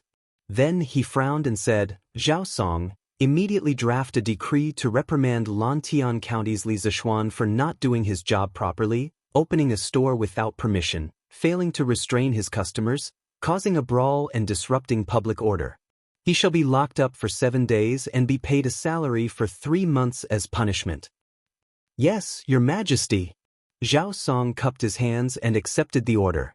However, he was puzzled. Li Er didn't seem to be angry about this, so why did he have to issue a decree to reprimand Li Zishuan? Although he had doubts in his heart, Zhao Song didn't ask. He knew his duty. After Zhao Song left, Li Er leaned on the couch and muttered, Hey, I'm doing this for your own good. You better know what's good for you. Chapter 221. What a scandal! What a scandal! Tomorrow I will impeach this kid for disrupting public order. Wei Jing returned to his residence after the morning court. When he heard about the incident that happened in front of the strange culture store in the East Market, he was so angry that he slammed the table. Pei Shi glared at Wei Jing and said angrily, How dare you? You don't know how many poor children have benefited from this kid's actions. If you impeach him, let's see if the poor scholars in the world will be happy. Wei Jing glared at her and said, But this commotion was caused by Li Zishuan's lack of consideration. If we don't punish him severely, What will happen to the laws of the Tang Empire? Pei Shi was speechless at her husband's stubbornness. After a while, she said, "Old master, you are also from a poor family. You should know how much the poor children crave books. Why do you still want to make things difficult for this kid?" When Wei Zheng heard this, he frowned and hesitated. After a long time, he said firmly, "Merit is a crime. Mistakes are mistakes. Li Zishuan's printing of books to benefit the poor children is a merit. But his carelessness caused the customers in the store to fight and disrupt public order. That is a mistake. He should be rewarded for his merits and punished for his mistakes. I will write a letter to ask for his merits. But I will also write a letter to impeach him for his mistakes." This old thing's stubbornness truly angered Pei Shi. She angrily snorted and turned around to leave, leaving behind only one sentence. "Impeach him if you want. You will sleep in the study tonight. Hey, madam, listen to your husband's reasoning." "Old master, this is what happened. Once the cheap books of the strange culture were released, all the big and small bookstores in Chang and city were unable to resist. We can't compete with them in terms of price." Chongren Square, Zhang Sun Wuji's residence. The shopkeeper of the Mingde bookstore was complaining to Zhang Sun Wuji. From his tone, the Mingde bookstore should belong to the Zhang Sun family. Zhang Sun Wuji's expression didn't change much. It was as if the bookstore's poor business had nothing to do with him. He slowly took a sip of tea and said calmly, "Wu Mingyang, why are you in such a hurry? Calm down when something happens." Although Zhang Sun Wuji's tone was calm, Wu Mingyang shuddered when he heard it. He hurriedly cupped his hands and said solemnly, "Old master is right." Zhang Sun Wuji waved his hand. "Have a seat. Do you know how many books there are in this batch of strange culture? And why were their books so cheap? As far as I know, if all the books are sold at such a price, I'm afraid that no bookstore in Chang and city will not lose money. Li Zishuan dares to sell like this. Is he planning to make a loss?" It had to be said that there were many people in history who called Zhang Sun Wuji an old fox, and there was a certain logic to it. No matter what situation he was in, he could always use the calmest thinking to find the most crucial point of the problem. This was the most terrifying aspect of him. Replying to Master, this lowly one has already investigated. There are a total of 15 types of books in this batch of books from strange culture. There are about 300 books of each type. All of them have been sold out today. As for whether there will be such books in the future, this lowly one does not know. Also, their books are all printed from Strange Interest Pavilion's workshop. This lowly one also does not know what their cost is and whether they will lose money by selling like this. Wu Mingyang replied seriously. Zhang Sun Wuji frowned and thought for a moment, then said, "Then let's wait and see." In the afternoon, Li Er sent someone to the Li residence to pass down a decree, carrying out a round of criticism and education for Li Zishuan. The others in the family were frightened by this decree, but after Li Zishuan heard the decree, his heart bloomed with joy. Being grounded at home might be a kind of torture to others, but to a homebody like Li Zishuan, it was a kind of great enjoyment. As for the 3 months of salary that was deducted by Li Er, Li Zishuan expressed that he did not care at all. Going to the Imperial College to teach was not his original intention. If he could stay at home and be a rich second generation, Li Zishuan was willing to give Li Er 100 million instead. I feel that it's better if you don't open this bookstore. Our family is so rich, why do you need to open a bookstore? If you cause so much trouble for no reason and lose the emperor's favor, then the losses will outweigh the gains." When old man Li heard Li Er's decree, a wave of anger rushed to his head. He wanted to give Li Zishuan a punishment to make a filial son package, but he was intimidated by his wife's power. He could only try his best to suppress his anger and persuade him calmly. "Father, the opening of strange culture has nothing to do with money, but it carries the beliefs and dreams of many people. The Tang dynasty needs strange culture, and the poor children of the world also need strange culture. This bookstore is not something that I can easily give up. His Majesty's decree today has no intention of punishing me. Otherwise, the punishment would not be so light. Moreover, His Majesty has given a lot of support behind this strange culture. It is not something that I can shut down just because I want to. His father was against his business, so Li Zixuan naturally had to think of a way to persuade him. Otherwise, the family would not get along well, and the gains would not make up for the losses. When Li Jingma heard his son's last sentence, he was shocked. He knew that he could not persuade him anymore. He could only sigh, shake his head, and leave. Now that his son was becoming more and more capable, he was more and more worried. Indeed, the more you gain, the more you lose. I'm on vacation. I don't know how to spend the money. I'll buy a Nokia in my left hand and a Motorola in my right. I sang wrong. Li Zixuan had given himself a long vacation, and he had just persuaded his father. Li Zixuan was in an extremely good mood. When he returned to the western courtyard, he could not help but forget himself and start humming a song. Young master, why is the tune of your song so weird? Xianxia heard the weird song from afar. She went up and wiped Li Zixuan's face with a cold towel while laughing. Yes. Young master, your song is really bad. You sound like a hooligan when you sing. Xiaohe also came over to join in the fun. Li Zixuan smiled lecherously and said, Hee, since you said that I am a hooligan, then Xiaohe, you can come over tonight and serve me. But young mistress is about to marry into the family.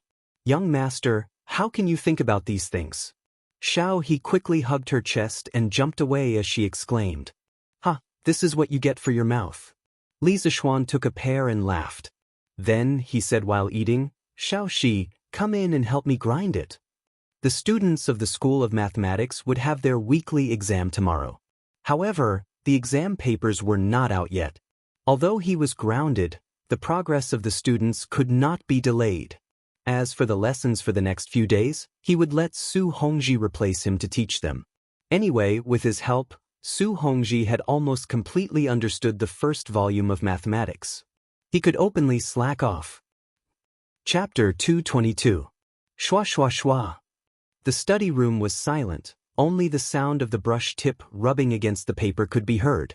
The paper was of course the new paper produced by the Chichu Pavilion, and the brush was made from super fine weasel hair.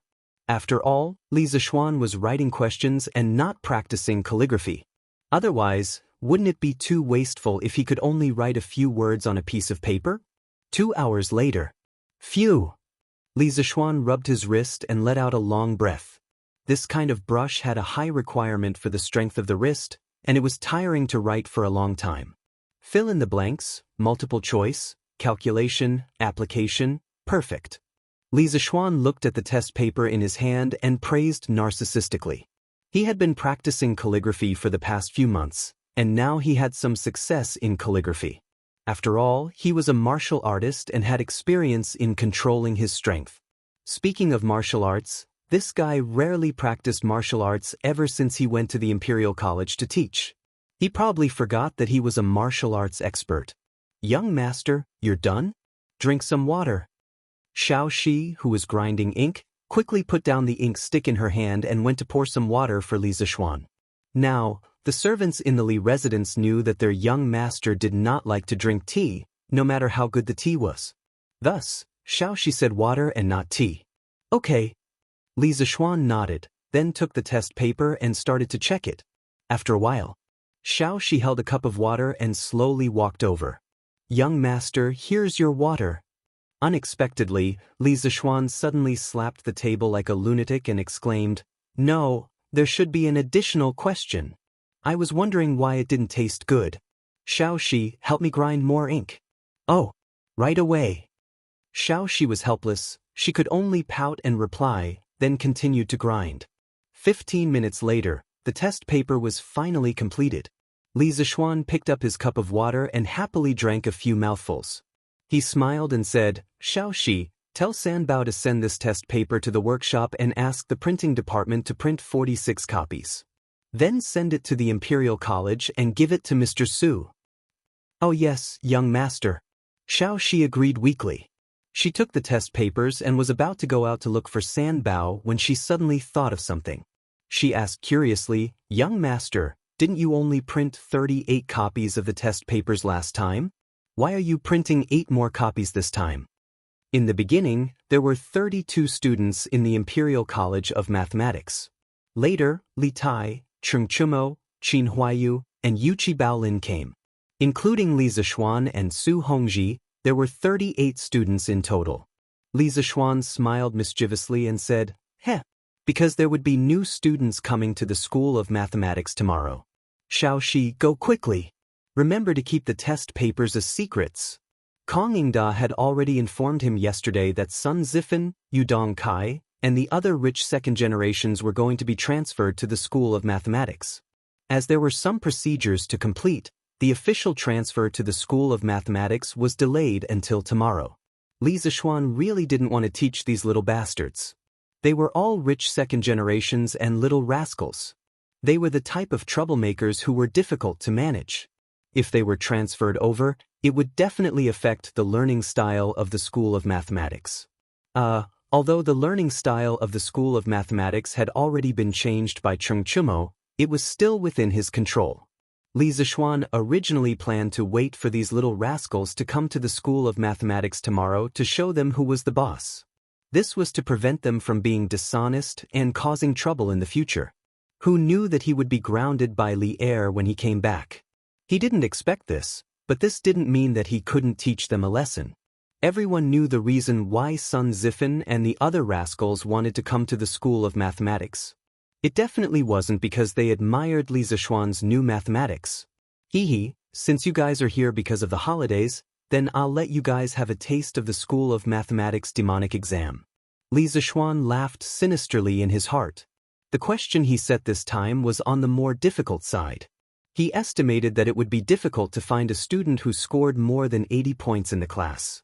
Therefore, he kindly added an additional question to give the students some benefits and add some extra material. "Yes, young master, don't worry. Xiaoxi definitely won't leak the questions." Xiaoxi agreed and ran out quickly. However, she left a sentence in the air, "Young master, your smile is so sinister." Li Zixuan. The next day. Newspapers are sold. Newspapers are sold. The freshly printed Detong Daily. Today's headlines: Lantian County man says books will be expensive for the next 3 years. Friends who want to read, quickly buy the newspapers. What? Books are expensive? Give me a copy. Let me see. Give me a copy. I want to read The Legend of a Mortal's Journey to Immortality. Give me 2 copies. Chitsu Culture, good job. I support Chitsu Culture to lower the prices of their books. The popularity of the newspaper that had been trending for 4 days did not decrease at all. Instead, it became even more popular among the people of Cheng. There were even many people who went around to buy the previous newspapers just to read the first few issues of The Legend of a Mortal's Journey to Immortality. Of course, the people who paid attention to the newspaper were not just ordinary readers. There were also many businessmen. In the past 2 days, with the popularity of the newspaper and the bombardment of advertisements, Chitsu Culture's newly opened shop also became very popular.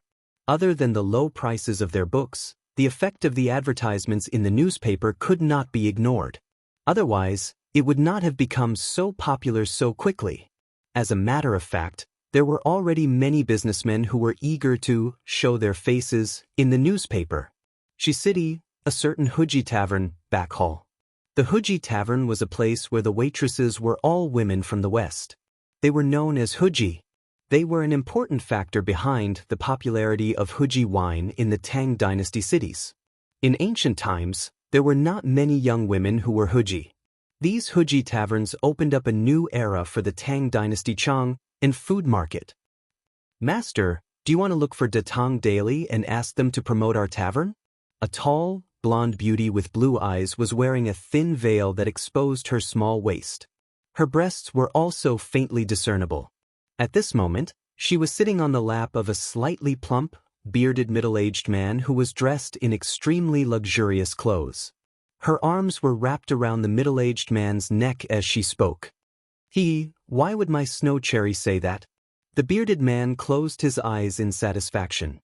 His right hand kept sliding around the woman's waist. "Masters, didn't you read the newspaper these past 2 days? Chitsu culture is such a small, unknown shop. After being in the newspaper, everyone knows about it. Our Yunlai Tavern has been in business for so many years. If we were to be in the newspaper, wouldn't our business be even better? The woman twisted her slender waist and said coquettishly. The middle-aged man's hands suddenly paused. He laughed out loud and said, why didn't I think of that? Ha, Snow Cherry, I'm so lucky to have married you. I'll go to their workshop now and ask them to help us promote it. Chapter 223. This Chitsu culture is so kind. They actually lowered the price of books so low. This is all thanks to Lord Li. Do you think books will be as cheap as scallions in the next 3 years? In the Jinyu Academy in the south of Chang and City, 2 plainly dressed scholars were squatting on a rock and reading the same newspaper without a care for their image. They sighed. In the early Tang dynasty, academies were private places. A few scholars who were familiar with each other would discuss Tao, read, and study here. At this time, academies were often surrounded by Taoist temples and Buddhist temples, so naturally, the styles of these schools were combined. For example, the Buddhist temple, the Taoist temple, and the Confucian Academy were mixed together. Since then, these 3 brothers had kowtowed to each other. This was also the beginning of the integration of Buddhism, Taoism, and Confucianism. However, the real integration was in the Song dynasty. Brother Tianhua, Brother Feichen, what are you guys talking about? At this time, a handsome young man walked out and looked at his 2 classmates on the rock and asked curiously. Brother Hong Yi, Tianhua and I are talking about today's newspaper. Come and take a look too. The young man on the rock stood up and greeted with a smile. Then I'll take a look too. A moment later, the Lantian County man says that books will be as cheap as scallions in the next 3 years. Chitsu culture will provide another 27 types of books today, 350 copies of each type, all sold at a low price. Hiss. To think that the 3 of us went to Chitsu culture to buy books yesterday. Looks like Lord Li is going to do what he said. Chitsu culture has already started to increase the supply of such high-quality and cheap books. Maybe books will really be as cheap as scallions in the future. The handsome scholar slapped his thigh and exclaimed after reading the headlines. Brother Hong Yi is right. I just hope that Chitsu culture's supply of books will increase. Yes, this Lord Li first invented the curved plow to benefit the people. Now he's releasing so many cheap books to help the poor. This is really the gospel of us scholars. I Hua Hongyi used to respect no one, but now I respect Lord Li. It would be great if Chitsu culture sells Lord Li's new mathematics teaching materials. Hua Hongyi echoed. What? Brother Hong Yi wants to learn Lord Li's new arithmetic? Hua Hongyi nodded and said, of course. I heard that this new type of arithmetic is self-contained. It's convenient and fast to calculate. I've admired it for a long time. Unfortunately, I don't have the qualifications to enter the Imperial College. This is one of the biggest regrets of my life. Sigh, Brother Hong Yi, don't take it too hard. It's indeed not easy for us commoners to enter the Imperial College. Your Majesty, I impeach the man from Li County. Yesterday, he condoned the customers of his shop to fight and disturb the public order, causing chaos in the Eastern Market. According to the law, he should be severely punished. Taiji Palace, Morning Assembly. As expected, Wei Zheng, the big troll, immediately attacked Li Zishuan. He didn't know if this old guy slept in the study room last night, but he did have dark circles under his eyes. When Cheng Yaojin heard this, he was so angry that his hair stood on end. When this old demon got angry, he didn't care about the occasion. At this moment, Cheng Yaojin was about to walk out and scold Wei Zheng, but he was stopped by Qin Shubao. Jijia, don't be impatient. Let's see what your Majesty has to say. Qin Shubao said softly. Cheng Yaojin glared at Wei Zheng unwillingly and retreated angrily. In his opinion, Li Zishuan was so obedient. After helping the farmers, he started to help the poor scholars. He even helped the Chung family earn so much money. What a good child. How could he be as bad as Wei Zheng said? Zhang Sun Wuji, who was sitting in the front row, heard Wei Zheng's accusation. His eyes flashed, but he quickly returned to normal. No one knew what he was thinking. Li Er raised his spirits and coughed lightly. He pretended to be serious and said, Minister Wei, I already knew about what you said yesterday. I also issued a decree to reprimand Li Zishuan. He is grounded for 7 days and his salary will be deducted for 3 months. Let's forget about this matter. Li Er was laughing in his heart. Wei Xuanqing, do you think you're the only one who knows how to scold? I am already prepared this time. I will let you have a taste of being speechless. Wei Jing frowned deeply. He didn't expect Li Er to issue a decree so quickly. He also didn't expect Li Zishuan to be so favored by the emperor. This punishment was really nothing to him. Your Majesty, isn't this punishment a little? Wei Jing felt that Li Er was playing favoritism and wasn't fair. Thus, he couldn't help but speak out. A little what? Li Er raised his eyebrows and smiled maliciously. Minister Wei, do you think that this punishment is a little light? That's great. In order to show my concern for the officials of the imperial court, if there are any officials who commit such a small mistake in the future, they will be grounded for 7 days and their salary will be deducted for 3 months as punishment. Wei Zheng was dumbfounded. His jaw almost fell off. How could it be played like this? If that was the case, wouldn't all the officials hate Wei Zheng to death? 3 months of salary forfeiture was nothing to Li Zishuan, but to many of the ministers who relied on their salaries to survive, it was fatal. For example, Wei Zheng was one of them. The other officials were also in an uproar.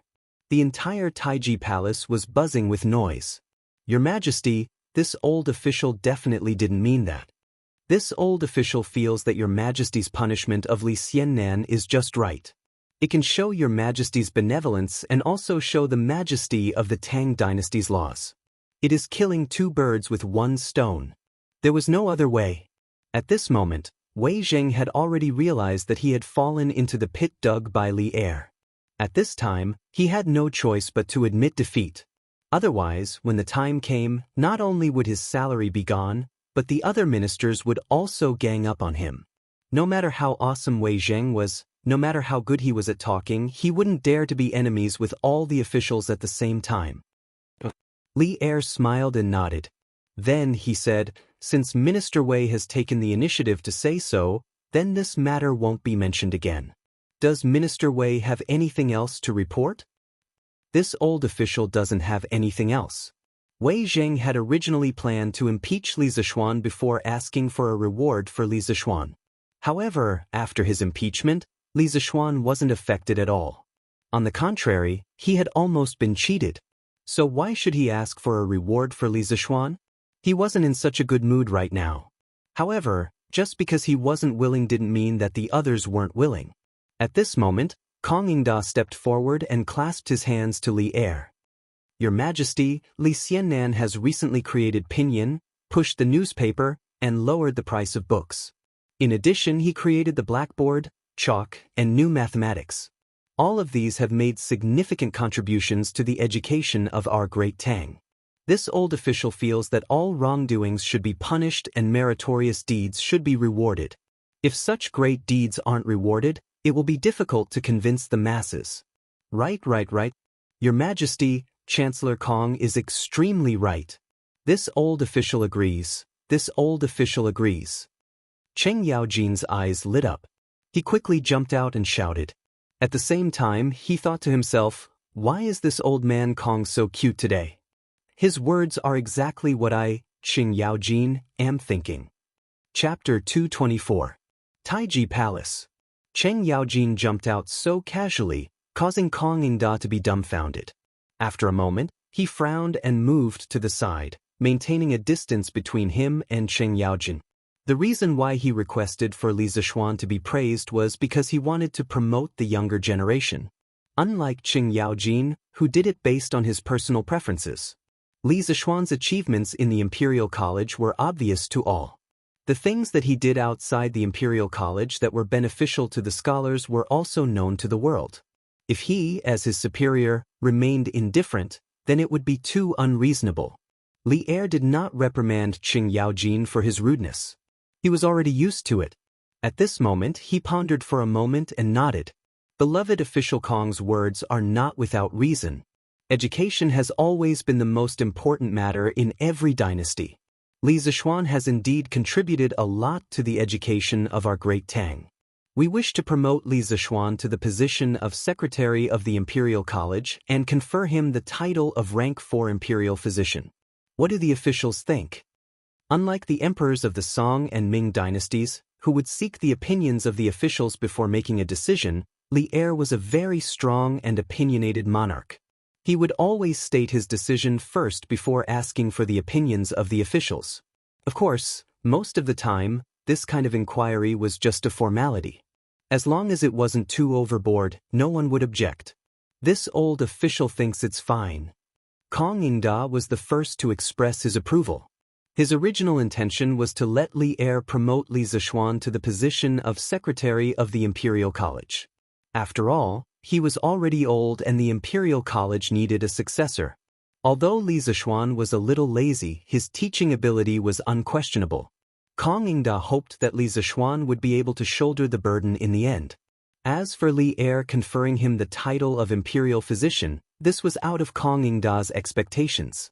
The Minister of Education of the Imperial College was equivalent to the Vice President of the Imperial College. It was a position below the 4th rank of the Imperial College. The Grand Physician was a minor official above the 4th rank of the Imperial College. It wasn't that there weren't people with more nominal positions than actual positions, but they were relatively rare. This old official agrees. Fang Xianling, Du Ruhui, and the other civil officials cupped their hands in agreement. Zhang Sun Wuji had no choice but to follow the crowd. As for the formation of generals, with Qin Xiong, Qing Yaojin, and Li Jing taking the lead, who would be so bored to raise objections? Just like that, Li Zixuan, who had just been reprimanded by the emperor yesterday, was immediately promoted by 3 ranks today, jumping from the dean of the Faculty of Science to the vice principal of the university. It was true that there were strange people every year, but there were especially many this year.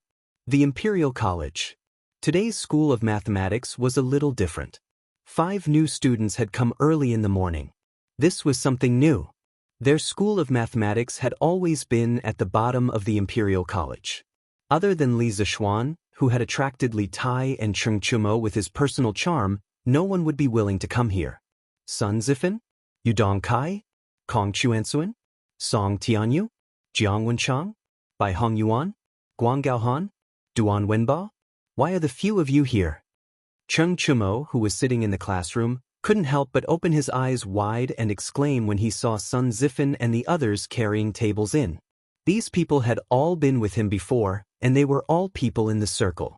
Although their fathers weren't first-rank officials, they were still considered the mainstays of the imperial court. Of course, Cheng Chumo would recognize them. However, after these people entered the imperial college, Cheng Chumo couldn't be bothered to enter them, so they separated. Brother Chonyo, I heard that you entered the School of Mathematics, so I went to find Chancellor Kong and requested to be transferred to the School of Mathematics. Aren't I here to accompany you? Sun Zifan was lying through his teeth. He looked like he was deeply in love with her and laughed loudly. That's right. Brother Zifan is right. We are all here because of Brother Chonyo, Brother Huaiyu, Brother Bao Lin, and His Highness King Wei. As Sun Zifan's loyal follower, Yu Dongkai followed suit and said shamelessly, "Tisk, do you think I don't know you bastards? You must be coveting the long holidays in our School of Mathematics, so you transferred here." Li Tai had also noticed these little bastards long ago. When he heard Yu Dongkai's words, he couldn't help but mock them. Cough, cough. Yu Dongkai was embarrassed when his lie was exposed. How can His Highness King Wei say that? It hurts our feelings. Sun Zifan was quite thick-skinned. He didn't feel embarrassed at all when he heard that. Instead, he chuckled and said, the little fatty was young and looked quite comical, so no one bothered to argue with him. Compared to him, Li Tai was a big fatty. Li Tai rolled his eyes and smiled sinisterly. You bastards are only thinking about the long holidays in the School of Mathematics, but you don't know about other things, right? You will be crying when the time comes. Zifan, Dongkai, Tianyu, you guys came just in time. Cheng Chumo also reacted. He immediately looked at Sun Zifen fervently as if he was looking at a living Lei Feng. Although this guy didn't know who Lei Feng was, his fervent gaze still made Sun Zifen, Yudong Kai, and the others feel a chill down their spines. It was almost the monthly examination, and Cheng Chumo was worried about how to get out of the last 5 places. He had just dozed off when someone sent him a pillow. How could he not be happy? No matter how bad Cheng Chumo was at school, he should be better than Sun Zifen and the others, right? The way Sun Zifen and the others helped him without hesitation really touched Cheng Chumo. What's wrong? What's wrong? Is there something we don't know? Prince Wei, Brother Chonyo, tell us quickly. Sun Zifen wasn't stupid. On the contrary, he was very clever. He immediately noticed that something was wrong from the reactions of Li Tai and Cheng Chumo, so he asked hurriedly. Li Tai waved his hand mischievously and said, "Don't call me Prince Wei. There are only classmates in the School of Mathematics, there is no prince."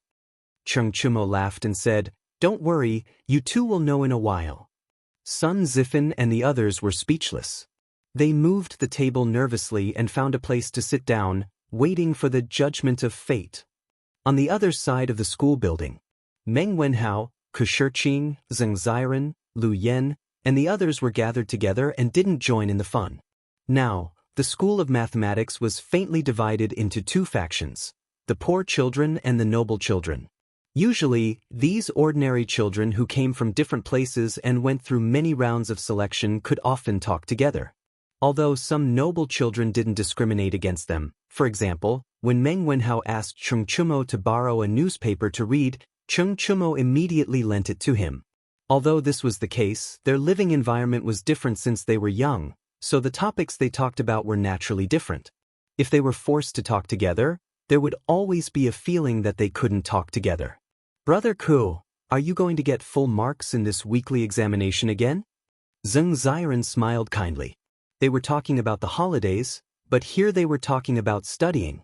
This was the difference. Chapter 225. Brother Ziren, you must be joking. No one dares to say that they can get full marks on the questions set by Mr. Wang.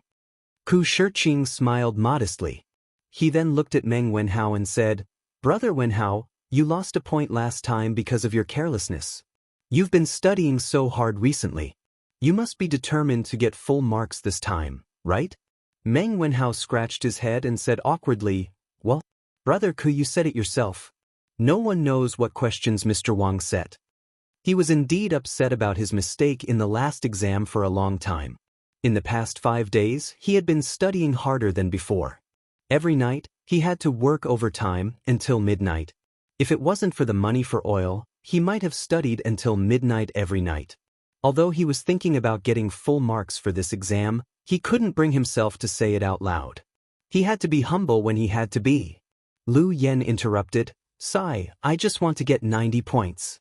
Why are the 3 of you arguing about who can get full marks?" The 3 of them smiled kindly. "Quiet, quiet." At this moment, Su Hongji walked in with the test papers in his arms. The students suddenly quieted down and looked at Su Hongji in confusion. They didn't see Li Zishuan come in.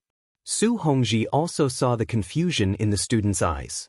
He said with a serious face, "Professor Li is busy recently and can't teach in the Institute of Mathematics. I'll be your substitute for the next few days. All the lessons will be done according to the previous schedule." As soon as Su Hongji finished speaking, there was an uproar.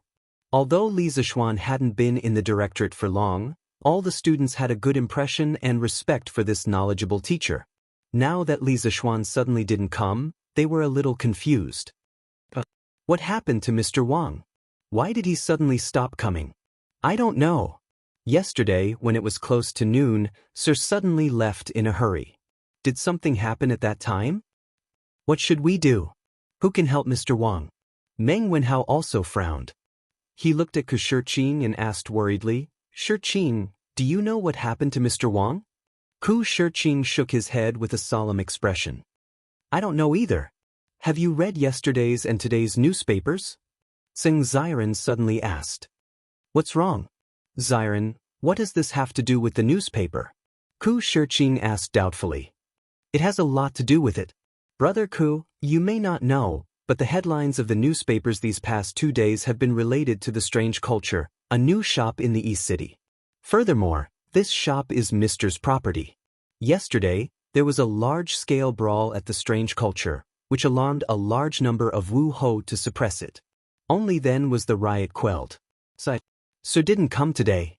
I'm afraid he was implicated by this matter. Seng Ziren made a detailed analysis and then sighed with a worried expression. Meng Wenhao couldn't help but ask, "Will Sir be okay?"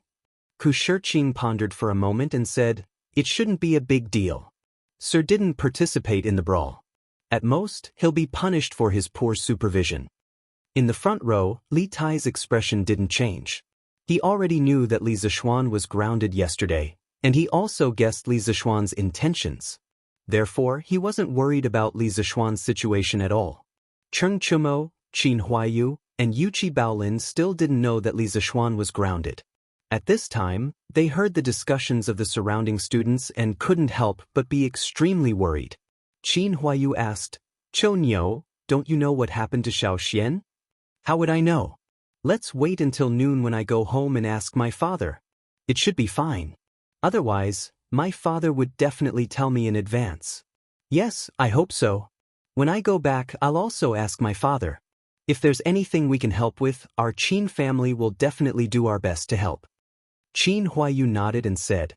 Qin Huayu had always remembered Li Zishuan's kindness in saving his father's life. However, he couldn't thank him with words. He had always been thinking of how to repay him with practical actions. "Brother Huayu, Brother Chonyo, wait for me to go back. I'll also ask my father. He's in charge of Wu Hui. He definitely knows what happened." Yuqi Baolin, who never knew what worry was, revealed a rare look of worry on her face. Bang bang bang. "Quiet, quiet." Su Hongji looked at the chaotic situation of the students below, hurriedly patted the lectern and shouted loudly. But in his eyes, there was a trace of gratification. This group of students really valued the relationship between teacher and student. After the students quieted down, Su Hongji continued, "You don't have to worry. Professor Li is fine. Nothing happened to him. We'll start the exam now. The exam time is 4 hours. Everyone hurry up." After saying that, Su Hongji began to distribute the exam papers.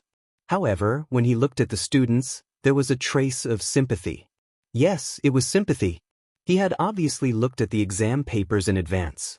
When the students heard that Li Zishuan was fine, their hearts calmed down. When they saw the exam papers being distributed, they didn't have time to care about anything else. Time was limited. If they didn't hurry up, they would be the last in the exam. Only Sun Zifen and the rest looked at the exam papers with a face of confusion. They didn't know what to do and looked around. Puzzled, they asked each other, "Exam? What exam? We haven't learned anything yet. How can we take the exam?" "Silence. Silence. Don't whisper to each other. Otherwise, you'll be given 0 marks." Su Hongji slapped the table and imitated Li Zishuan's lines when he was invigilating the exam and shouted angrily.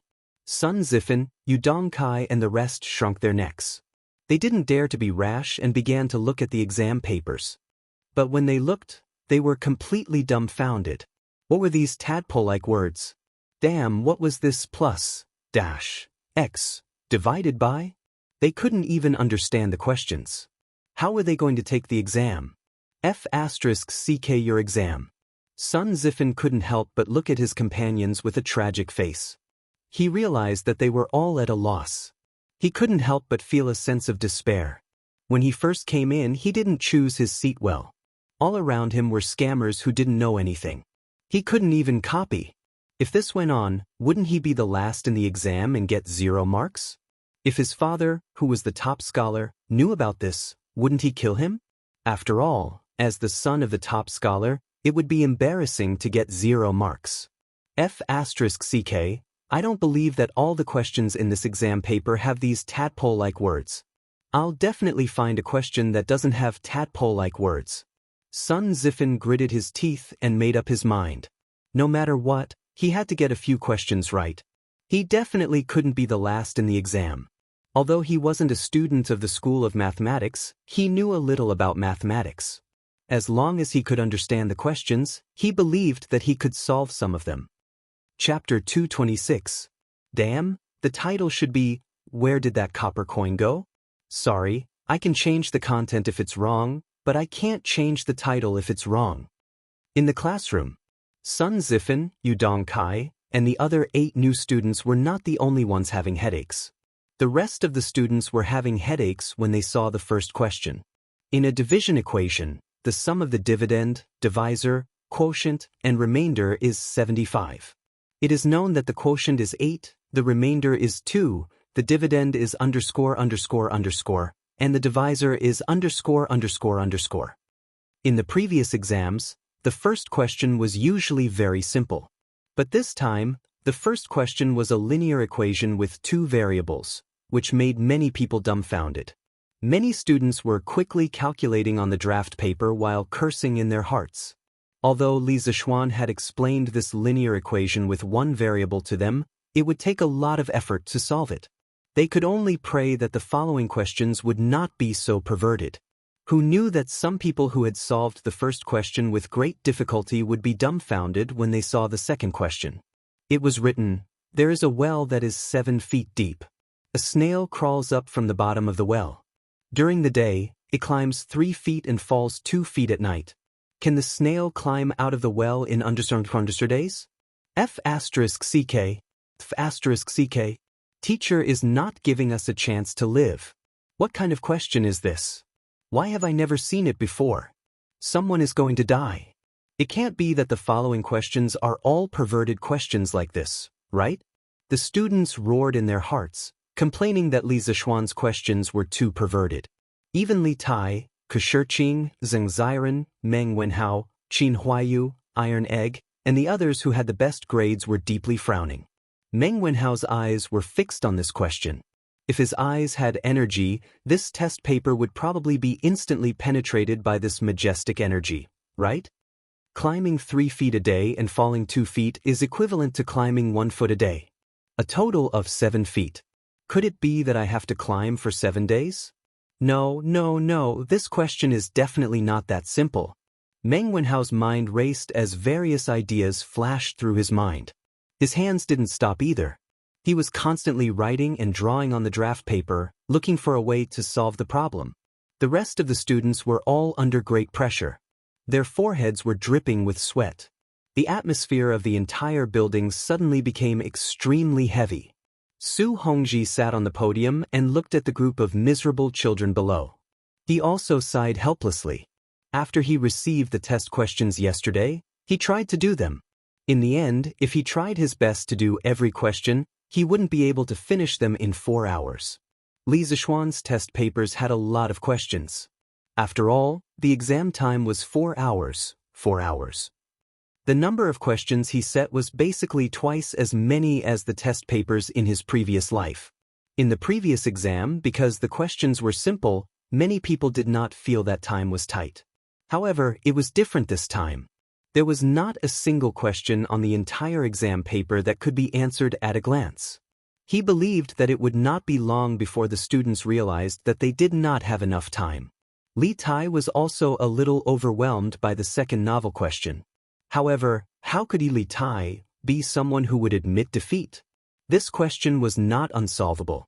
If he thought about it carefully, he would definitely be able to find the answer. The snail actually only moves 1 foot a day. Most people would definitely think that if it climbed 1 foot a day, it would naturally reach the mouth of the well in 7 days. However, the problem is definitely not that simple. If the snail had already reached the mouth of the well, it wouldn't have continued to fall. This should be the most confusing part of this question. Then the snail climbed 4 feet in the first 4 days. On the 5th day, it climbed 3 feet and directly climbed out of the well. Therefore, the snail actually climbed out of the well in 5 days. Perfect. I, Li Tai, am indeed the smartest, hee. A proud smile appeared on Li Tai's face. He quickly wrote down the answers. However, he inadvertently glanced at the hourglass on the podium and was immediately shocked. He had used almost 15 minutes to answer the 2 questions. How could this be? Li Tai glanced at the vast sea of questions behind him. The proud look on his face disappeared. He took a deep breath and continued to immerse himself in the battle. Just as all the students were still immersed in the sea of questions, the gong and drum of the first class of the Imperial College had already sounded. The students were all shocked. They did not expect time to pass so quickly. At this time, many people had not even finished the fill-in-the-blank questions. It was not difficult to imagine how crazy Li Zishuan's questions were this time. Oh no, it seems that some of the questions are too difficult. I have to give up. Iron Egg had also just finished the last fill-in-the-blank question. He estimated the time needed for the remaining questions and realized that it was not enough. He secretly made a decision. The smart students all had similar thoughts. Easy first and difficult later. Otherwise, they would definitely not be able to get a high score.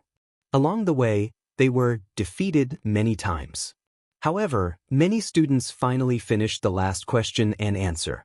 Meng Wenhao, Li Tai, and Ku Shiqing were among them. Li Tai wiped the sweat on his forehead and felt relieved. He began to answer the questions. A quarter of an hour later, he finally came up with an idea. He spent some time writing down the answers step by step on the test paper. Then, he was about to flip back to the questions that he hadn't answered before, but he saw that there was a big question at the back. F***CK, what kind of medicine did Li Zishuan take? This is too much. Li Tai's heart was about to be driven crazy. However, when he saw the words in the brackets behind the additional questions, his heart moved and he immediately stopped cursing. The total score will be increased by 20 points if the answer is correct. No points will be deducted if the answer is wrong. Li Tai turned back to the test paper and found that there were 4 or 5 questions that he had not answered before. The total score added up to about 10 points.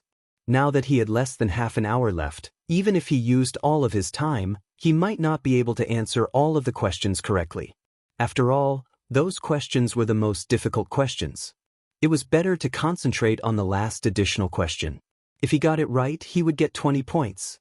Li Tai immediately made a decision and began to look at the last additional question with all his heart. There were 3 people who went to the hotel for 30 copper coins a night. Each of them paid 10 copper coins and gave the 30 copper coins to the innkeeper. Later, the innkeeper said that the discount today was only 25 copper coins. He took out 5 copper coins and ordered the innkeeper to return it to them. The innkeeper secretly hid 2 copper coins and then gave the remaining 3 copper coins to the 3 people. Each person received 1 copper coin, which is equivalent to each person paying 9 copper coins. This 3 multiplied by 9 equals 27 copper coins. Plus the 2 copper coins hidden by the innkeeper, it equals 29 copper coins. Please explain the reason. This question is very reasonable, but according to this calculation, where did the 1 copper coin go? Li Tai was not the only one who discovered the advantage of the additional question. Sun Zifan also discovered that in the entire test paper, there were only a dozen questions that did not include Arabic numerals and operation symbols. One of them was this question, and the bonus points were very high. Sun Zifan took a fancy to this question at first glance. However, this question had already confused him. He did not know where the 1 copper coin went. Chapter 227. Calm down, calm down. Meng Wenhao also tackled the additional question. The previous questions he gave up added up to 10 points. If he could answer this additional question correctly, there was still hope for him to get a high score. Thinking of the last time he lost his footing and carelessly lost a point and missed the first place, Meng Wenhao clenched his teeth and encouraged himself in his heart. This time, he must take back the first place. Calm down, calm down, calm down. There must be a problem with the calculation in the question. Otherwise, there would not be a penny missing. I must calm down and find the loophole in the question. Meng Wenhao quickly read the question 7 or 8 times, then closed his eyes and concentrated all his attention on the question, word by word. At this moment, his brain was like a huge sieve, constantly filtering the most important information in the question. Time passed little by little, Meng Wenhao's eyebrows became tighter and tighter. At this time, the atmosphere in the classroom became more and more serious and quiet. It was so quiet that he could hear his own breathing. The serious and tense atmosphere made everyone feel the pressure multiplied. But for some people, Pressure meant motivation, such as Meng Wenhao. After a quarter of an hour of deliberation, and thinking, Meng Wenhao finally opened his eyes. If one looked carefully, one could see a trace of joy and confidence in his eyes. Found it. I found the loophole in the question. These 20 points, Meng Wenhao, will take them. At this moment, Meng Wenhao was really like a god. The pen in his hand trembled rapidly, and even shook out a series of afterimages. In a few breaths, Meng Wenhao wrote down the answer that he had been thinking about for a long time on the test paper. At this time, he had time to breathe a sigh of relief. Phew! With these 20 points in hand, I feel much more at ease. Let's look at the previous questions. Maybe I can find some inspiration. Although there was less than a quarter of an hour left, Meng Wenhao still wanted to try his luck and see if he could answer the questions that he gave up before. After all, no one would complain about having a high score. Dang dang dang. After a while, the sound of gongs and drums was heard. Stop writing. Stop writing. Quickly stop writing. Students in the last row, get up and collect the test papers. Su Hongji's spirit was lifted, and he immediately stood up and shouted.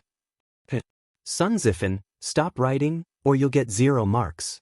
Sun Zifan had just arrived at the School of Mathematics and Mathematics. He did not know the rules and wanted to write for a while more, but he was warned by Su Hongji. Feeling helpless, he could only put down the pen in his hand and stand up to collect the papers. In the past, it was Cheng Chumo who collected the papers in this row. Now that he was sitting at the back, according to the rules, it was his turn to collect the papers. A moment later, all the test papers were sent to Su Hongji. Su Hongji checked the test papers. After confirming that there were no mistakes, he coughed twice and said, "According to Professor Li's instructions, everyone will have a break in the afternoon. Today's questions are a little difficult. Everyone must have worked very hard. Go back and have a good rest." Oh, I got another half day off. The students who had just been tortured to death immediately roared when they heard this. Among them, Sun Zifan's roar was the loudest. This little bastard had just transferred here today, and he was almost tortured to death. He had been depressed for the whole morning. Previously, when he was in the School of Imperial Studies, although his results were not the best, they were still above average. After experiencing this exam in the morning, he felt that he was going to be the last. He could not stand it. No matter how naughty a child was, he still had a sense of shame. He did not want to be the last. Therefore, he had been depressed for the whole morning. Now that he heard that he was going to have a break, he was finally happy. This was the most important reason why he came to the School of Mathematics. He could finally enjoy the 2-day break every 5 days in the future. Brother Ku, how did you do in the exam? On the other side, Seng Ziren looked at Ku Shiqing and asked while packing up.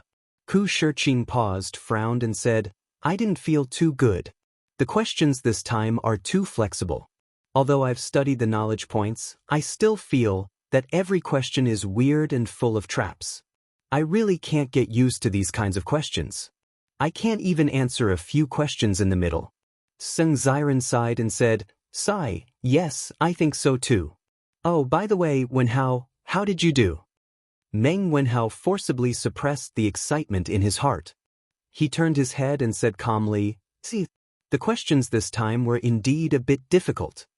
In fact, he did well in the exam this time, but to avoid being a topic of ridicule, he still said it modestly.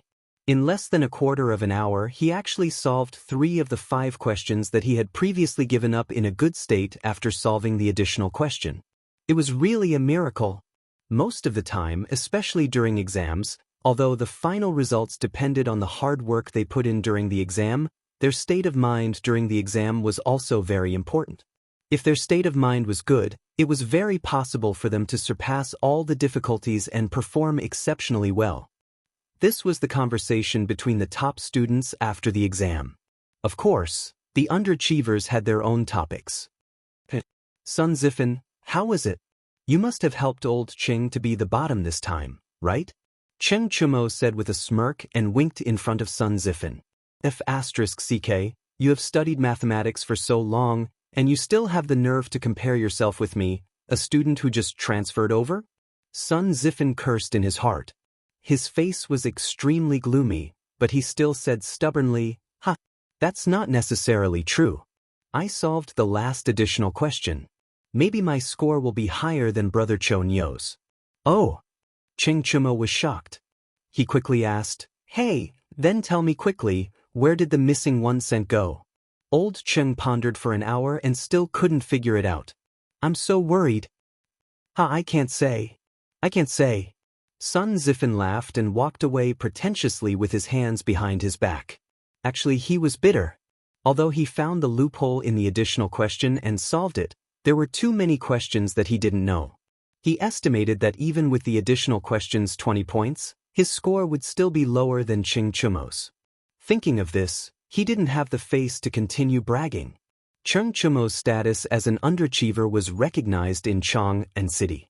If his father, Sun Fujia, knew that his son couldn't even beat Cheng Chumo, the consequences would be unimaginable. Just thinking about it made him feel terrible. Hey. Cheng Chumo stretched out his hand and wanted to get to the bottom of it, but Sun Zifen had already run away. In fact, he was thinking about the same thing as Sun Zifen. If he could beat Sun Zifen in this exam, then wouldn't he, Cheng Chumo, be awesome? If he could beat the son of the top scholar, he would feel proud. Chapter 228. The commotion outside had nothing to do with Li Zishuan. It was rare for him to have a Golden Week holiday.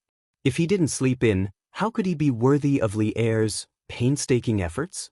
Of course, if Li Er knew that his intentions would be misunderstood by Li Zishuan like this, he would definitely vomit blood. He got up late in the morning. After eating breakfast and resting for a while, Li Zishuan returned to his small courtyard and began to practice his swordsmanship. Yes, practicing swordsmanship, not practicing swordplay. It had been a long time since he practiced his swordsmanship. When he suddenly picked up the wind-chasing sword, he actually felt a little awkward. Li Zishuan couldn't help but frown. He thought to himself, "It's all Li Er's fault for forcing me to do things. My martial arts aptitude is so high, yet he wants me to be a teacher. It's simply a waste of talent." Suppressing the discomfort in his heart, Li Zishuan forced himself to practice the 9 Taishen swords a few times. It should only be 5 swords now. When the awkwardness disappeared, he put away the wind-chasing sword and took a deep breath. "Young master, the way you practiced your swordsmanship just now was really nice." Xiaoxi excitedly ran over and wiped Li Zishuan's sweat with a wet towel as she said happily. Yes, it looked like a sword immortal." Xiaoxi was so excited that her face turned red. She also ran over and echoed.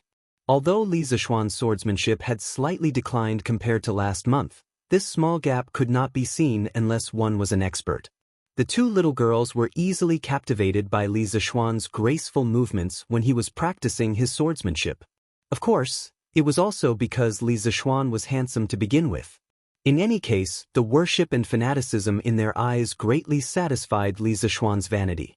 She should be considered as this young master's little fangirl. Li Zishuan was proud in his heart, but he pretended to be calm on the surface. He took the towel from Xiaoxi's hand and casually wiped himself. He looked at Xiaoxi and joked, "Xiaoxi, do you know what a sword immortal looks like?" Xiaoxi raised her chin proudly, shook her little head and said, "Of course I know.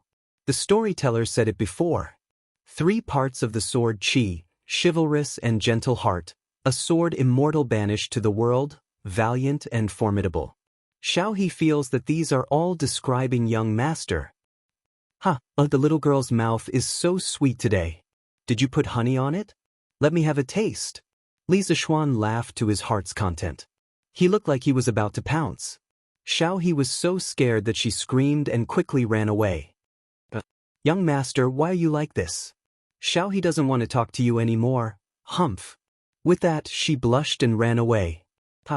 This little girl. Li Zishuan looked at the fleeing figure of Xiaoxi and shook his head with a smile. He had nothing to do at home, so it was quite interesting to tease a little maid. "Hee, young master, you're scaring little he again." Xiaoxi covered her mouth and chuckled. After getting along with him for so long, she could tell what kind of temperament her young master had. Just now, it was obvious that he was deliberately teasing Xiaoxi. He didn't mean to take advantage of her at all. "Hey!" Li Zishuan passed the towel to Xiaoxi and changed the topic. He asked, "Where's Lana? Did she go out to play again?" Young miss went out early in the morning. Xiaoxi replied. Ever since Li Zishuan was conferred the title of nobility, the Li family's status had also risen. They were considered a large family in Yongla Lane. Li Jingma and his wife were not too worried about their daughter's safety. Adding on to the fact that Li Zishuan pampered her too much, Lan had the chance to run out and play with her other friends. This little girl had the support of the Strange Interest Pavilion and could always get a lot of new toys. Those brats in Yongla Lane were also happy to play with her. Now, this little girl had already become the big sister of the Yongla Lane. There were quite a lot of underlings who hung around with her. Hee, this little girl is really carefree. But those little fellows over there must be having a hard time, right? Ha. Li Zishuan looked towards the direction of the Imperial College in the northwest and laughed. He guessed that many students would curse him when they saw the perverted questions he gave. "Young master, who is having a hard time?" Xiaoxi asked curiously. Li Zishuan waved his hand and was about to explain when he saw San Bao running towards them. She shouted as she ran, young master, the Imperial Edict is here. Old master wants you to quickly go to the front yard to receive the edict." When Li Zishuan heard this, his head was full of question marks. Didn't he just receive an Imperial Edict yesterday? Why did it come again today? Could it be that Li Er felt that the punishment was not severe enough and wanted to mess with him again? Although he was full of questions, it was useless to ask the two people in front of him. Li Zishuan quickly went to change his clothes. He always wore casual clothes when he practiced martial arts. If he went to receive the edict dressed like this, he might be picked on by others. The official robes of the Tang dynasty emphasized on yin, yang, and the 5 elements. Green, red, white, black, and yellow were the 5 cardinal colors. They were green in the east, red in the south, white in the west, black in the north, and yellow in the center. Yellow represented the center and also represented the foundation. The emperor's robes were yellow. The other officials' robes were also differentiated by colors and patterns. Purple robes of the 3rd rank and above were worn with a gold fish pouch. Purple robes of the 5th rank and above were worn with a silver fish pouch. Green robes of the 6th rank and below were worn with no silver fish pouch. Half an hour later, Li Zishuan wore a 5th rank robe and a silver fish pouch. Just like this, he came to the front yard.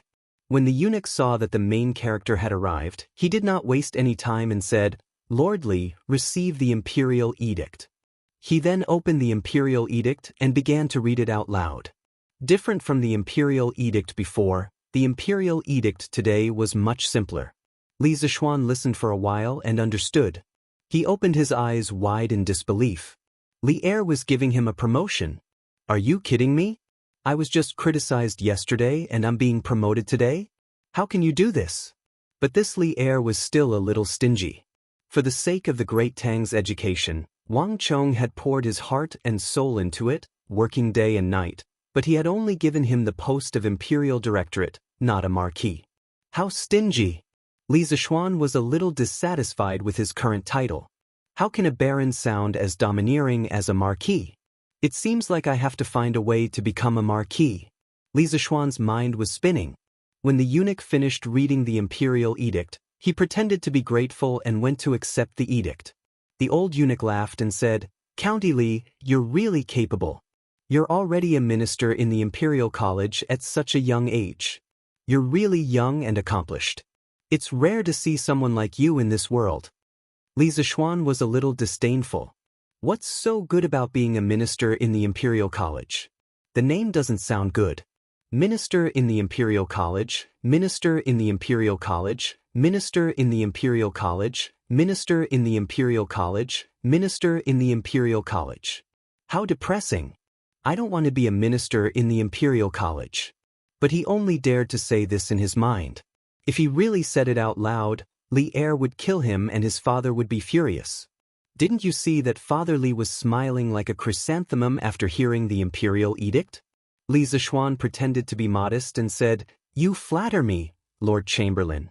Please come in and have some tea." At this time, Li Jingma took a plate of gold leaves and quietly put it in the hands of the chamberlain. He smiled and said, "My son is right. Lord Chamberlain, please come in and have some tea with me." The old eunuch skillfully put away the gold and shook his head. "No, no, I have to go back to the palace to report." With that, he took his leave. Chapter 229. How is it, father? Didn't I tell you yesterday that His Majesty wasn't really going to punish me? Look, didn't he just give me a slap and now he's giving me a sweet date? Inside the room, Li Zixuan leaned against the door frame and showed off to his father, who was happily hugging the imperial edict. When this guy started to boast, he really didn't have any self-awareness at all. In fact, when Li Er's imperial edict came yesterday, he was a little flustered in his heart. The words he said to his father were completely guesswork, used to comfort the two elders. In the end, by a stroke of luck, Li Er sent someone to deliver the imperial edict for his promotion today. You're right. My son, you're now a minister of the directorate. Father is very gratified. Li Jingma didn't care if his son was bragging or not. In any case, his son had been promoted and the result was good. That was enough. Isn't it because I was born well? Madame Li snatched the imperial edict from her husband's hands and said proudly, "Cough, cough, yes, Madame is right." Li Jingma was helpless and could only follow his wife's words. Li Zixuan wiped the cold sweat from his heart and thought to himself, "Father really doesn't have any status in the family. I hope that after my precious Yushi marries over, she won't learn bad from me." You're now a minister of the directorate. In the future, you have to be more steady when doing things. Look at Chancellor Kong. That's the style of a great scholar. You have to learn more from Chancellor Kong. Li Jingma came to his senses and began to exhort his son again. Li Zixuan curled his lips. If he was like old man Kong, he would be sullen to death every day. It was proper to be free and unrestrained. Moreover, he wasn't interested in the minister of the directorate. Father, isn't it just a minister of the directorate? It's not like it's a high official. Is there a need for you to be like this? Nonsense. Father Li, who was still amiable just now, was instantly enraged when he heard this bastard's words. He said sternly, "The position of Secretary of the Treasury is of great importance. This is the Deputy Chief of the Treasury, assisting the Chancellor in overseeing the affairs of the Treasury. You mustn't treat him so sloppily. As far as I know, in the history of the Imperial College, there has never been a Minister of Education as young as you. His Majesty thinks so highly of you. Don't let him down." Li Zixuan listened to his father's popular science and realized that the position of Minister of Industry was actually so awesome. Wasn't it equivalent to the position of Vice President of a university? And it was the best university in the country. Being able to become a vice principal at such a young age was indeed impressive. Thinking about it this way, Li Zixuan was more satisfied with this position. He rubbed his nose awkwardly and hurriedly said, "Father is right, I will work hard and not disappoint your Majesty's expectations." "Iron Egg, you're back?" At noon, Li Zixuan saw Iron Egg, who had just come back from school, in the front yard and said with a smile, "Yes, master. This is the test paper that Mr. Su asked me to bring to you. He said that you can give it to him after you mark it." As Iron Egg spoke, he took out a stack of sealed test papers from his backpack. Yes, it was a backpack that Li Zixuan had asked someone to sew for him. Iron Egg and Lan both had backpacks. When Lan had cried and begged to go to school with them, Li Zixuan had asked someone to sew a backpack for her. After all, the ancient examination boxes used by scholars were too cumbersome. Why didn't Mr. Su mark it himself? Looking at the test papers in front of him, Li Zixuan was speechless. He didn't expect that he would still have work when he was on vacation. This was unreasonable. Iron Egg scratched his head awkwardly. He knew that his master was lazy, but he didn't expect him to be this lazy. He thought for a moment and said, "Mr. Su said that he didn't know the standard answers for some of the questions, so he could only let you mark them yourself." Li Zixuan really wanted to chop off his hands. He asked you to set such a difficult test paper. Did you dig your own grave? Well, you can take the test papers to the west courtyard. Come to the front courtyard to eat later. Li Zishuan waved his hand helplessly and said gloomily, Yes, master. How, come here quickly. Gi Lane, Meng Wenhao's house. Meng Wenhao's mother waved to her son and said with a smile, Mother, what's the matter? Meng Wenhao ran over and asked curiously. Meng Wenhao's mother carefully took out a brand new book and handed it to her son. She happily said, Look, this is what I was waiting for this morning. I think it's called Chitsu culture. It took me a lot of effort to get this. When it was my turn, there was only this book left. I saw that this book was so cheap, so I bought it. How? Your father and I don't have the ability to buy new books for you. In the past, you either borrowed books from others or bought old books from others. This is the first new book I bought for you. Take it quickly. Meng Wenhao looked at the brand new Analects of Confucius in front of him and saw his mother's right hand full of calluses. His nose twitched and he almost cried. He took the Analects of Confucius with both hands, sniffed, and said with a forced smile, Thank you, mother. Why are you still so polite to me? Actually, I have to thank the owner of Chitsu culture for setting the price so low. Otherwise, I wouldn't have been able to afford it. This person is really a living Buddha for us poor people. Meng Wenhao's mother said with a sigh. Mother, actually, the owner of Chitsu culture is our master. It's actually Li Xianxia? Yes, I heard that there were many people fighting in front of Chitsu culture for the book yesterday. It seems that our master was implicated. He didn't come to the school today. Meng Wenhao frowned and said worriedly. Then will Mr. Li be fine? He's the benefactor of many of us. Nothing can happen to him. Meng Wenhao's mother opened her mouth in shock. Meng Wenhao comforted her, Mother, don't worry. Teaching assistant Su told us that Mr. Li is fine. There should be news in a few days. Meng Wenhao's mother looked at her son, thought for a moment, and said, Why don't you go to Mr. Li's house to visit? As his student, you should pay him a visit. There are about 10 eggs at home. You can bring them to Mr. Li. Mother, Mr. Li's house doesn't lack these. You can leave these eggs for Yaya to nourish her body. Meng Wenhao looked at his skinny little sister who was playing with grasshoppers outside and said with heartache, What do you know? You're a student. How can you visit Mr. Li's house empty-handed? Listen to me. Didn't you say that you have the afternoon off? Then you can go in the afternoon. You can't be ungrateful. Otherwise, I won't recognize you as my son. Meng Wenhao's mother patted her son's hand and said earnestly. Meng Wenhao had no choice but to agree. After a moment, he suddenly remembered the newspaper he read today, so he said, Mother, don't go to Chitsu culture to buy books in the future. There are too many people there. I'm afraid you'll be crowded. Meng Wenhao's mother interrupted. Hey, it's okay. I'm not that delicate. Meng Wenhao explained, No, mother. Mr. Li said that in less than 3 years, the price of books will be as cheap as Chitsu culture books now. You don't have to fight for them at all. Also, I don't lack books to read now. The teaching materials we use are all printed by Mr. Li himself. Meng Wenhao's mother exclaimed, There's such a thing? Then how? You should go visit your Mr. Li in the afternoon. Why don't I catch the chicken in the backyard and give it to Mr. Li as well?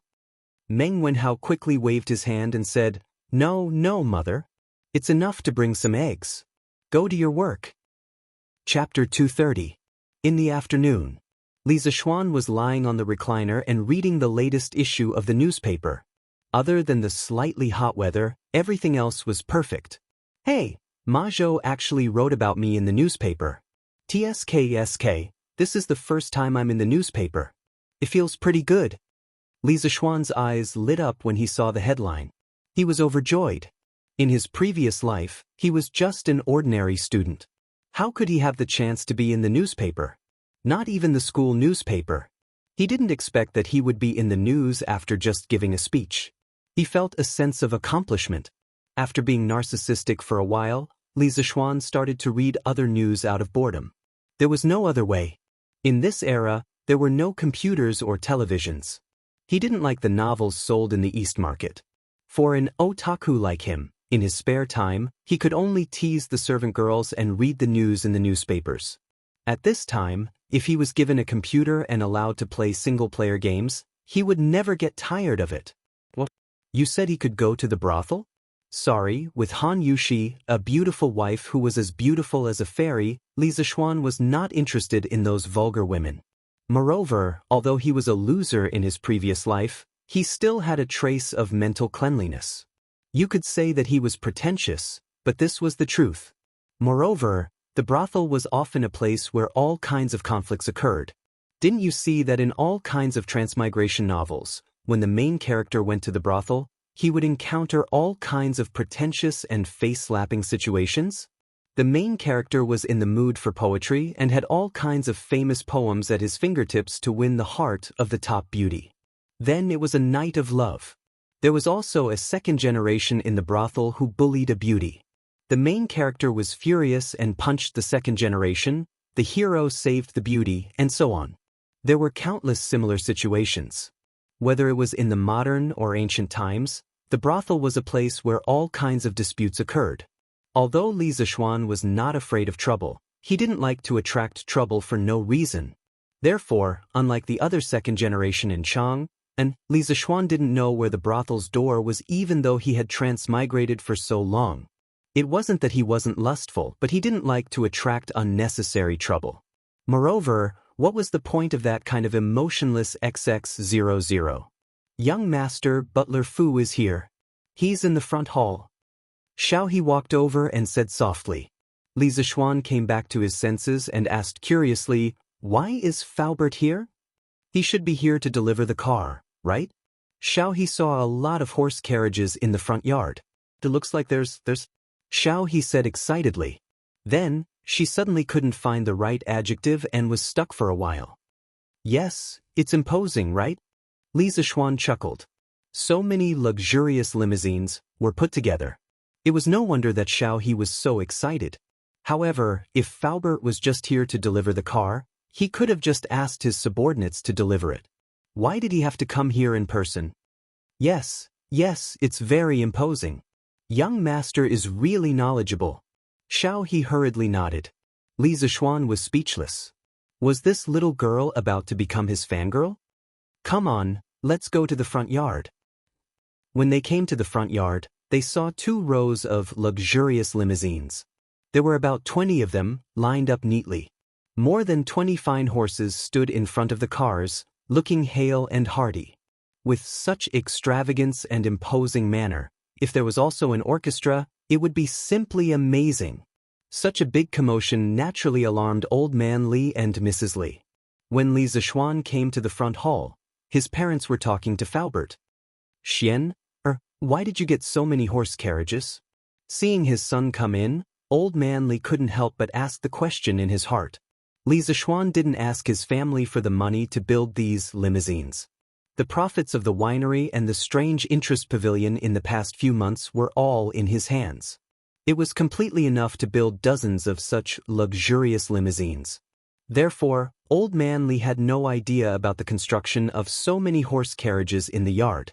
This was the benefit of Li Zixuan's proposal to start a business on his own. With financial autonomy, he could do whatever he wanted. Although his family was rich, every time he asked his parents for money, not only would it be troublesome, but he would also feel embarrassed. Dad, these are the horse carriages I prepared for my wedding. Look, so many horse carriages, how grand it is to put them together. When the time comes, we can use these horse carriages to form a caravan to pick up the bride from the Han Manor. Not only will it be dignified, but it will also show the importance our family places on this marriage. Li Zixuan turned on his bragging mode again as he lied to Old Man Li. Li Jingmo seriously thought about the scene described by his son and found that it was indeed quite grand. More importantly, Old Man Li thought that since his son had been conferred a title at such a young age and held such an important position, it was necessary to have the extravagance of a wedding. These horse carriages were indeed necessary. Thinking of this, Old Man Li couldn't help but nod. Xianxia, you've thought it through quite thoroughly. Mother says that it should be like this. That girl from the Han family is truly beautiful and is also the adopted daughter of Duki. If she marries over, we can't treat her unfairly. Madame Li also smiled and agreed. Seeing that his parents were so easily convinced, Li Zishuan proudly laughed. Oh, that's right. How much did these horse carriages cost? Do you still have enough money? Li Jingmo raised his eyebrows and suddenly asked. Not expensive, not expensive.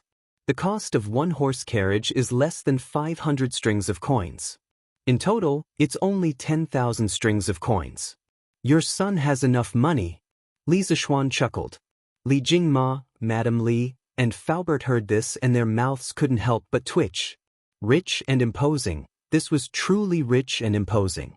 Although Li Jingma was a tycoon in the capital, he wouldn't casually throw out 10,000 strings of coins for such a senseless matter. Furthermore, the reason why he had so much money was because he had worked hard for half his life to earn it. Li Zishuan had only opened his shop for a short period of time, but he was already so rich? How was he going to let others live? What kind of horse carriage is this? It's actually so expensive? Li Jingma frowned and asked. Although he didn't go in to take a look, in Father Li's eyes, all horse carriages were the same. Even if the horse carriage in the courtyard was a bit bigger, the cost was at most a few dozen strings of coins more expensive than other horse carriages. How could it be so expensive? It's just like the horse carriage I usually use. Father, have you never sat in one before? Oh, it seems like you really haven't sat in one before. Then Father, you can pick one from this batch of horse carriages and try it out later. Your son guarantees that once you sit in it, you won't be willing to come down. Li Zishuan patted his head and said bewitchingly. Ever since his horse carriage was made, it had become his and Iron Egg's special carriage to go to school. His parents really didn't have the chance to sit in it. Go away. What kind of horse carriage have your father not sat in before? Why would I care about your horse carriage? From what I see, other than the fact that your horse carriage looks a bit bigger from the outside, it's no different from an ordinary horse carriage. Father Li said in disbelief, but a trace of warmth flashed in his eyes. Now that his son knew how to show filial piety to him, of course he would feel happy. It's not that simple. Father, listen to me and pick one. With this horse carriage, when you have nothing to do, you can go sightseeing and have a honeymoon with my mother. Li Zishuan said shamelessly. Mrs. Li's face was slightly red as she glared at her son. Father Li's old face was also red. Although he didn't know what a honeymoon was, he could roughly guess what it was. You can talk to Steward Fu. He's looking for you. I'll talk to you first. Chapter 231. This title? Don't think too much about it. Young master, other than delivering the car, this old man came here today to discuss something with you. In the front hall. After old man Li and Mrs. Li left, Faubert said with a serious expression. Faubert, if you have something to say, just say it. You don't have to be restrained here, just say whatever you want. Li Zishuan said warmly. Faubert said with a smile, Young master, a group of businessmen came to the workshop today. They want to advertise their shops in the newspaper, which is what you said before. They are also willing to pay for it. One of the barbarian businessmen even offered 500 strings of cash to buy a spot in the newspaper to advertise his restaurant. Ma Zhou couldn't make up his mind, so he asked this old man to come over and ask. The concept of advertising was something he heard from Ma Zhou. Now, he could be considered to have learned it and used it flexibly. Li Zishuan was delighted. The real profitable business of the newspaper was finally here. It seemed that some people had a keen sense of smell. Li Zishuan had asked Ma Zhou to estimate the cost of the newspaper. Even with the paper machine and movable type printing technology, the cost of a newspaper was still a little more than 3 copper coins on average. Calculating it this way, the newspaper itself wasn't profitable. Li Zishuan was keen on the newspaper not only to satisfy his own interests, but also because of the huge potential value behind the newspaper. For example, advertising revenue and the control of public opinion. Controlling public opinion didn't mean that Li Zishuan wanted to rebel and cause trouble. It was just to give himself an extra layer of protection. If others didn't come looking for trouble, he wouldn't take the initiative to cause trouble. Uncle Fu, you can agree to this, but you can only advertise in the middle column of every issue of the newspaper. There should be 8 spots on both sides. How about this? In the future, Our newspaper will hold an advertisement auction every 7 days. We'll let the merchants come and bid for it. The highest bidder will get it. Li Zishuan pondered for a moment and said, Young master's method is not bad. Then this old man will go back first. Faubert was already used to Li Zishuan's ability to make money. He was only a little surprised in his heart when he heard this. He quickly recovered and nodded with a smile. Then take care, Faubert. On the other side, after old man Li left the front hall, he really went to the yard to pick an RV. In fact, there wasn't much to pick. They were all the same, high-end RV. After old man Li found that they were all the same, he randomly picked one. Master, you're really picky? Mrs. Li said in annoyance. Our son is paying to build a carriage for us. How can we not accept it? Madam, quickly get into the carriage with your husband and see if this place is as good as Xianxia says. Li Jingma pulled his wife and said eagerly. Under Li Zishuan's influence, he was now more thick-skinned than before. He had already thought through some things. His martial arts were no match for his son's, and his knowledge was no match for his son's. As for his ability to make money, he was no match for him now. He might as well enjoy his life in peace. Anyway, his son was successful, and the family could rely on their previous savings to not have to worry about food and clothing. Why should he live such a tiring life? Therefore, he didn't go to the shop much now. The shopkeepers were enough. His son was now an official, and they wouldn't dare to fool him. Go away. You don't care about your face, but I do. You have the nerve to ask for the carriage that your son prepared for his wedding. You're really shameless. Mrs. Li had always loved her son dearly, and she wasn't as thick-skinned as Li Jingma. Hey, I didn't ask him for it. Xianxia wanted to give it to me himself. Madam, quickly come with me to see it. Without any explanation, Li Jingma dragged his wife along, wanting to experience this RV. Hey, let go. Mrs. Li was so angry that she wanted to break free, but she couldn't resist the strength of Li Jingma's grip. After a while, the couple entered the carriage. This carriage doesn't look like much from the outside, but after entering, I realized that it's really spacious. It's like a small room. Li Jingma exclaimed the moment he entered. Old master, why is the shape of this stool so strange? It's so comfortable to sit on. What is it made of? After Mrs. Li entered and saw the various strange decorations in the carriage, she forgot what she said outside. She took a fancy to the sofa at first glance and couldn't help but try to sit on it. After that, she didn't want to get up. When Li Jingma heard that, he curiously sat on the sofa opposite his wife. His entire body sank into the sofa. This is really comfortable. Xianxia, this child, knows how to enjoy life so well. How could this not be comfortable? Li Zishuan's sofa was not only made of soft material, but also had ergonomic features. It allowed the human body's arms, back, waist, and legs to relax well. Compared to the people of the Tang dynasty who had to kneel on a couch or sit on a stool without a backrest, being able to sit on this sofa was of course an extremely luxurious experience. Mrs. Li didn't even bother to roll her eyes because she was currently enjoying this rare comfort with her eyes closed. However, she still said unhappily, so what if Xianxia knows how to enjoy life?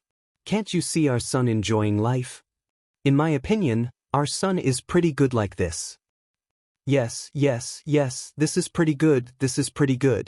Of course, Li Jingma didn't have the guts to talk back to the tigress at home. He said contentedly, Hey madam, look at this soft stool. Even if the carriage moves, it won't be too bumpy. This carriage is really good. What Xianxia said just now is right. In the future, we can really sit in this carriage and go out to see the scenery. Your husband has been running around doing business for the past few years, and it's been hard for you to take care of the family alone.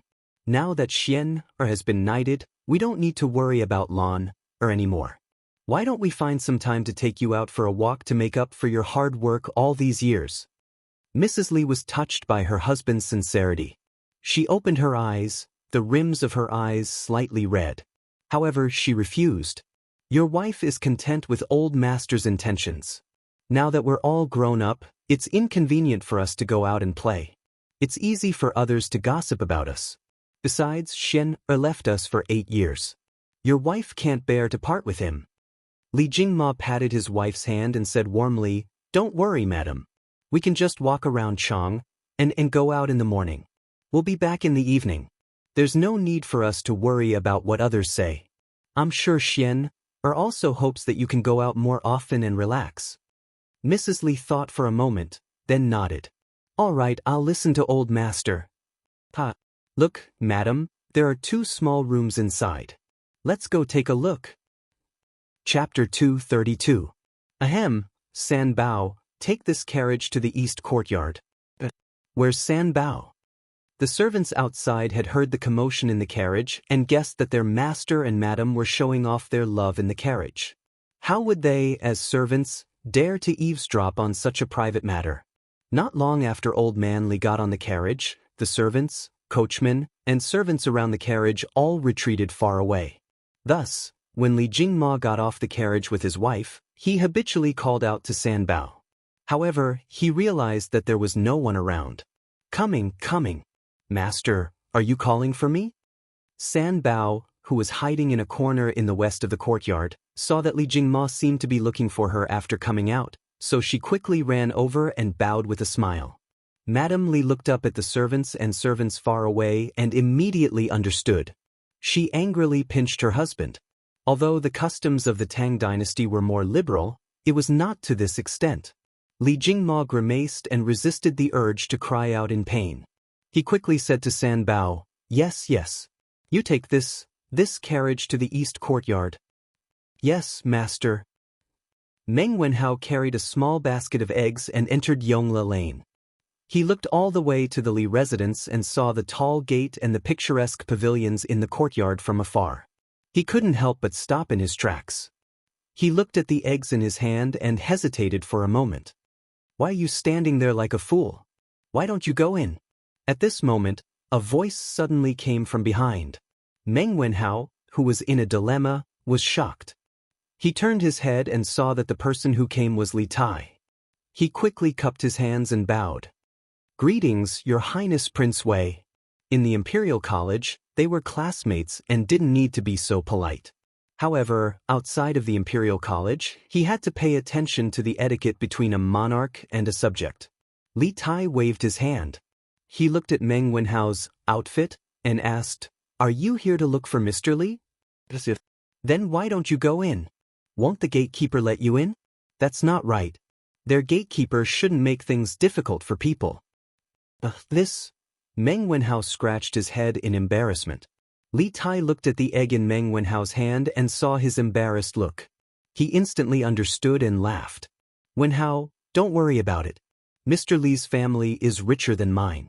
If you are worried about the importance of the gift, I'm afraid that there are not many people in Chang and who can give Mr. Li a gift. It's the thought that counts. As long as you're here to see him, I'm sure he's already very satisfied."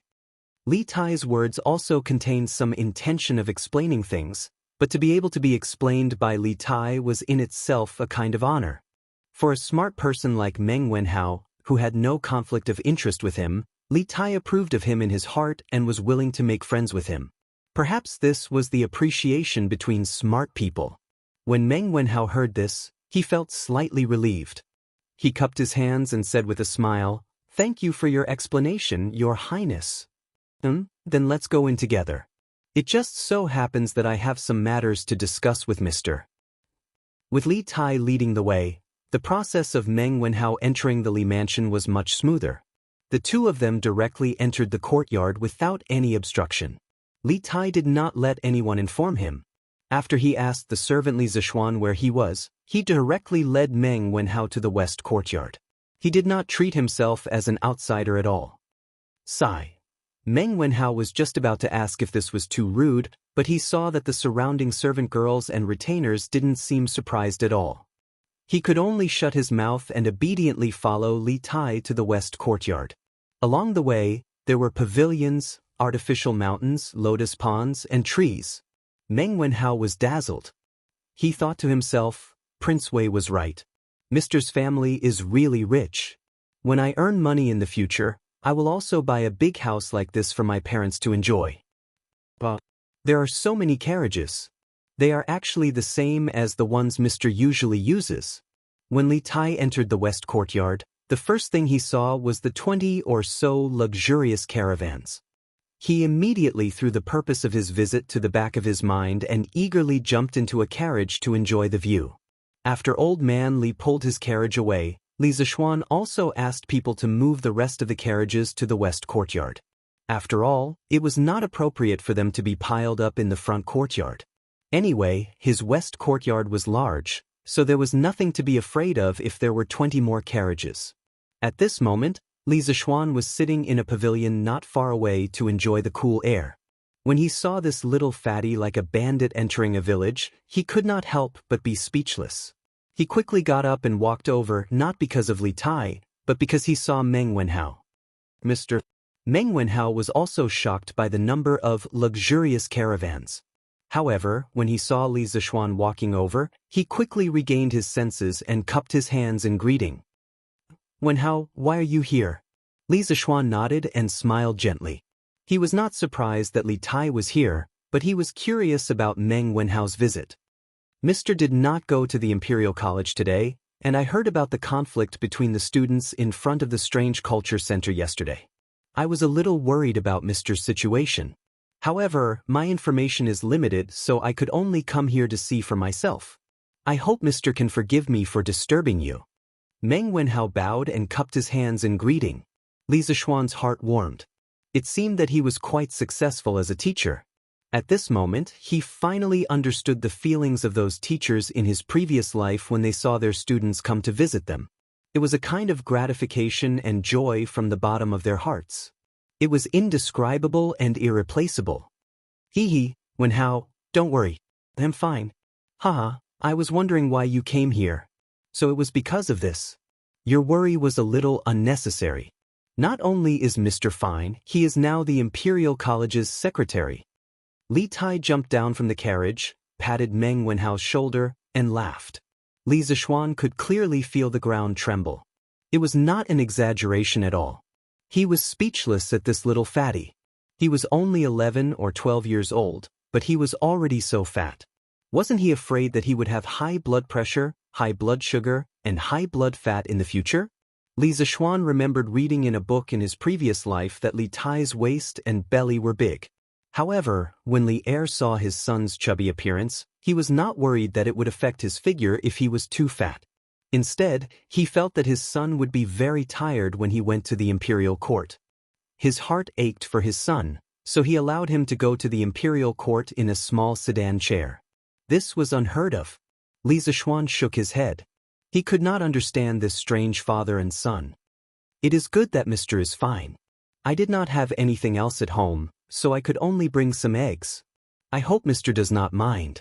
Meng Wenhao handed over the eggs in his hand and looked at Li Zishuan expectantly. Li Zishuan frowned. If it was in the past, it would have been fine. However, eggs were so expensive now, and Meng Wenhao's family was not well off. How could he accept these eggs? However, when he saw Meng Wenhao's expectant face, he was afraid that if he rejected, it would hurt this child's self-esteem. Li Zishuan was speechless for a moment. There was no one else who could be so conflicted about accepting gifts. Forget it. At most, when this child goes back, he would ask the kitchen to pack some dried fruits and pastries for him as compensation. The gift is light, but the thought is heavy. How could I mind? However, the next time you come, you must not bring these things. I do not lack anything at home. You and Xianxia, follow me to the pavilion. Li Zishuan signaled Xiaoxi to accept the eggs and said to Meng Wenhao and Li Tai, "Thank you, Mr." Meng Wenhao heaved a sigh of relief and said gratefully. It was unknown whether he was thanking Li Zishuan for the invitation or thanking Li Zishuan for accepting the eggs. Chapter 233. Wenhao, Xianxia, how did the two of you do in this exam? Inside the pavilion, Li Zishuan asked with a smile as he took a sip of the warm tea mixed with ice cubes after the few of them sat down. He didn't even have time to look at the exam paper that Su Hongji gave him. This was why only students with good grades were willing to visit a teacher's house. After visiting, the teacher would inevitably ask about your grades. Therefore, the number of times Cheng Chumo came to visit Li Zishuan had significantly decreased. This fellow would also feel flustered and embarrassed. Meng Wenhao said, "Not bad." Li Tai waved his hand and said, "Not bad. Mister, you have so many carriages here, how about giving me one?" Ever since the little fatty had sat down, his eyes had been glued to the carriages, never leaving them. He had just gone in to try out the luxury RV, and he really wanted to try it out. Hee, I'll give you a question. Qingke, if you can answer it, what's wrong with giving you a carriage? Li Zishuan said with a smile that wasn't a smile. Li Tai heard this and his face fell. Question again. He was almost traumatized by Li Zishuan's questions. After being tortured so many times, Li Tai said that he had enough. He definitely wouldn't be fooled this time. No need. Mister, just tell me how much you want to sell this carriage for. I'll buy it with money. The little fatty shook his head like a rattle drum. Even if you beat him to death, he wouldn't be willing to answer Li Zishuan's deliberately difficult questions. Meng Wenhao, who was at the side, looked at Li Tai suspiciously. After attending classes together for so long, he had some understanding of Li Tai's temperament. He knew that Li Tai was a proud and arrogant person, but he didn't think that he would take the initiative to admit defeat. Could it be that the question set by Mr. was really that difficult? Meng Wenhao couldn't help but think. Li Zishuan faintly glanced at the little fatty and said, "There's no place to sell this car yet. Qingyi, if you want it, wait a little longer." Li Tai stamped his feet and said, "There are more than 20 carriages here, right? Little Xian, can't you sell me one? I'm one of the owners of Chitsu Culture. Can't you take care of me?" Li Zishuan waved his hand in annoyance. All right, I'll give you one. Qingke, why are you here today? If you're done, then let's go. Li Zishuan really wanted this little fatty to hurry up and finish what he wanted to say and get out of here. Otherwise, he would ask for whatever he saw. He was a dignified prince, yet he was acting like a bandit. He was really a disgrace to the Li family. Li Tai's wish was fulfilled. He didn't care about Li Zishuan's bad attitude at all. He said with a happy face, "Ha, teacher, did you forget? The newspaper is almost finished with the legend of a mortal's journey to immortality that you told me last time. You should tell me the next story today. Otherwise, there won't be any novels to publish tomorrow." Li Zishuan was stunned. Only then did he remember that there was such a matter. He nodded and said, "All right, then I'll tell you the novel today."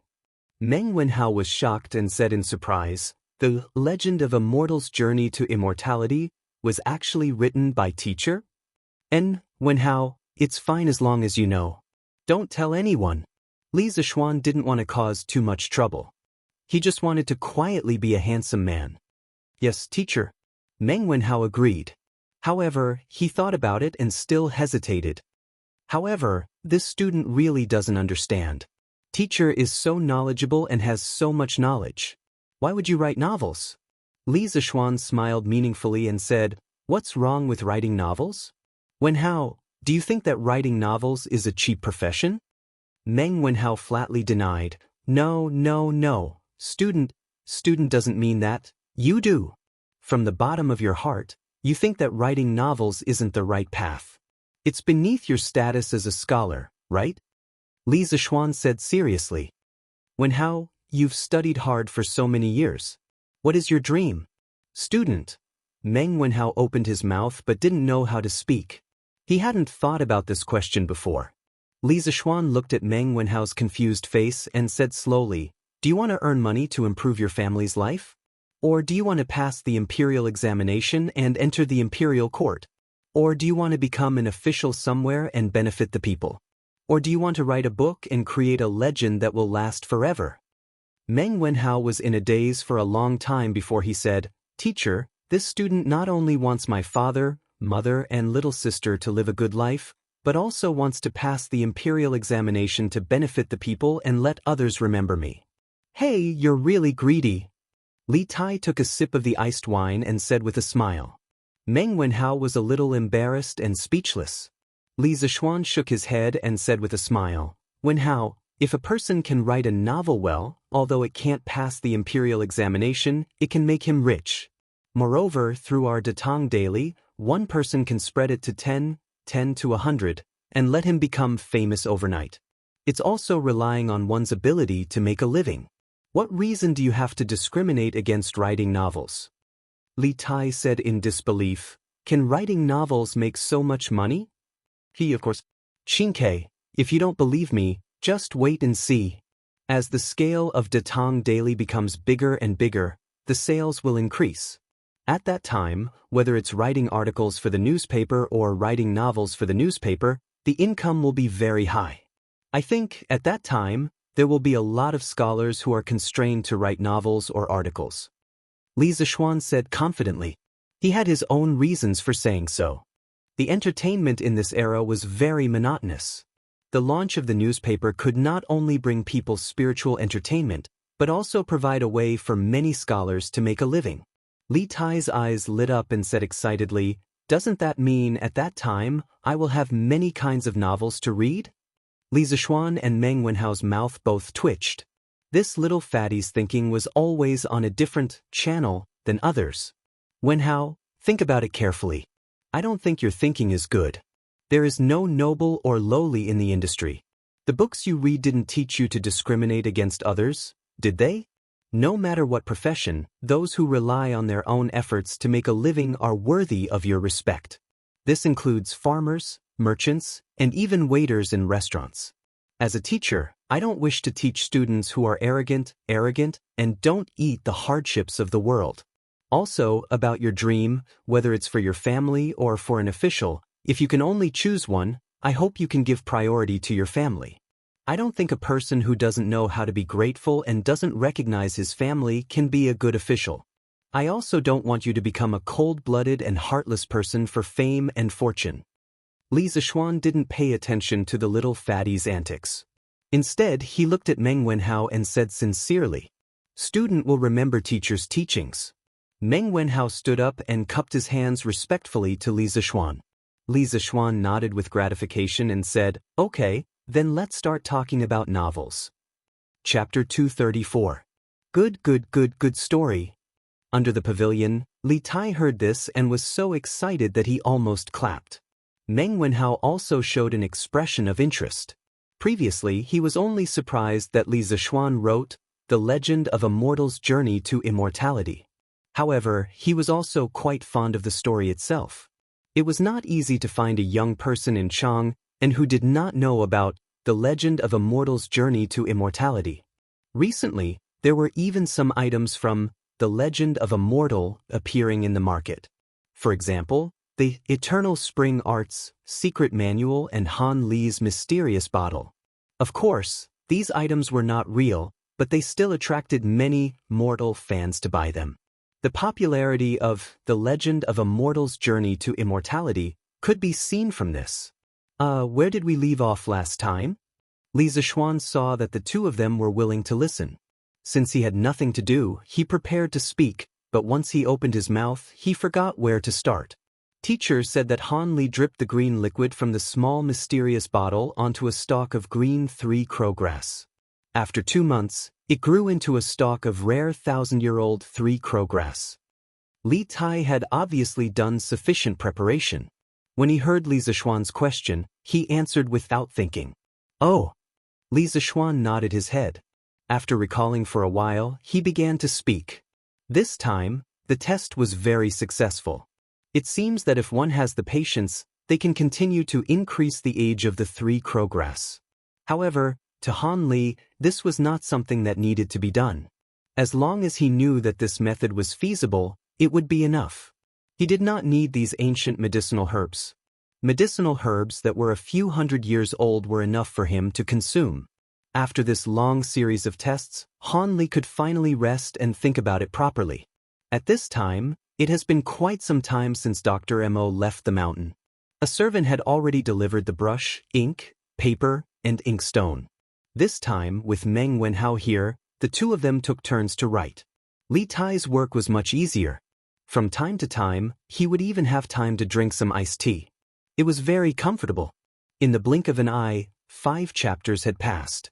As the plot unfolded step by step, Li Tai and Meng Wenhao gradually became immersed in the story. After Han Li discovered the effects of the bottle, he was unable to cultivate freely. He still had to fight a battle of wits and courage with Dr. Mo, who wanted to take over his body. At this moment, Li Tai and Meng Wenhao finally understood how difficult Han Li's cultivation process was.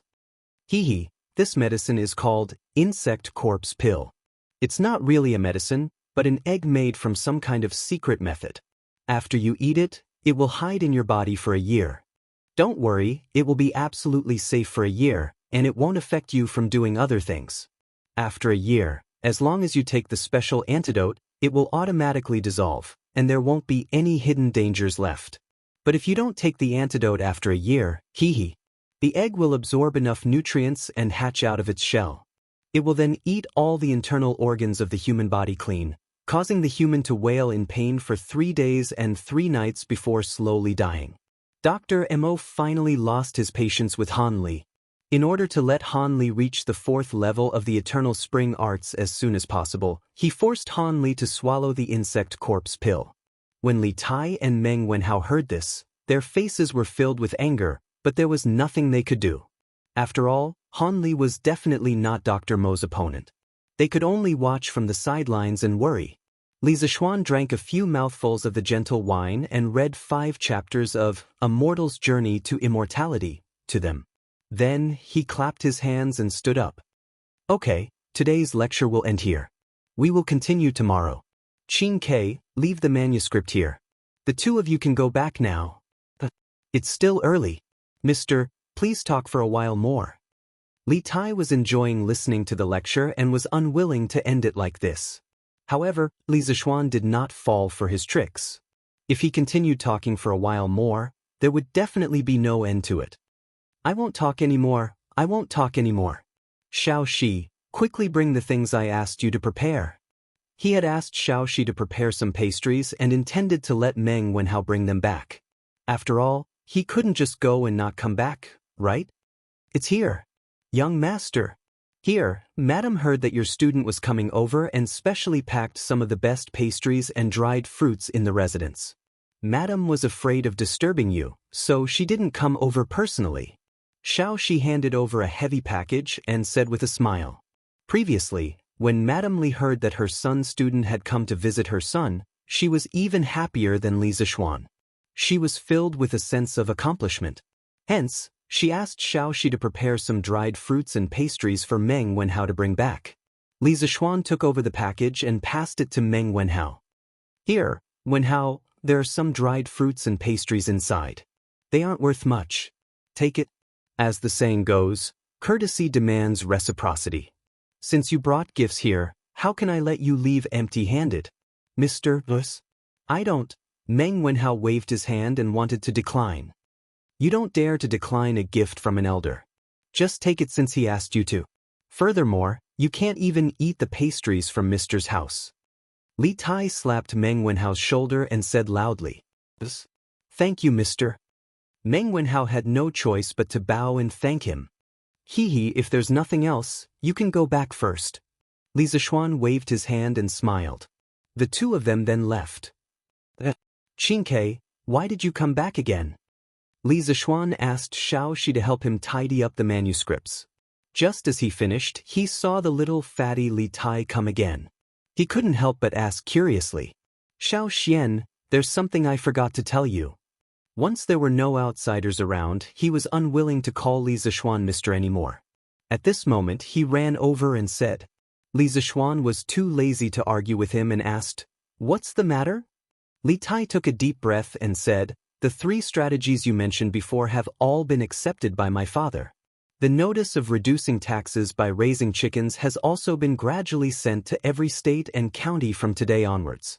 My father also ordered my uncle Li Xiaogong to prepare 500 ships to the South Sea within 5 days.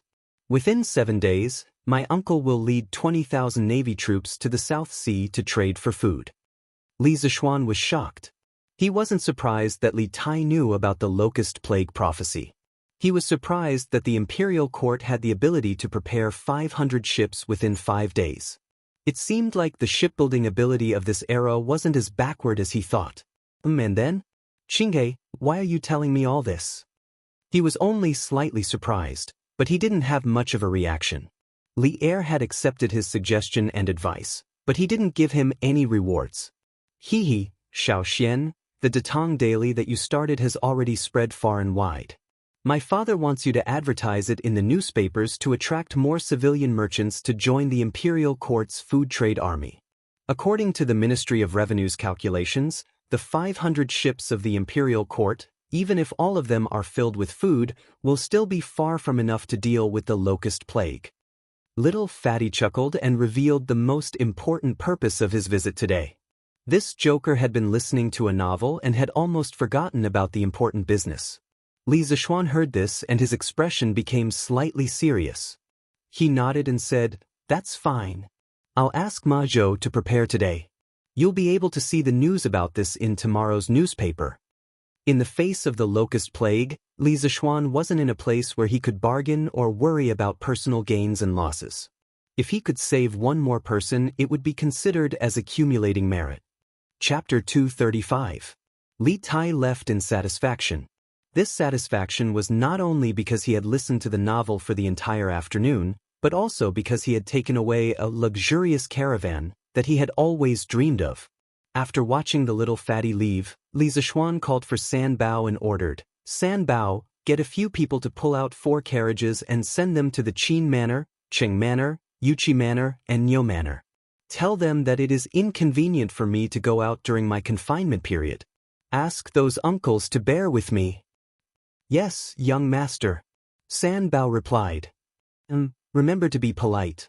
"Oh, right, pull out another carriage and send it to the East Palace." Li Zishuan thought for a while and said, San Bao accepted the order and left. "Xiao Shi, come and help me grind the ink." In the study room, Li Zishuan was writing rapidly. He was writing a letter to Ma Zhou and telling him some things. Not only was it about the recruitment of merchant ships to follow the army to the south that Li Tai had mentioned, but he also had many things to tell Ma Zhou about the Datang Daily novel section. Meng Wenhao's attitude towards novel writers today was a warning to Li Zishuan. It seemed that whether it was in the modern era or the ancient era, many people thought that writing novels was not a proper occupation and was useless. No wonder Datang Daily had been published for so long. Other than a few great scholars who wrote articles and argued with each other in the literary interaction section, there was basically no one who wrote novels for Datang Daily. This would not do. If everyone thought of writing novels this way, then who would write novels in the future? Li Zishuan planned to stay at home and play cards with his wife, sleep, and read novels in the future. Therefore, he was writing a plan for Ma Zhou to hype up the rise of the novel and encourage everyone to write to Datang Daily. At this moment, he felt that being grounded by Ma Zhou was not such a wonderful thing. Otherwise, he would have gone to the workshop personally and told Ma Zhou in person. There was no need to go through so much trouble. "Alright, Xiao Shi, go and find someone. Since the workshop is not closed yet, ask him to ride a fast horse and quickly deliver this letter and these manuscripts to the workshop. Give them to Ma Zhou." After nearly an hour, Li Zishuan finished writing and put the letter into an envelope. Then, he put the rest of the manuscripts into a big paper bag and handed it to Xiao Shi. Fortunately, their house was not too far away from the workshop. Otherwise, the servant might not be able to make it back in time after delivering the letter at this hour. "Yes, young master." Strange Pavilion Workshop. Now, Ma Zhou had recruited many scholars to be his assistants. These scholars were mostly people from the Imperial College who had failed to pass the Imperial examinations. The editorial department of Strange Cultures Development. At this moment, they were deciding the layout of tomorrow's newspapers. "Steward Ma, do you think this layout is okay?" A middle-aged scholar in his 30s walked towards Ma Zhou with a few pieces of paper filled with words. Ma Zhou took it and looked at it seriously. After a while, he nodded and said, "Yes, the layout this time is very good. Let's follow this layout and pass it to the printing department. Let them start printing. After that, our editorial department will be off work today." But when the others saw Ma Zhou nod his head, they all heaved a huge sigh of relief. God knows how many times they were sent back by Ma Zhou every day because of typesetting problems. Although the salary given by court culture was high, the requirements were also high. Ma, Sir Li sent a letter over. The person who came was none other than Pang Feiji. This unlucky guy failed to ask for benefits from Sun Huayan last time and was almost exposed. Later, Yuqi Jingde arranged for him to be the head of security at Strange Culture. In fact, he was just a high-class concierge. When Li Zixuan heard Yuqi Jingde's warning that day, he felt that not only Strange Culture but also the workshop's safety needed to be taken seriously. Therefore, he let Pang Feiji lead this security team into two groups. One group was responsible for Strange Culture's safety and the other group was responsible for the workshop's safety. Anyway, Yuqi Jingde said that this group of people would be under Li Zixuan's command in the future. There was nothing wrong with his arrangement. After this guy was arranged to come over, he usually ran between both sides. At Strange Culture, in order to make up for his image in Sun Huayuan's eyes, he was very diligent and rushed to do everything. At first, the rest of the people were worried sick. Pang Feiji was stealing their jobs. Therefore, these 2 days, Sun Huayuan clearly felt that the people in the workshop were much more enthusiastic than before. However, Pang Feiji was not a greedy person. When he was serious, he was quite loyal. After all, this guy had been in the military for so long. He was very experienced in dealing with people. In the past 2 days, there were quite a number of people who had received small favors from him. In private, everyone called him Brother Ji or Brother Chicken. At the workshop, Ma Zhou was one of the big bosses in the workshop. Of course, he was also someone Brother Chicken wanted to curry favor with. This way, even if Sun Huayan told Li Zixuan about his black material, there would be someone to speak up for him. He wouldn't die too miserably, right? Today, Brother Chicken came to the workshop to work. When he encountered the matter of delivering a letter to Ma Zhou, Brother Chicken did not hesitate to take over Song Xiaoxi's job and come personally to deliver the letter. Ma Zhou took the big bag of documents curiously. As he opened it, he said politely, "Thank you for your trouble, Pang Sigi." "Hee, it's nothing. Take your time, Master Ma. I'll take my leave first." Brother Chicken knew very well that he had to make up for his sins even if he had to kneel down. Now that Sun Huayan had something on him, in Strange Culture and the workshop, he had to act like a grandson until the end. But Ma Zhou nodded. Brother Chicken slowly left. Ma Zhou opened the paper bag and took out the envelope and the manuscript of A Mortal's Journey to Immortality. He first put the manuscript aside, then opened the envelope. He opened the letter and read it seriously. Other than the occasional sound of other people packing up, the room was silent for a while. After a while, Ma Zhou put away the letter and said to the few editors who were packing up to go home, "Don't pack up anymore. Don't send the typesetting just now to the printing department. Redo it all. I'm afraid none of you will be able to go back tonight." "Why is this happening? Steward Ma, what happened?" "If we don't go back now, where will we stay tonight?" "Yeah, if we don't leave now, there will be a curfew later." The editors were dumbfounded. Even though they knew that Ma Zhou had a high position in the workshop, in the face of such a rude request, they could not help but refute. "Ahem, the boss has new instructions. Tomorrow's newspaper has to be redone. Everyone, work harder. Once you're done, you can rest in the workshop. Today's salary will be 5 times the usual salary." It was indeed unkind to ask people to work overtime at the last minute. Ma Zhou thought about it and decided that he could only use money to increase their work enthusiasm. But 5 times? Let's do it. Let's do it. Chapter 236. Xiao Xian sure knows how to enjoy life. This carriage will be my ride in the future. Qing Mansion. The servants of the Li residence were ordered to deliver the limousine. Cheng Yaojin saw that the carriage's design was strange. Originally, he just wanted to take a look. After all, he liked to ride a horse and not sit in a carriage. But when he saw it, he immediately fell in love with the luxurious interior. He comfortably sat on the sofa and did not want to get down. "Dad, this carriage was given to me by Xiao Xian. I thought you don't like to ride in carriages?" Cheng Chumo followed him into the carriage. When he heard the second half of Cheng Yaojin's words, his face fell and he gloomily said, "Bullsh**t. Did Xiao Xian say that this carriage is for you?" You're clearly giving it to me, okay? Besides, I used to like riding horses and not riding carriages, but that's because the carriages in the past can't be compared to this one.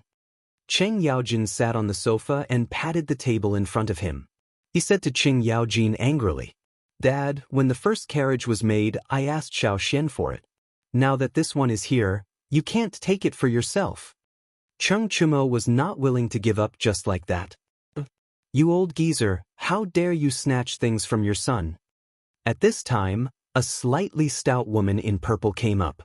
She was Cheng Chumo's mother, Cheng Yaojin's wife, Pei Tiyun, the daughter of Shanhai Pass's commander-in-chief Pei Renji, and the elder sister of Sui and Tang's third hero Pei Yuanqing. For thousands of years, the Pei family had produced great figures in each generation. It was indeed a wonder in Chinese and foreign history. In China's historical dramas, there were several dramas that depicted the Pei family, such as Westlake, Li Hui Nyang, Pei Heng's encounter with the immortal, and The Legend of the White Snake. In the famous drama, The Legend of the White Snake, Fahai was the son of the Tang dynasty politician and calligrapher Pei Xiu. In history, Fahai was a positive character. However, after the novels of the Ming and Qing dynasties came out, Fahai became a negative character. A while ago, Madame Pei brought her second son, Cheng Chuliang, back to her hometown to visit her parents. She had not been in Chang'an for a long time. Madam, I was just joking with Chou Niu. Cheng Yaojin quickly got up and awkwardly smiled. Madame Pei snorted. Only now did she look at the interior of the carriage. Gradually, the envy in her eyes became stronger and stronger. The interior of this car is so beautiful. This seat is so comfortable. Master, with this carriage, in the future, this concubine will bring Chu Emo and Chu Liang back home to visit their parents. This concubine will not have to suffer the hardships of traveling. Madame Pei sat here and there in the carriage. After a while, she also liked this carriage. From her words, it seemed like she also wanted this carriage. Cheng Chumo had a tragic look on his face. He had just chased away a vicious wolf, and now a fierce tiger had appeared? Qin Manor. Why you? Although this carriage is comfortable, I still prefer to ride a horse. This carriage is for you to use. Qin Xiong sat on the sofa in the carriage and took a sip of tea as he spoke to Qin Huayu. Recently, his health had improved a lot. He had no problem playing with a gun, riding a horse, or dabbling in hunting. If this carriage had been delivered a month ago, Qin Xiong would have gladly accepted it. However, he had finally recovered from his illness. How could he be willing to stay in a carriage? Thank you, father. Qin Huayu said happily. Qin Xiong did not care about this carriage, but it did not mean that Qin Huayu did not care about it. He had been eyeing Li Zishuan's carriage for a long time. Yes, although this carriage is comfortable, Huayu, you must not lose your ambition because of it. Qin Xiong stroked his beard and smiled. Yes. Eastern Palace. After the carriage was delivered, Li Chengqian immediately went in to enjoy it. Then, he sat on the sofa and did not want to get down. This thing was more comfortable than a bed. Why is there such a big carriage in front of Brother Crown Prince's palace? Chengle's voice came from outside the carriage. Li Chengqian opened his eyes and shouted, Chengle, I'm here. Brother Crown Prince, why are you sitting in a carriage for nothing? Chengle suddenly heard Li Chengqian's voice and was shocked. Then she said, Brother Crown Prince, I'm coming in too. After saying that, the little girl nimbly jumped into the carriage. Then she opened the curtains and was dazzled by the luxurious interior.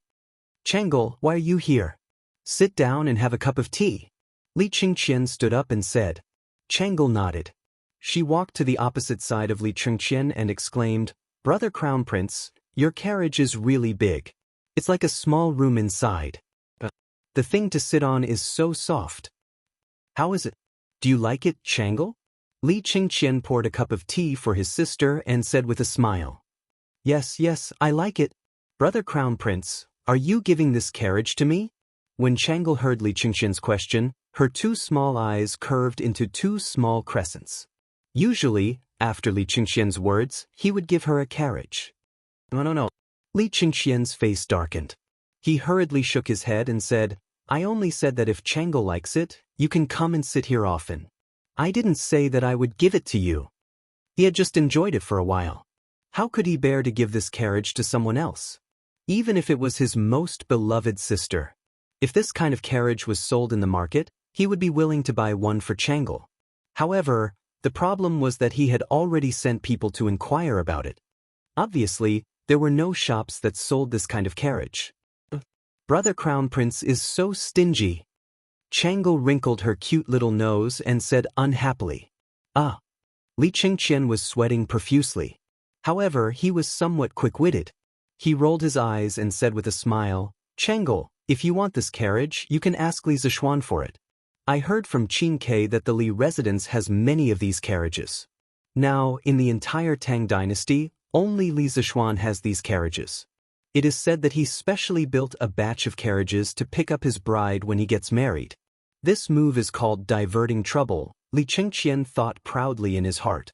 When Changel heard this, she didn't clamor to ask Li Zishuan for a carriage as Li Qingqian expected. Instead, he saw the little girl leaning on the table with one hand supporting her cheek. She said with a yearning expression, Brother Xiaoxian is so good to Sister Yushi. I wonder if Changel's future husband will be so good to Changel? Brother Crown Prince, it is said that the imperial family has no familial ties. The children of the imperial family have no love and have to follow their parents' orders. However, Changel doesn't want to be forced by father to marry someone she doesn't like. Brother Crown Prince, will you help Changel in the future? Li Qingqian looked at his sister's innocent face and longing eyes. He patted his sister's hand and comforted her. Don't worry, Changel. Brother Crown Prince won't watch you be forced to marry. Changel smiled and said, Yes, yes. Brother Crown Prince is so nice. This soft couch is so comfortable. When Changel goes back later, can I bring it back to Changel Palace? Li Qingqian. Chapter 237. Newspaper for sale. Newspaper for sale. The freshly printed Tang Dynasty Daily. Today's headline, His Majesty wants to send Navy to escort fleet to the south to trade for food. Civilian merchant ships can also sign up. Early morning. The cheerful voice of the newspaper boy woke up the people who had just woken up and were still in a daze. Today's headline was exceptionally attractive. First of all, this was the first time the people had learned about the latest decree from the imperial court through this method. Secondly, the decree itself was already very attractive. Sending an army to escort merchant ships was something that the people and merchants had never heard of before. Xiao Lu, go buy me a copy of the newspaper. A voice full of vigor came from a luxurious carriage. Yes, master. Today, after hearing the headlines in the newspapers, the merchants who were interested in the news sent their servants to buy the newspapers. Zuaxian Restaurant. Within 5 days, the imperial court will prepare a fleet of 500 ships. 7 days later, Hejian County Prince Li Shaogong will personally lead a navy of 20,000 to escort the fleet to the south. They will trade silk and porcelain for food. In a small country like Nanyang, rice is ripe 3 times a season. Spices are everywhere. A piece of silk or porcelain can be exchanged for dozens of loads of food and countless spices. The barren land of the South Sea is actually so rich? Brother Jihua, you have traveled extensively and are very knowledgeable. Is what the newspaper says true? A plump middle-aged man in a blue shirt was reading the newspaper. He couldn't help but ask in surprise. The skinny man opposite him was reading the newspaper seriously. He didn't even raise his head when he heard the question. It should be true. I have heard many seafarers talking about this before. Moreover, this newspaper is from Chitsu culture, and Chitsu culture is Lord Li's business. I am very sure that this news is true. These two were the regulars of Zuaxian Restaurant who had tasted the immortal drunken wine. They were also wealthy merchants. Otherwise, they wouldn't have come to Zuaxian Restaurant every day. Then why don't we see any merchant ships going south to purchase goods? Feng Jihua said impatiently, Brother Shifan, think about it. The vast ocean is filled with countless dangers. There are also pirates. Which merchant ships would dare to go out to sea? I see. But now, these problems are no longer problems. Shifan, Continue reading. The ministers of the imperial court all agreed that 500 ships were far from enough. They specially recruited merchant ships from the common folk to accompany the army to the south.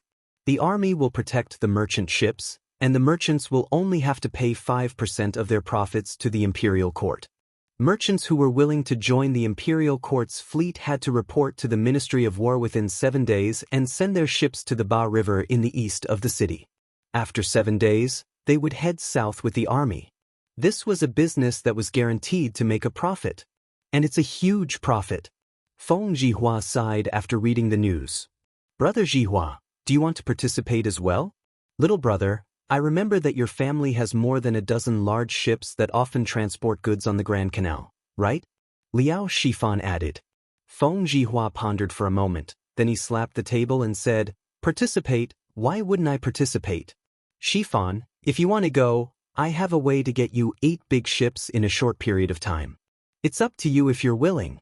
If you trust me, then come with me to the south. You'll definitely make 10 times the profit. Liao Shifan said happily, Of course I trust Brother Jihua. I'm willing to go south with you. That's great. I'll have to get a few more ships and buy some porcelain and silk. Let's get started. Brother Jihua, wait. There's another piece of news at the end. The imperial court has issued a decree to encourage the common folk to raise chickens on a large scale. For every 100 chickens raised by a household, their taxes will be reduced by 10% next year. When the rent is collected next year, each village will calculate the number of chickens in each household and report it to the local government. The government will reduce the taxes based on the number of chickens reported. Brother Jihua, what does the imperial court mean by this decree? I don't understand it anymore. Feng Jihua paused and read the news carefully. He couldn't help but frown. I don't understand the imperial court's intention either. Liao Shifan thought for a moment. Suddenly, his eyes lit up.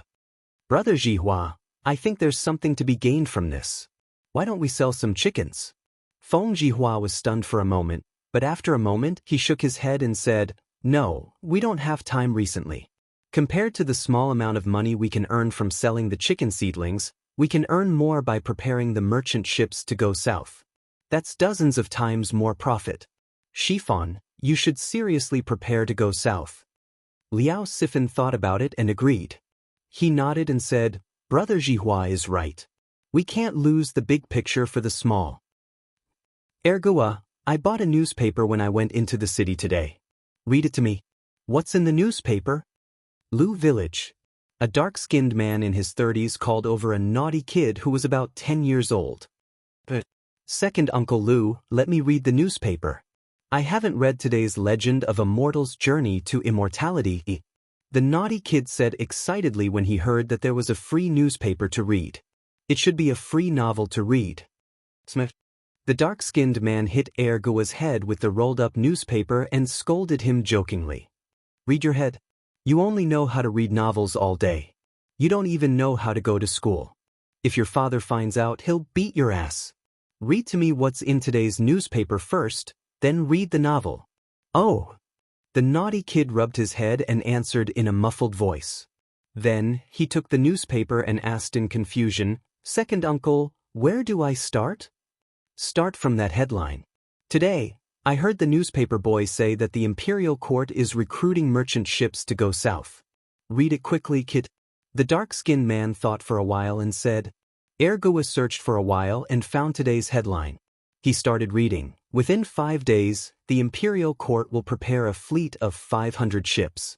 7 days later, Hejian County Prince Li Shaogong will personally lead a navy of 20,000 to escort the fleet to the south. They will exchange silk and porcelain for food. Tsk, too bad I don't have a ship. Otherwise, I could follow the imperial court's army to Nanyang and make a fortune. Ergua, continue reading. Next one. The dark-skinned man sighed after listening to the headline. The imperial court has issued a decree to encourage people to raise chickens on a large scale. For every 100 chickens raised by a family, the tax next year will be reduced by 10%. When the rent is collected next year, the number of chickens in each family will be counted and reported to the local county office. The county office will reduce the corresponding tax according to the reported number. Stop, stop, stop. Ergua, are you sure you're not mistaken? Is that really what it says? The dark-skinned man was as excited as a 300-pound child. He pressed on Ergua's shoulder and said excitedly, "It hurts, second uncle, let go of me first." The naughty kid was in so much pain that tears were about to flow out. The dark-skinned man let go of his hand embarrassedly and said, "Cough, then quickly take a look again. Is it like what you said just now?" The naughty kid looked at it again. After confirming that there was no mistake, he said affirmatively, "Second uncle, that's what it says. I'm sure I'm not mistaken." "Hey, second uncle, where are you going? Don't you want your newspaper?" "Ah, kid's mother, give me money. I want to go to the city to buy chicken seedlings." The dark-skinned man's excited cheers spread far and wide. Today was destined to not be peaceful. The 2 imperial court decrees written in Datong daily were like a storm that swept through the entire Chang'an city and the surrounding villages in an instant. Chapter 238. The people who were swept away by the storm of the new policies started to move. Some bought chickens, some looked for boats. People came and went on the streets. It was very lively. "Boss, do you still have any chicks?" "What? No more? The market has only been open for less than 2 hours. How can there be no more?" In the East Market, a man in a gray undershirt was shouting at a vendor who was selling chicks. "Boss, hey, don't go. How much are the remaining chicks? I want them all." "What? 100 coins for one? Why don't you go rob a bank? Wasn't it 80 coins a while ago? Buy it or not. If you don't buy it now, it will be more expensive in the future." Previously, the Li and Qing families had bought chicks without restraint. At one time, the price of the chicks had been raised from 50 to 125 coins. Later, after Wang Rini had transported 80,000 chicks from the south, the Li and Qing families no longer bought chicks. The market of chicks in Chang'an had gradually calmed down. The price of chicks had gradually dropped from 125 coins to 125 coins. Now that the imperial court had introduced the policy of reducing taxes on raising chickens, the people were crazily fighting for chicks. Many chicken vendors' stocks were quickly sold out. After the other chicken vendors came to their senses, they quickly organized people to buy chicks from other places. At the same time, they raised the price of chicks, intending to make a fortune. "Hee hee, you mortals! So pitiful!" Mei Jun, who had come to Chang'an to sell eggs today, looked at the villagers who were rushing to buy chicks and sighed with a superior expression. Since Mei village had been divided into Li Zishuan's fief, they only needed to pay rent to Li Zishuan, the big landlord, every year. Moreover, Li Zishuan had already introduced the policy of reducing the rent on raising chickens. Therefore, the policy of the imperial court had no effect on them. Naturally, they did not need to rush to buy chicks with others. "Big Mouth Mei, why are you showing off here? Why don't you go and grab a place to sell eggs? Be careful that your wife won't forgive you when you go back." It was a skinny hand that suddenly patted Mei Jun's shoulder. Then came the slightly teasing voice of Second Master Lu. Compared to a few months ago, Second Master Lu looked more hale and hearty. Perhaps the old people would be more energetic once they had something to do. "Second Master Lu, why are you making fun of me again?" Mei Jun turned around and grinned. "Huh, you brat, why are there so many people buying chicken seedlings today? I just heard someone say that the imperial court issued a decree today to encourage the people to raise chickens. 100 chickens can reduce the tax by 10%. "Huh, there's such a good thing? However, our plum village has long enjoyed such treatment. Moreover, it's free chicken seedlings, ha." Second Master Lu said with a complacent smile, but his words provoked too much hatred. A man next to him immediately glared at him and said, "What did you say? Your village has been receiving such treatment for a long time? And the chicken seedlings are free? Ha, how could I lie to you? It's all thanks to Lord Li. Wang Furen, why is your family's boat still idling at the dock? Why aren't you reporting to the Ministry of War?" "Why do we need to report it? Didn't you read today's newspaper? The imperial court wants to send troops to escort the fleet to the south to trade for food. The food in the south is cheap, and so are the spices. We can take the silk and porcelain and follow the imperial court's army to Nanyang to purchase goods. When we come back and sell them, we will definitely make a huge profit. Really? But what if the newspaper is a scam? Silly. Don't you know who publishes this newspaper? Why would Lord Li, who is rich, lie to you? How much are you worth?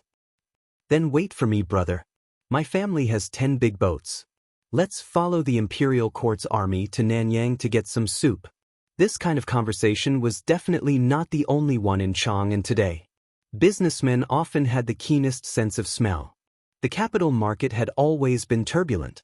Now, with the imperial court's decree, how could there not be a huge wave? Gi Lane. At Meng Wenhao's house. Father, why are you back so early today? Meng Wenhao was on leave today and teaching his little sister to write at home. Suddenly, the courtyard door was pushed open and a thin and dark middle-aged man came in. He was not tall and his body was not strong, but his slightly bent spine seemed to be full of infinite strength, as if he could hold up the sky. His gray clothes were full of sand and sand. It was impossible to tell whether he was wearing clothes or sand. Meng Wenhao heard the sound and looked up. Seeing that it was his father, he patted his little sister's head and hurried to greet him and said happily, "Well, there is not much work on Murky Street today. I finished my work and came back early.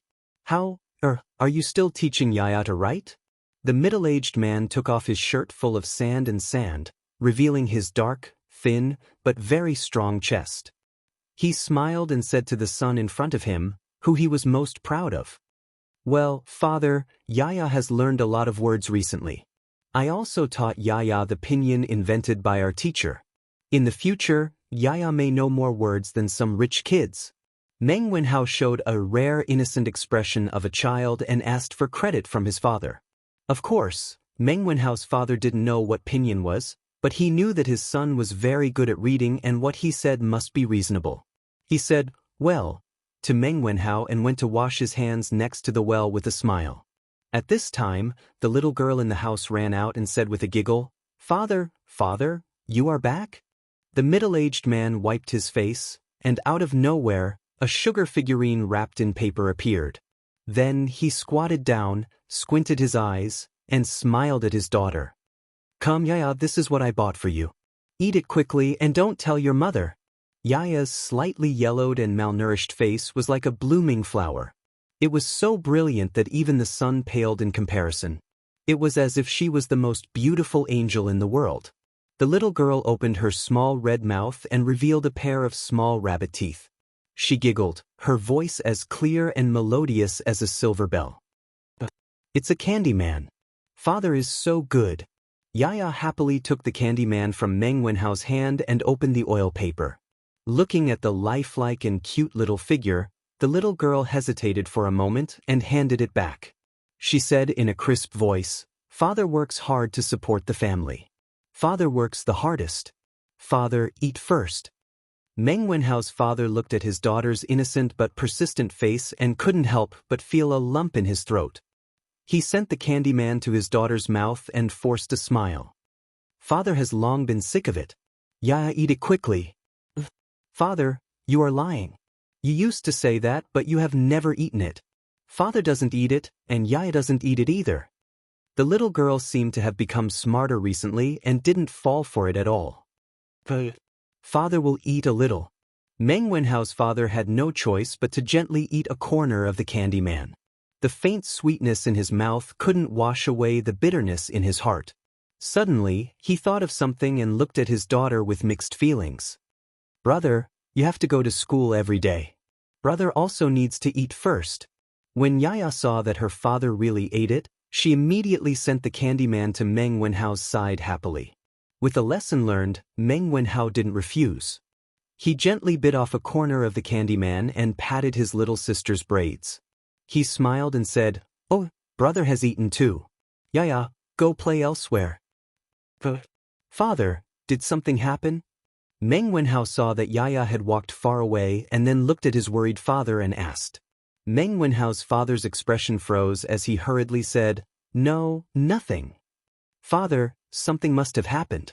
Can you hide it from me? Tell me if you have something and we will think of a solution together." Meng Wenhao's father thought for a moment and said hesitantly, I might have to go on a long trip in a few days. I might be gone for 2 to 3 months. Father, where are you going? Meng Wenhao asked anxiously. Going overseas. Meng Wenhao's father stuttered and finally revealed the truth. However, this sentence was like a bolt from the blue, leaving Meng Wenhao stunned on the spot. Chapter 239. Father, why did you suddenly think of going overseas? Meng Wenhao was stunned for a while before asking with difficulty. Although he had never been to the sea, he knew that there were hidden dangers everywhere. Today, Boss Feng suddenly told me that he has a fleet going to Southeast Asia to purchase goods in 7 days.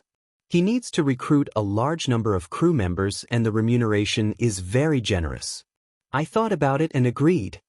Father Meng slowly told the truth. Father, how can you agree? You don't know how to operate a ship? Besides, the sea is so dangerous. You little brat, are you looking down on your father? Who said that I don't know how to operate a ship? Don't worry. I'm good at swimming. I'll definitely be fine. When I come back 3 months later, our family will be able to live a good life. The remuneration that Boss Feng gave me this time is equivalent to 3 years of carrying goods at the dock.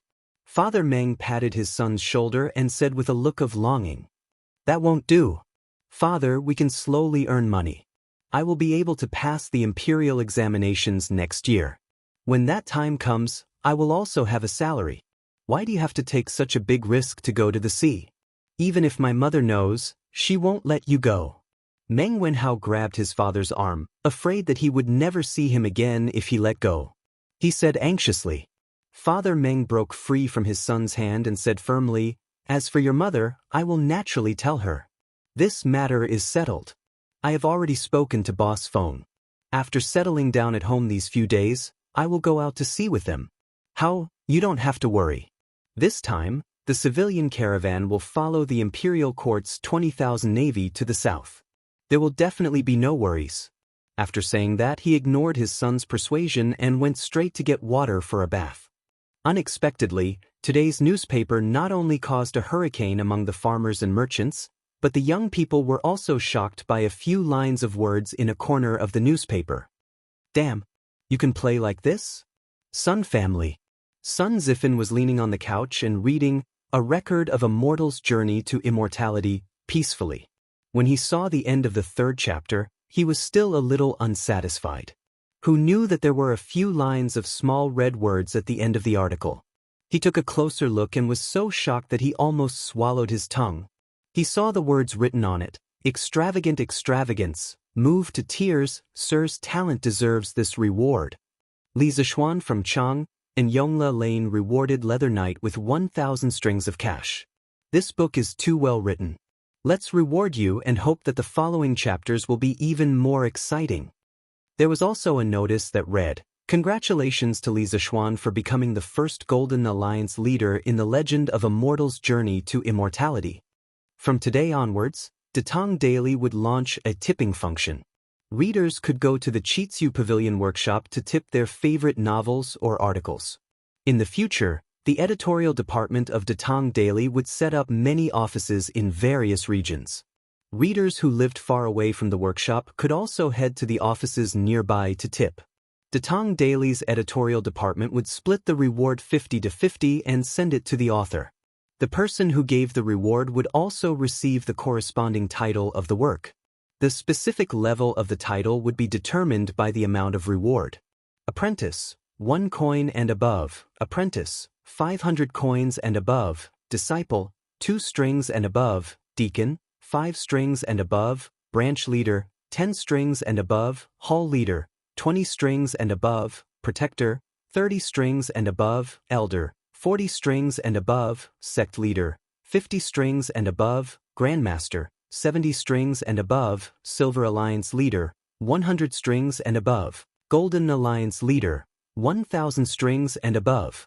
The corresponding badge of the title would also be awarded to the readers who tipped. This badge was specially made and would definitely not be counterfeited. The names of the top 10 readers who tipped the most will be hung at the bottom of the book. In addition, Datang Daily is sincerely open to all scholars in Tang Dynasty. Once the novel is accepted, In addition to the split of the reward, we will also give you a guaranteed base price of at least 5 coins per 1,000 words. The salary will be paid monthly and will be sent to you by a special person. You are welcome to submit your work. Tisk tsk. Mr. Li is really rich. He gave out 1,000 strings of cash just like that. Even if we split it 50 to 50, Leather Knight would get 500 strings of cash. Sun Zi fan sighed with a face full of envy. 500 strings of cash was a huge sum of money. In the entire Chang and city, except for a few people, no one would look down on 500 strings of cash and casually give it away. It was the same for the Sun family. *CK. If writing novels is so profitable, then why do I still need to go to school? I might as well write novels. Sun Zifan slapped his head and was about to go to the study to write novels. This guy really had no idea. If writing novels was so easy, then in the modern age of the internet, wouldn't everyone be able to become a god? Novels were easy to read, but when you actually started writing, you would realize that it was very difficult. It was definitely not something that could be written just by slapping one's head. Prince Wei's residence. Li Tai was also reading the latest issue of the newspaper. Yesterday, he had told Li Zixuan about Li Er's intentions. Today, he purposely checked to see if the government decree was published in the newspaper.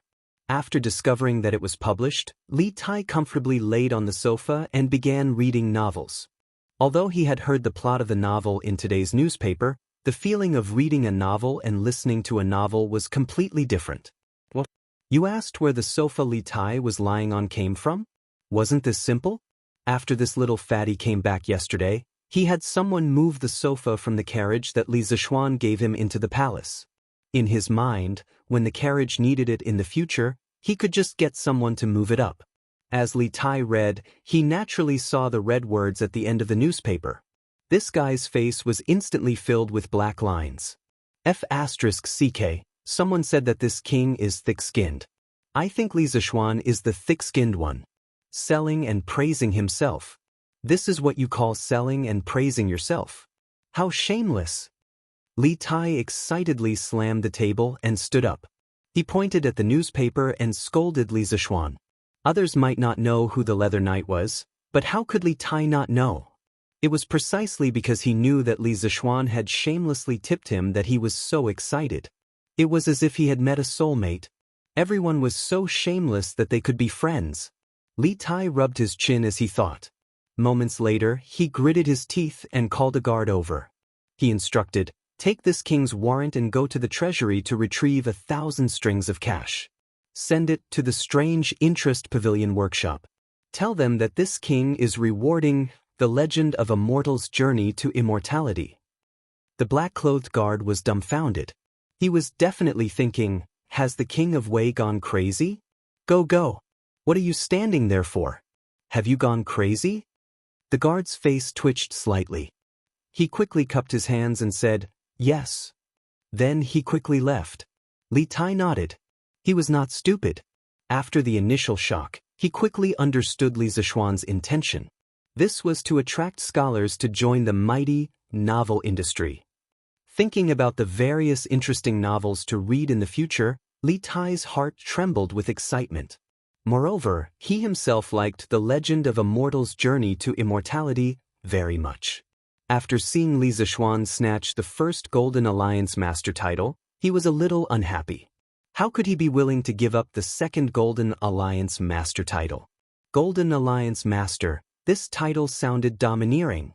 Although Li Tai felt the pinch of giving away 1,000 strings of cash, it was still a man's pride and a Buddha's desire to burn incense. Moreover, he still had 20% of the shares in Strange Interest Culture. It was considered an investment.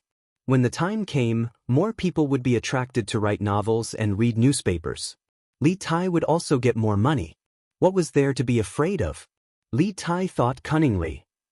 Chapter 240. South of Chang and City, Jinyu Academy. On the stone bench under the pine forest, Hua Hongyi and the other 2 poor scholars gathered together to read the newspaper. Reading the newspaper had become their daily routine. If they didn't read it for a day, they would feel uncomfortable. Wow! Look at the last part of the newspaper. Lord Li is really rich. He gave out 1,000 strings of cash just like that. The newspaper has an additional reward function? Who said it wasn't? Lordly has come up with a new trick again. Tiske, Lordly really knows how to play. But this way, that leather knight will be rich. Even if it's split 50 to 50, it's still 500 strings of cash. It's enough for a family of 3 to use for a few decades. Hua Hongyi waved the worn-out fan in his hand and thought for a while. He looked at his 2 classmates and said, Tianhua, Feichen, haven't you thought about Lord Li's intention? Although the story of A Legend of a Mortal's Journey to Immortality is novel, it's not enough to give out 1,000 strings of cash as a reward, right? Brother Hongyi, did you discover something? Yes, I think Lord Li wants to attract scholars to write novels and then submit them to his Datang daily. This looks like it's true. But Lord Li is too generous with his money. Hua Hongyi nodded and said, yes, when Lord Li makes a move, it's always a big deal. With him doing this, I'm afraid many people will rush to write novels. That would have to be written by them first. It has to be something that the supervisor of the workshop likes. Why don't we give it a try too? After all, Lord Li's reward is so generous. That's right, Feichen is right. What if Lord Li takes a fancy to what we write? Then even if no one gives us a reward, according to the guaranteed price they set, it's 5 strings of cash for 1,000 words. If we write 10,000 words a day, it'll be 50 strings of cash. That's close to 2 strings of cash a month. It's really not low. Brother Hongyi, what do you think? According to the current prices, 50 copper coins a day could be exchanged for about 200 caddies of rice. This salary was really not low, and all they had to pay was just a few words. Hua Hongyi frowned and hesitated. The salary is indeed not low, but have you thought about what to write? Why don't we imitate the plot of A Legend of a Mortal's Journey to Immortality and make up another story? Yes, I think it's a good idea. The setting of A Legend of a Mortal's Journey to Immortality is so novel and interesting. I think this model can give rise to many other stories. Hua Hongyi shook his head and said, I don't want to do that. Imitation is always inferior. If I were to write it, I would definitely create a whole new story background and plot. You can try to imitate it first and see how it works. Who knows if it might succeed? Then let's start writing now. Qing Manor. Tiske, little Xian is really rich. Cheng Chumo also saw the last few paragraphs of the newspaper. Although he was a loyal fan of A Legend of a Mortal's Journey to Immortality, he didn't know that A Legend of a Mortal's Journey to Immortality was written by Li Zixuan. Therefore, when he saw the last few paragraphs, his first reaction was not to scold Li Zixuan for being shameless, but to sigh at how rich Li Zixuan was. He could throw out 1,000 strings of cash just like that. Golden Alliance Leader. Tiske, this title is so impressive. Cheng Chumo rubbed his chin and sighed with envy. He didn't agree with Li Tai. After all, he was a prince and had a certain amount of financial autonomy. He could squeeze out 1,000 strings of cash just by gritting his teeth. However, Cheng Chumo was a pauper through and through. Although the Cheng family and the Li family had cooperated on the Drunken Immortal and the Land of Warmth and Tenderness, and he had received a lot of pocket money recently, it definitely didn't add up to 1,000 strings of cash. He didn't have the guts to ask old Madame Cheng for it. Therefore, when he saw Li Zixuan become the first Golden Alliance leader in A Legend of a Mortal's Journey to Immortality, he could only be envious. Although he really wanted it, he couldn't afford it. Cheng Chumo was conflicted for a while. After a while, he gritted his teeth and returned to his bed. He took out all his pocket money and counted it. Then he smiled and said, Hee, I can't afford a Golden Alliance leader, but I can still give you a Silver Alliance leader. Cheng Chumo called his page boy.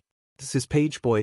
Since this guy started going to school, Cheng Chumo had also followed the trend and recruited a page boy for his son. Jiang Wuyun, send this 100 strings of cash to the workshop of Chitsu Pavilion. Tell them it's a reward from me for A Legend of a Mortal's Journey to Immortality.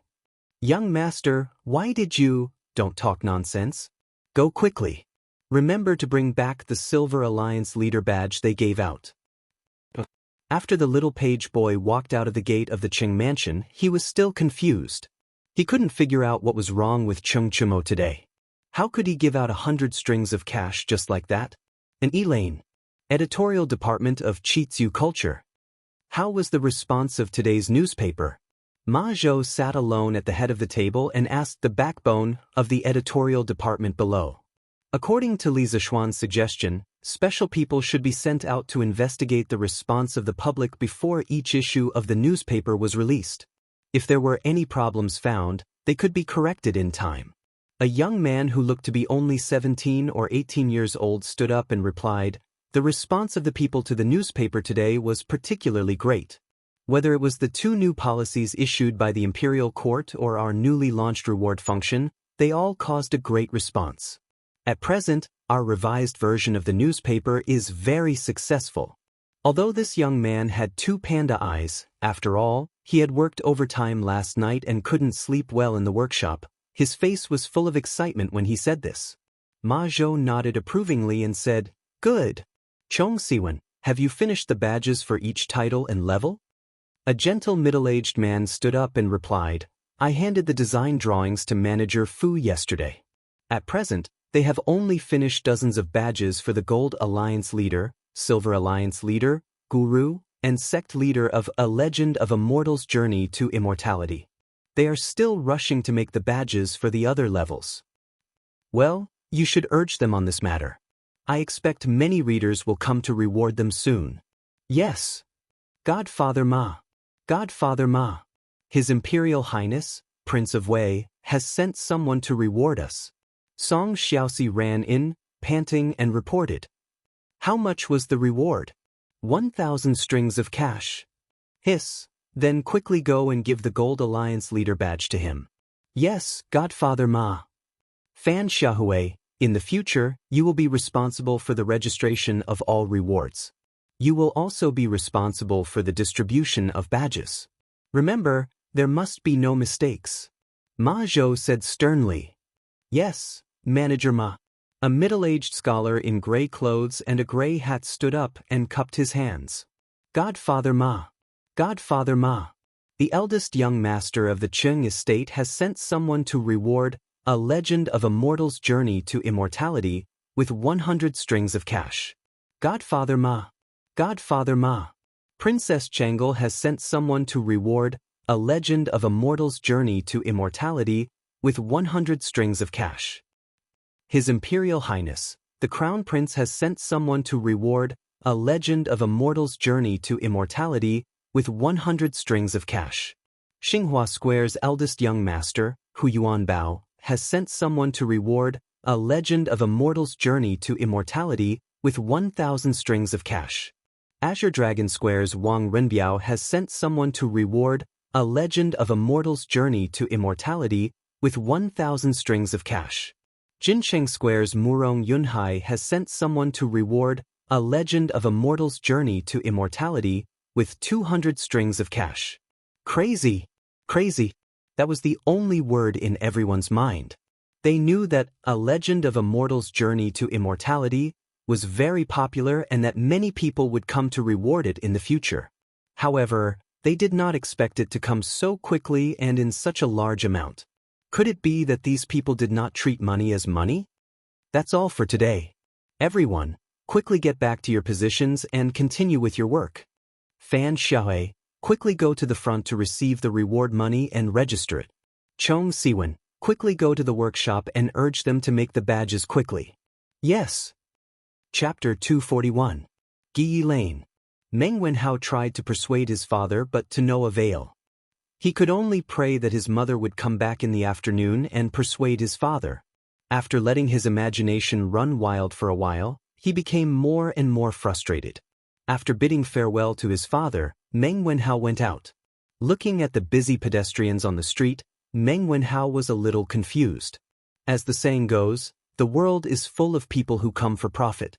Most of the people in front of him were rushing to earn money. What was he doing? Isn't this Meng Wenhao? Where are you going? Suddenly, a voice came to his ear. Meng Wenhao found it familiar.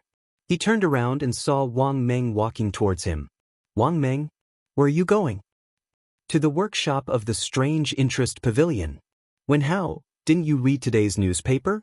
Datong Daily can reward now. Mr. Li alone rewarded The Legend of a Mortal's Journey to Immortality with 1,000 strings of cash and became the first Gold Alliance leader. How impressive! I, Wang Meng, may not be rich, but I can still squeeze out 10 strings of cash and become a leader. What reward? What alliance leader? What is Wang Meng talking about? Meng Wenhao was confused. He had no idea what Wang Meng was talking about. Here, take a look for yourself. Wang Meng took out today's newspaper and handed it to Meng Wenhao. He pointed at the last few paragraphs of the newspaper. Meng Wenhao only understood after reading it. His first reaction was to break down. He didn't expect Li Zishuan to write a novel in private. He even had the cheek to reward himself. How shameless must he be to do such a thing? What's wrong? You must be shocked by Mr. Li's generosity, right? Ha! Wang Meng looked at Meng Wenhao's twitching face and thought that he was too shocked. Meng Wenhao almost vomited blood. He quickly nodded and pretended to be shocked. Yes. I was indeed shocked. Hee, then take your time to be shocked. I'll take my leave first. Wang Meng gave Meng Wenhao a look that said, I've been there before, so I understand. He patted Meng Wenhao's shoulder, turned around and ran away. Hey Wang Meng, your newspaper. Forget it, it's fine. Wenhao, take it first. Meng Wenhao shook his head helplessly. The gloominess in his heart had been diluted by the news he had just received. He had not expected his teacher to be so capricious and unconventional. Since he had nothing to do, he sat down on the pier of the bridge not far away and flipped through the newspaper. Naturally, he also saw the headlines today.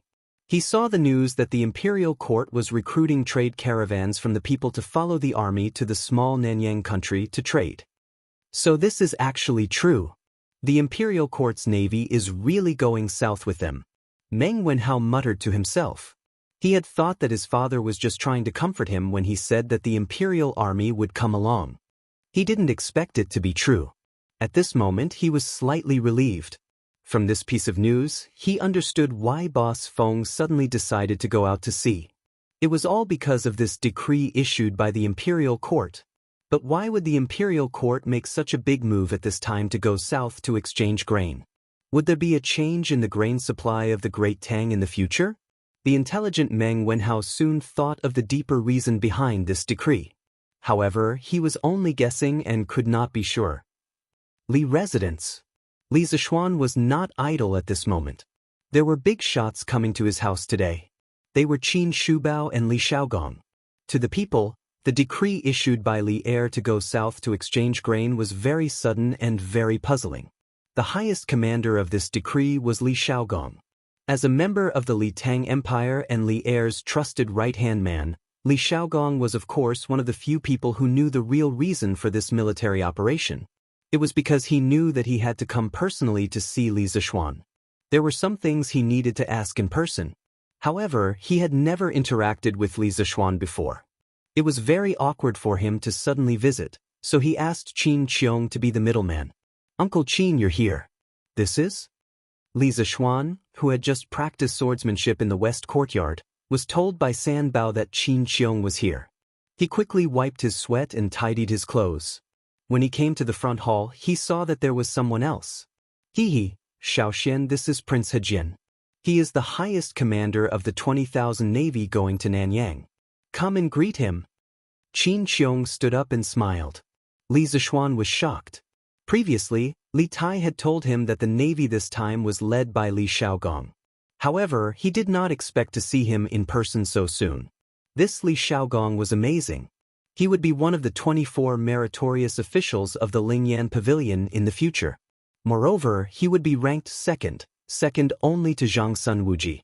Li Xiaogong's grandfather, Li Wei, was Li Hu's seventh son. Li Heir's grandfather, Li Wei, was Li Hu's third son. He was also Li Heir's cousin. Looking at the Li Tang Empire, Li Xiaogong was considered a rather accomplished person. He was humble and did not claim credit, nor did he take power. He had a noble character and did not even want a big house. He was just a little lecherous. It was said that there were more than 100 singers and dancers in his back room. However, they did not steal or rob, so it was not a big problem. Greetings, Prince. Li Zishuan cupped his hands and bowed to the vigorous and ruddy man in front of him. Ha, rise. Kid, you just finished practicing swordsmanship, right? This prince can still feel sword intent from your body. Li Zishuan was sizing up Li Zishuan, but Li Xiaogong was also sizing up Li Zishuan. He narrowed his eyes and felt the sword intent that Li Zishuan had just finished practicing swordsmanship. Li Xiaogong's pupils shrank, and he laughed boldly and asked, Prince's eyes are as sharp as torches. This kid admires you. Li Zishuan was slightly surprised. He did not expect to meet an expert. He could not see through Li Xiaogong's realm for a while because Li Xiaogong's blood qi was dozens of times more vigorous than Qin Qiong's. He had probably entered the Grandmaster realm many years ago. What a monster. This Li Xiaogong looked to be in his 30s. Hi, not bad, not bad. Kid, your sword intent is pure and sharp.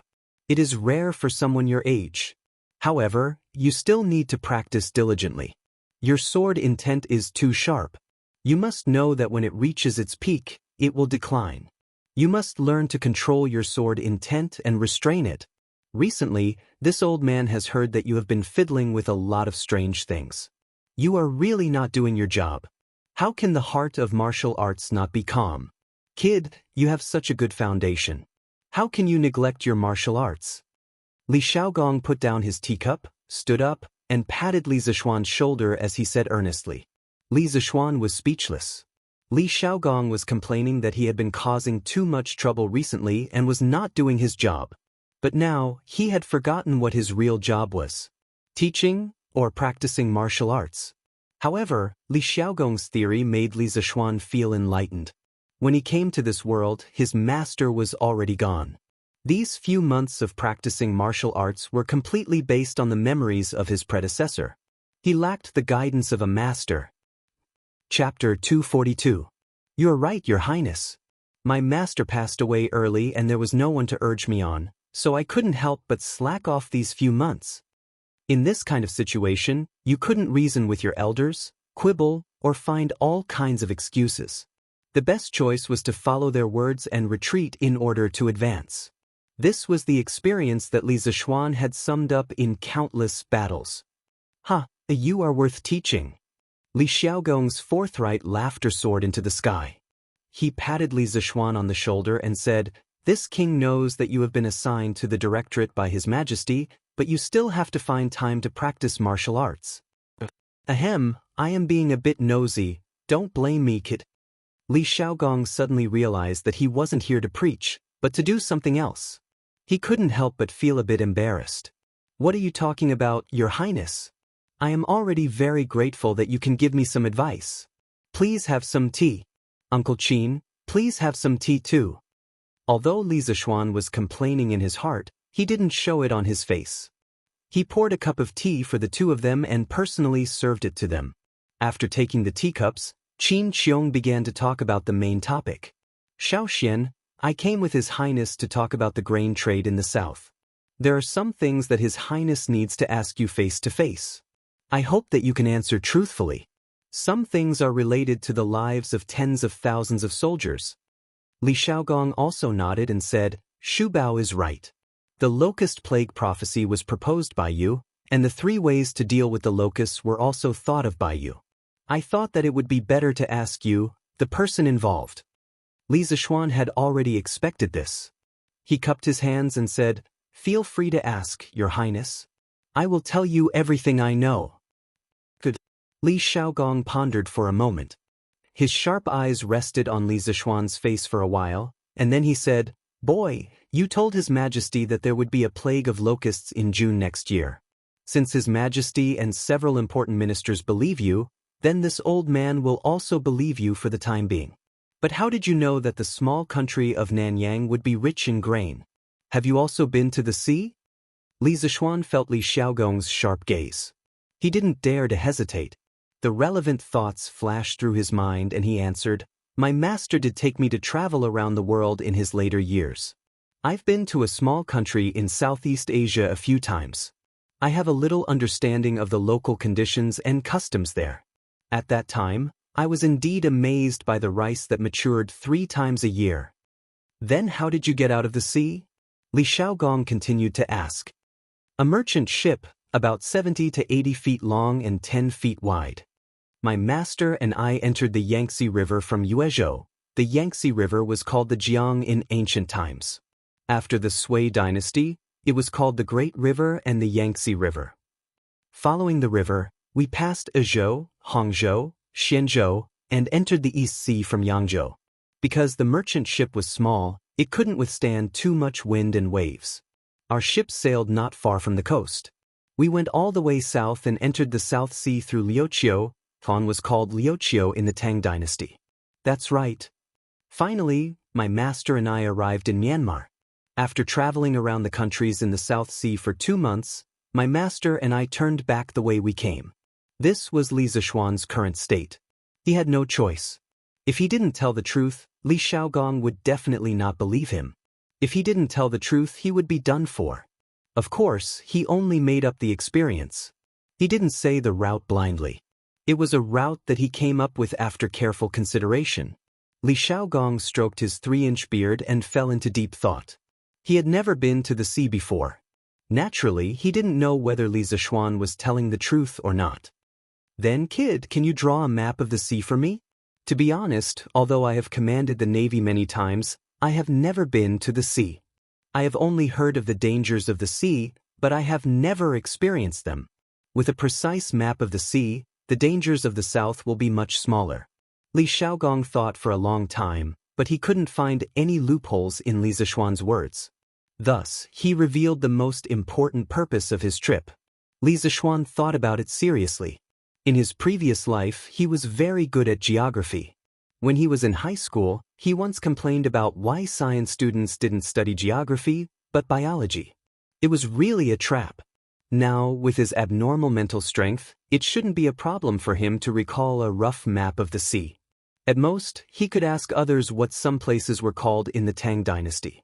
Moreover, this matter concerned the lives of tens of thousands of people. This map must be drawn. This kid is willing to help. Your Highness can go back and wait for a few days. After this kid finishes drawing, I will send someone to deliver the map to your residence.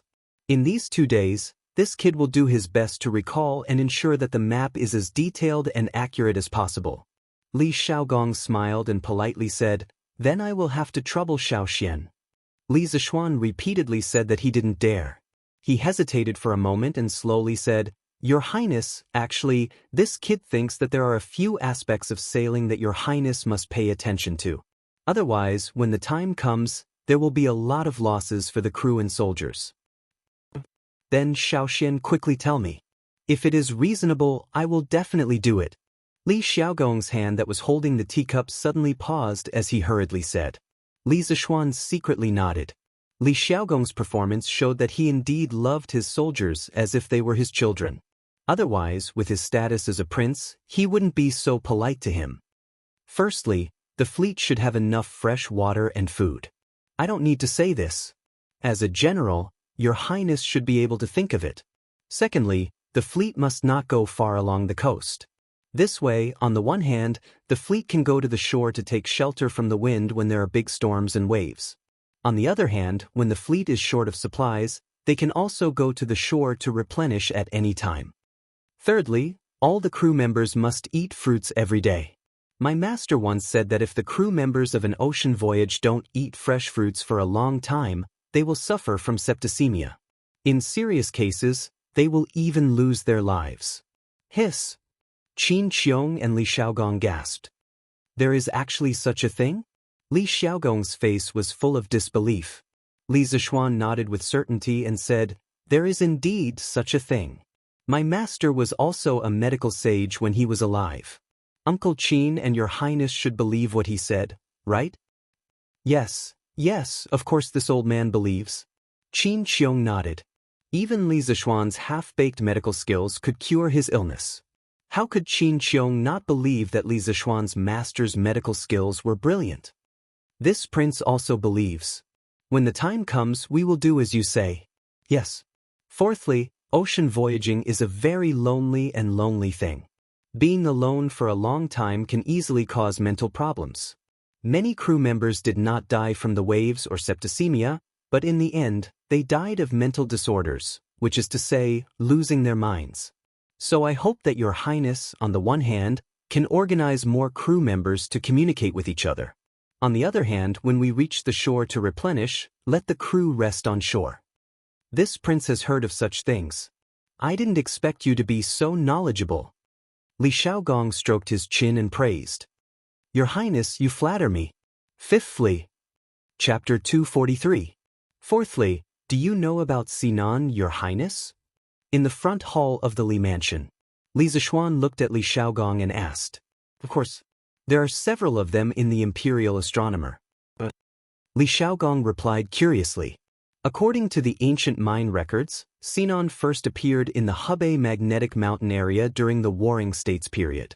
At first, it was used for geomancy, but there were no archaeological objects. It took a long time for Sinan to become a compass. At least, there was no compass in the early Tang dynasty. Qiu Yanhan, a geomancy expert in Xianxia during the Kaiyuan period of the Tang dynasty, was praised by later generations as the founder of the three needles of geomancy: straight needle, sewing needle, and medium needle. He might be the first inventor of the magnetic needle. In the early Northern Song dynasty, another guide tool was created in our country, the guide fish. It was made of a thin piece of steel and was shaped like a fish. It was 2 inches long and 5 inches wide. The belly of the fish was a little concave. Like a boat, it could float on the water. The fish made of steel was not magnetic, so it could not be used as a guide. If it was used as a guide, it must be turned into a magnet by artificial magnetic transmission. The General Essentials of Martial Arts, compiled by Zhen Gongliang in the Northern Song dynasty, introduced the preparation method of the guide fish in detail. As for the method of making a floating magnetic needle, it was first seen in Xin Kuo's Dream Creek Talk in the Northern Song dynasty. The earliest application of the compass in navigation was in the Ming dynasty when Zheng He went to the Western Ocean. In this era, even if the compass was invented, no one would think of using it for navigation. Yes, the gift that Li Zishuan wanted to give to the team of tens of thousands of people was a compass. This thing was a powerful tool for navigation. In the Song dynasty and Yuan dynasty, the compass invented by our country was spread to many countries in Europe and Asia, making it possible for modern Europe to explore the ocean.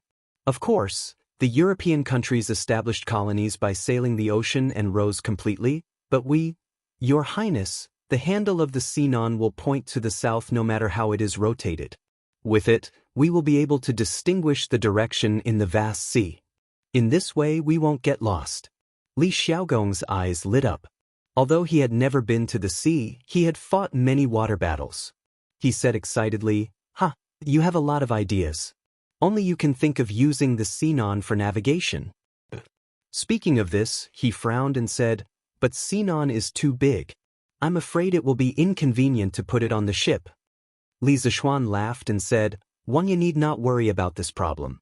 Xiaobei knows of an object that can also point us in the right direction. Moreover, it is incomparably light and easy to carry. If Your Highness needs it, I can have the workshop make a few today and send them to Your Highness. Your Highness will know when you see them. Is there really such a divine object? Then you have to make it as soon as possible.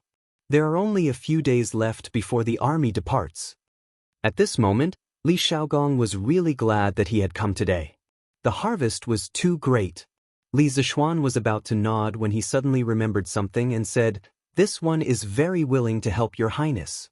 However, this one is still under house arrest. I can't go out, nor can I go to the workshop personally. As a result, I'm afraid the progress will be much slower. Although the house arrest order allowed him to have many days off, it was indeed inconvenient for him to go out if he had something to do. For example, when he came up with the idea yesterday, he had to trouble himself to write down the changes of the Datang daily. How could it be more convenient to say it in person? Li Xiaogong said indifferently, this is not a big deal. I'll go to the palace later and ask His Majesty to suspend your house arrest order. The military situation is urgent. I'm sure His Majesty will make an exception for such a small matter. Li Zishuan said happily, Thank you, Your Highness. It's okay. Xiaoxian, do you have anything else to say about what needs to be paid attention to when going to sea? There is one more thing.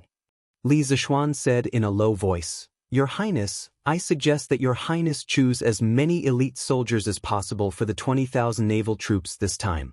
They can win both the naval battle and the land battle. They should also be well prepared with weapons. Li Xiaogong's eyes flashed and he said in a cold voice, Xiaoxian, you mean we will not only encounter naval battles, but also have to fight with others on land? Li Zishuan nodded and said, yes, it's very likely. We may encounter pirates on the water. As for the land, Your Highness, the goods your fleet is carrying this time are all very valuable. Those gorgeous silks and exquisite porcelain are more precious than gold to the people of Nanyang.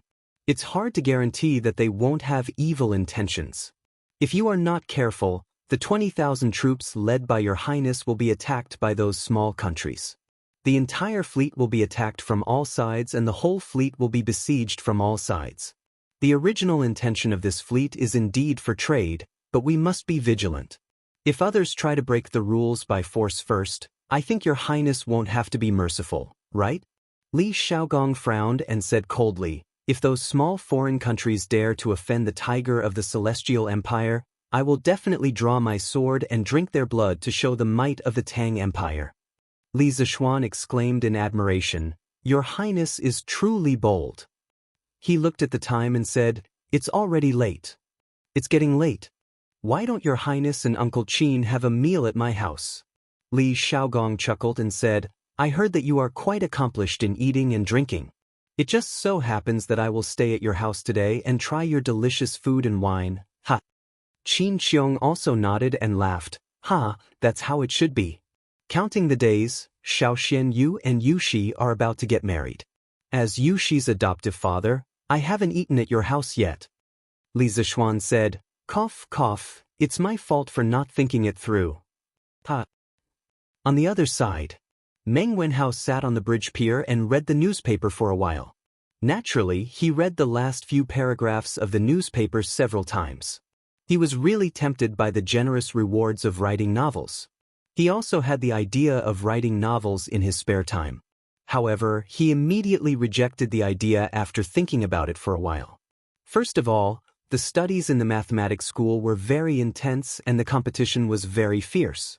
He still wanted to get first place in the monthly exam and get the opportunity to bring his family to the Zuaishin restaurant for a free meal. Under normal circumstances, if his family ate and drank freely at the Zuaishin restaurant, they could eat at least 50 to 60 strings of coins. If they ordered wine, it would be even more expensive. This was more cost-effective than writing novels. On the other hand, writing novels would definitely delay his studies. His parents would definitely not allow it, and he would not allow it either. Shaking his head, he dispelled this unrealistic idea. Meng Wenhao looked at the sun above his head and then got up to go home for lunch. At this time, he realized that he was actually near Yongda Square. In the morning, he wandered around aimlessly and unknowingly came to a place so far away from home. Meng Wenhao sighed and walked home. Don't move. It's a robbery. When he walked to Xianxia Lane, Meng Wenhao suddenly heard a low man's voice coming from the alley between Xianxia Lane and Feng'an Lane. He was shocked and quickly turned to the corner, carefully peeking at the situation in the alley. He saw a big man in gray clothes with a piece of black cloth over his face. He held a cold kitchen knife in his hand and was holding it against the neck of an 11 or 12-year-old girl. It was a scene of robbery in broad daylight. Chapter 244. Humph. Is there something wrong with your eyes? Why do you think I'm rich? On the side of the lane between Xuanyi Lane and Feng'an Lane, Meng Wenhao's heart was in his throat. When he was hesitating whether to stop the masked man or not, he saw the girl with one hand on her waist and snorted recklessly. Meng Wenhao really wanted to go up and cover the girl's mouth. Oh my God, why are you still talking nonsense? Don't you think things are chaotic enough? The masked man was obviously stunned. It was probably the first time he met such a heartless person who was not afraid of death. In other words, it was the first time this guy came out to rob. He had no experience and could not scare people. Cut the crap. I only want 500 copper coins. Hand it over and I'll let you go. Otherwise, I'm afraid there will be an extra red line on your neck. The masked man reacted. He pushed the kitchen knife in his hand forward a few more inches and said fiercely. Meng Wenhao saw it clearly from the corner of the wall. He was very anxious and wanted to stop him. However, he was afraid that the kitchen knife in the masked man's hand would hurt the girl. After all, the kitchen knife was already close to the girl's throat.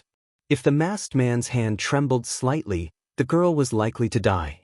Meng Wenhao looked around and found that there was no one around. He guessed that they had all gone back to have lunch. Meng Wenhao forced himself to calm down and seriously thought about it. Then he picked up a brick next to him. Don't be surprised, this was the so-called Qin bricks and Han tiles.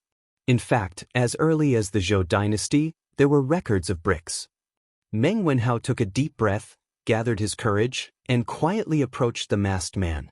The masked man and the girl stood facing each other. Meng Wenhao's direction was just behind the masked man, so his movements fell into the girl's eyes. The girl saw that there was someone else here, and her eyes widened in surprise. However, when she saw the brick in Meng Wenhao's hand, she quickly blinked, as if to tell him not to come over. Meng Wenhao's brain was a little confused. He did not understand what the girl was trying to say. Little girl, is there something wrong with your eyes? Why do you keep blinking? Is there someone behind you?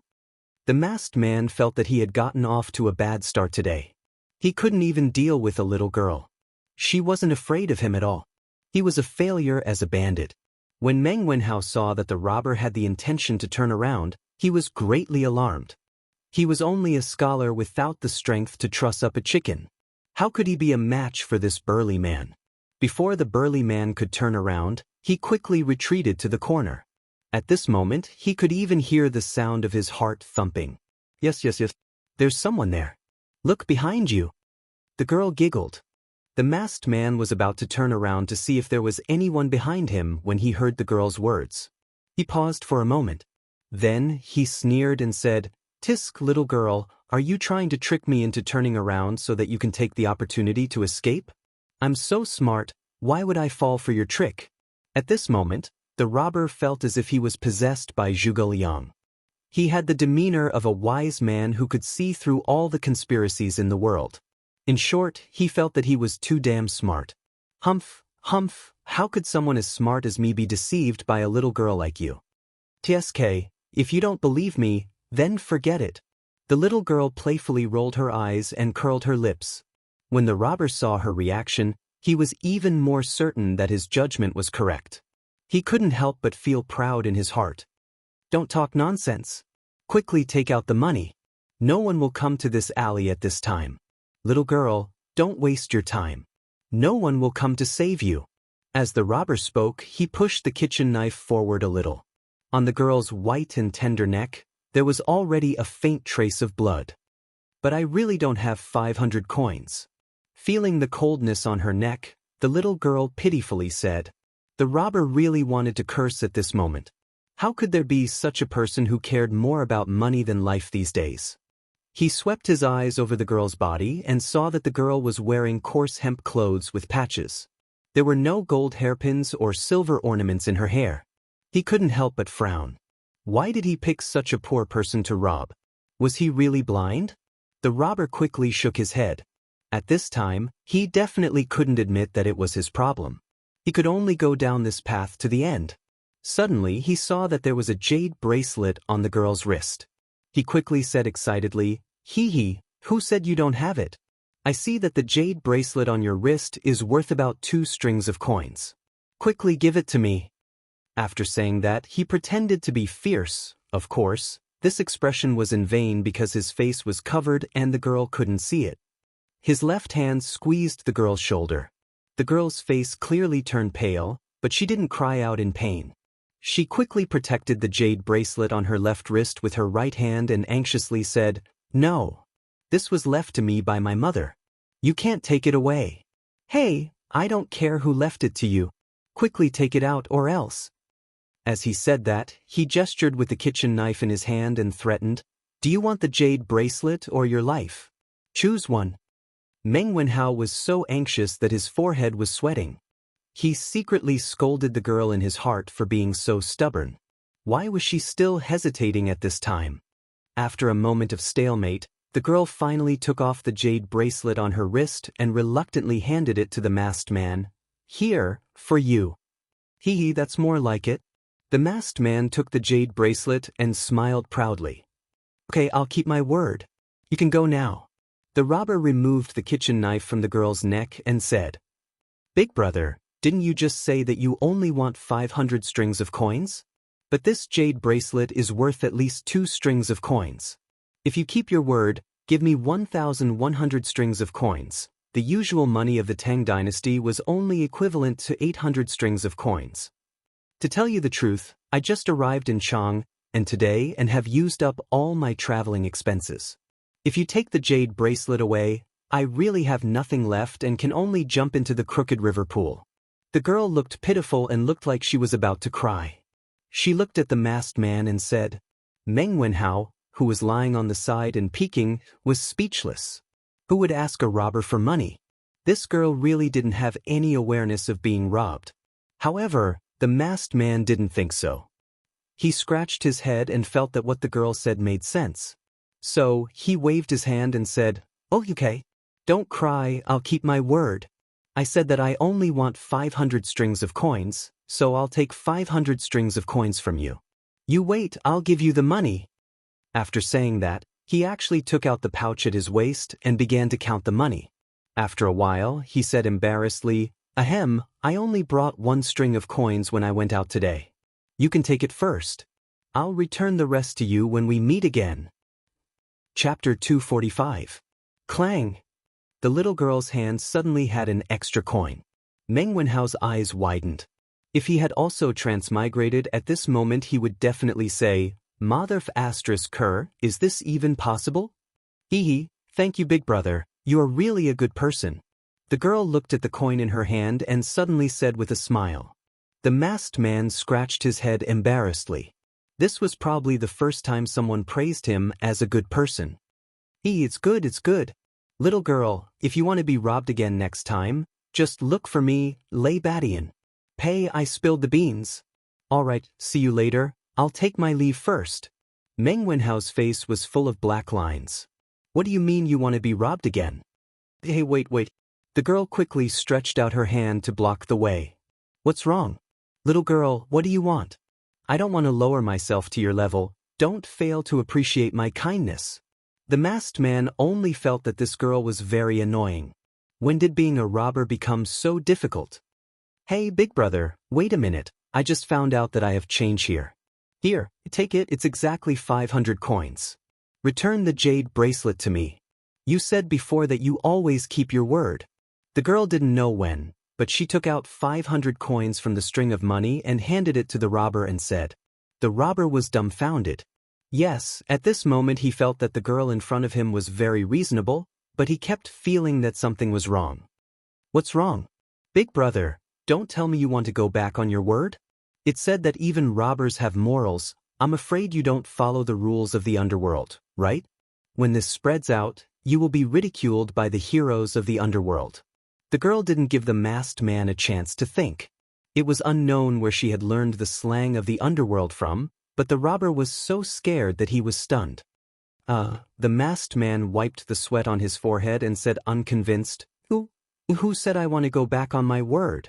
Here, I'll return the jade bracelet to you and give me the 500 coins.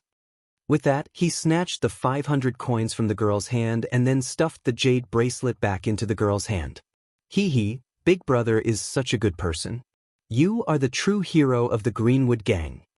After the girl took back the jade bracelet, she was exceptionally happy. Words of praise were as if they were free. Hee. The masked man was even happier with his daughter's compliment. He waved his hand and said, All right, I'll take my leave first. See you again. After he finished speaking, he swaggered to the other side of the alley with a heroic look on his face and gradually disappeared from sight. Silence. The alley fell into an abnormal silence. Meng Wenhao, who was squatting in the corner, had a look of Sparta on his face. He felt that his worldview was about to be turned upside down. After living for more than 10 years, This was the first time he had seen such an adorably stupid robber. Of course, he definitely did not know the term adorably stupid. This big idiot is really blind. This lady is as beautiful as a flower, but she only cared about the money and forgot about the beauty. She is really stupid. This time, this lady was careless and fell into your trap. The next time I see you, I will beat you up every time I see you. The girl stomped her feet and said hatefully in the direction where the robber disappeared. Meng Wenhao stood up and was about to step forward to greet the girl when he heard her strange words. Meng Wenhao immediately staggered. He staggered 2 steps before stabilizing himself. He looked at the girl with a speechless expression and said, "What are you talking about? Lady, can you stop talking? You have already cheated him of 300 coins. That robber is really, really pitiful. What do you mean by I cheated him of 300 coins? This is clearly the money that this lady earned with her own intelligence. Which side are you on, scholar?" The girl's voice suddenly rose by 800 degrees, as if someone had stepped on her little tail. Meng Wenhao felt that today was the day that he had been speechless the most. Facing such a lively and willful girl who was a little shameless, he felt that even if he was well-read and had a belly full of talent, he probably would not be able to win against this girl. All right. You earned it yourself. It's not considered cheating others. Meng Wenhao hurriedly waved his hand and admitted defeat. He then continued, "Since this lady is fine, then quickly go home. Don't let your family worry. The alleys here are crisscrossed and very remote. You'd better not come here alone in the future.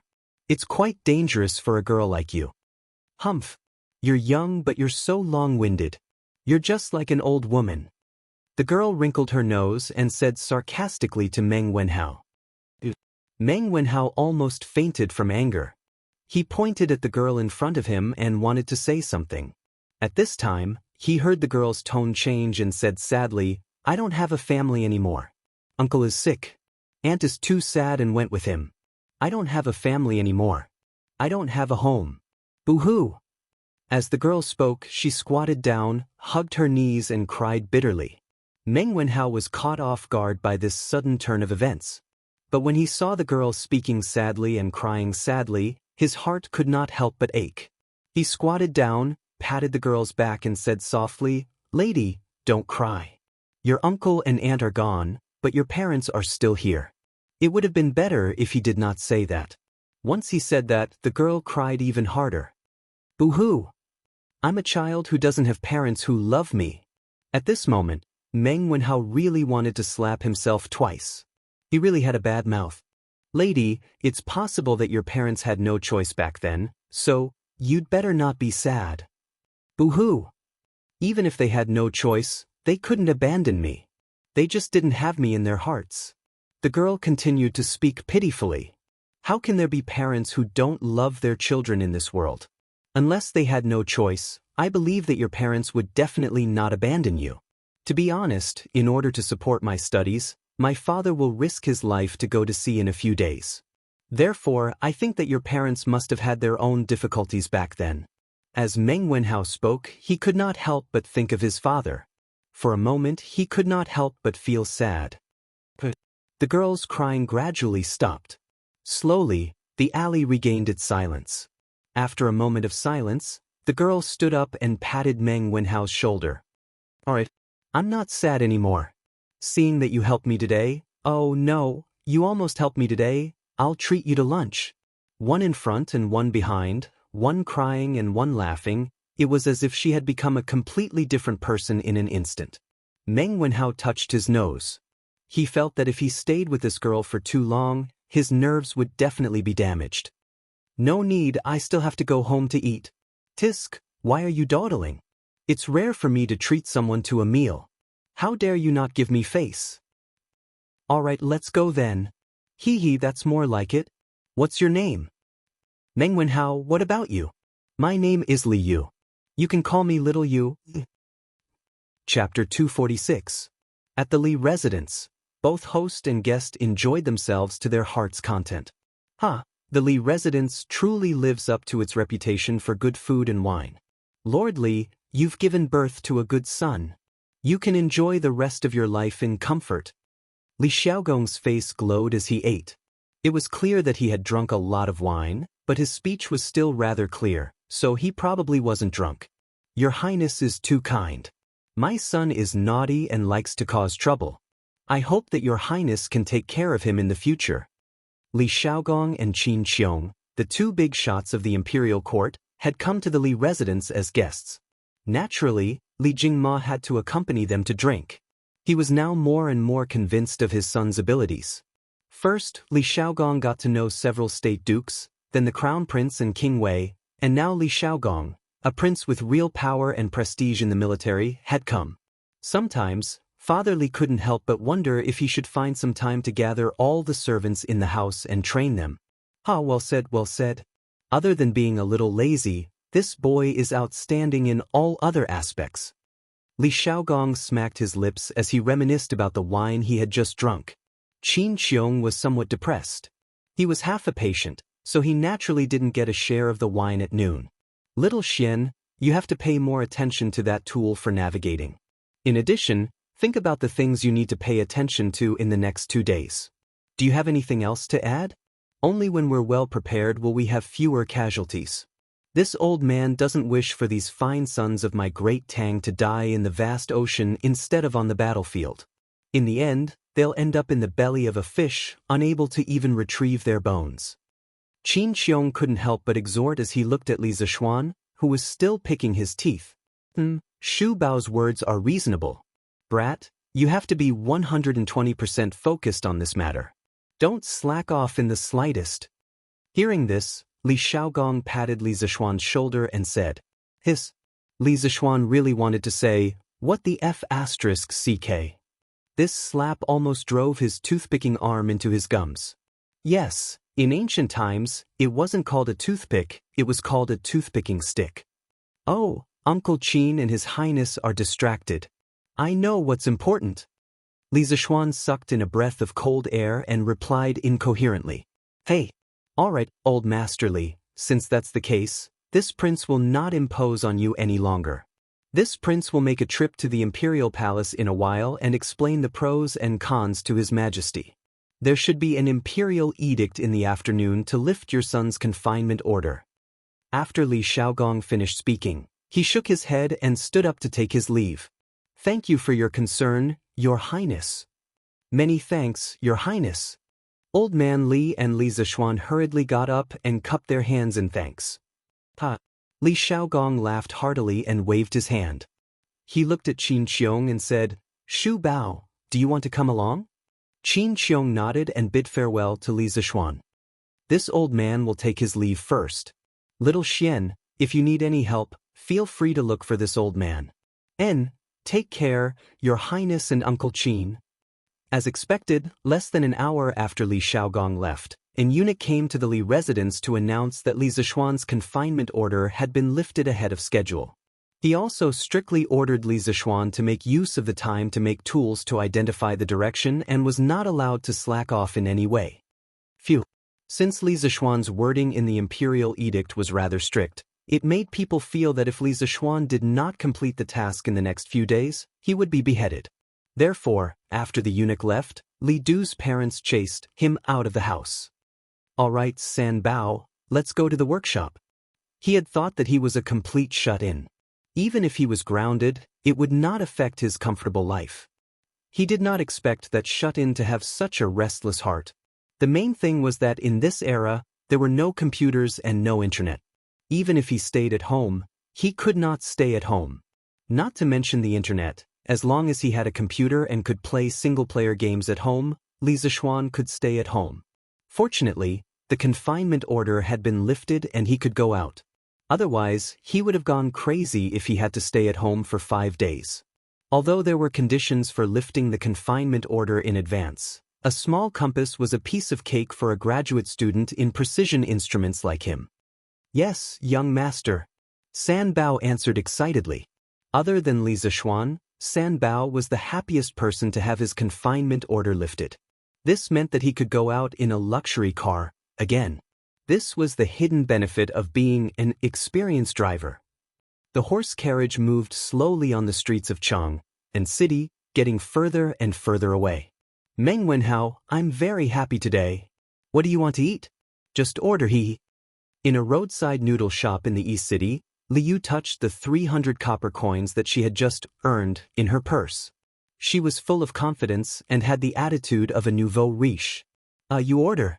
Also, you have no relatives or friends in Chang. I advise you to save the 300 copper coins. Meng Wenhao said worriedly. On the way, through chatting with each other, he had a rough understanding of Liu's current situation. The little girl's adoptive parents, who were also her uncle and aunt, used to live in Bingzhou, which was also Taiyuan. In the 13th year of Sui Day, 618 AD, Liu, who was still in swaddling clothes, was entrusted to Fu Lingyan and Lu Yixue, Liu's adoptive parents, by a mysterious couple. They said that they would come back to take her away in 2 to 3 months or a year. The Fu family was a large family in Taiyuan, and Fu Lingyan was somewhat knowledgeable. He saw that the couple was in a sorry state, and their expressions were rather panicked. He could even faintly see traces of blood on their clothes. He guessed that the couple might have encountered a very thorny problem. He instinctively wanted to keep the couple at the door. After all, the world was in chaos at the time, and no one was willing to fall into inexplicable trouble for no reason. Fu Lingyan was about to refuse when Lu Yixue tugged at his arm and looked lovingly at the little girl in swaddling clothes. They had been together for more than 10 years. How could Fu Lingyan not understand his wife's thoughts? He could not help but feel a pain in his heart. After being married for so many years, although they were very loving, they did not have a child. They had seen many famous doctors, but it was to no avail. The child had become a knot in their hearts that they could never get rid of. Looking at it now, his wife probably wanted to adopt the baby girl. In the end, Fu Lingyan gave in and adopted Liu. He had asked about the couple's identity, but they refused to tell him. Instead, they wanted to give him a large sum of money to raise their daughter. Of course, Fu Lingyan didn't lack the money, so he refused. Just like that, Liu was settled in the Fu family. The only thing her parents left behind was the jade bracelet. Lu Yixue was a mother for the first time. Naturally, she was very excited. Although her identity as a mother could be taken away at any time, she still treated Liu as her own. What she did for Liu was even more than what a real mother would do. Just like that, the Fu family had a little cutie. A little cutie that could be taken away at any time. Liu was in such a happy environment, waiting for her birth parents to come. Who knew that in the 6th month of that year, peasant uprisings would spread throughout the country. Li Yuan, who was guarding Taiyuan at the time, and his second son, Li Shimin, took advantage of the situation to rebel. He called back his eldest son, Li Jianxing, and his fourth son, Li Yuanji, from Hedong, west of today's Yongji, Xianxia. He sent Lu Wenjing to the Tujue to ask Shibi Khan to send troops to help. He also recruited troops to attack Guangzhou. The central plains fell into the flames of war. Taiyuan, as the place where the dragon rose, was naturally the first to bear the brunt. Various mountain bandits took advantage of the chaos to commit crimes, burning, killing, and robbing. The Fu family was also affected. To escape the chaos of war, Fu Lingyan decided to move his family to the south. Chapter 247. In order to let Liu's biological father and mother find Liu in the future, Fu Lingyan left a letter in the main hall of the house before he left. He explained that the Fu family had moved south to avoid the chaos of war and asked them to search the Jiangnan area after they found the letter. In this chaotic world, human lives were worthless. Fu Lingyan didn't know if a mere letter could reach Liu's parents, but he had tried his best and had a clear conscience. Along the way, they naturally met many bandits. Their lives were on the line many times, and Fu Lingyan also suffered many internal injuries. In the end, the Fu family settled down in Jiangnan's Yuezhou. At this time, Fu Lingyan had used up all the gold, silver, and valuables he had brought with him when he left Bingzhou. Most of them were given to the bandits. Although they could no longer live a luxurious life, because of Liu's participation, the husband and wife were able to live happily. The man was in charge of the external affairs while the woman was in charge of the domestic affairs. Their lives were still quite good. Chuyun village was surrounded by mountains on 3 sides. It was like a paradise. There were wars everywhere, but Chuyun village wasn't affected at all. The Fu couple sat in the village and watched the change of dynasties, the fall of the Sui, and the rise of the Tang. They also watched Li Er kill his brother and father and usurp the throne. In the blink of an eye, it was the first year of Xinguan. Fu Lingyan had been tortured by pain for more than 10 years. He finally couldn't take it anymore and passed away. Lu Yixue was too sad and depressed.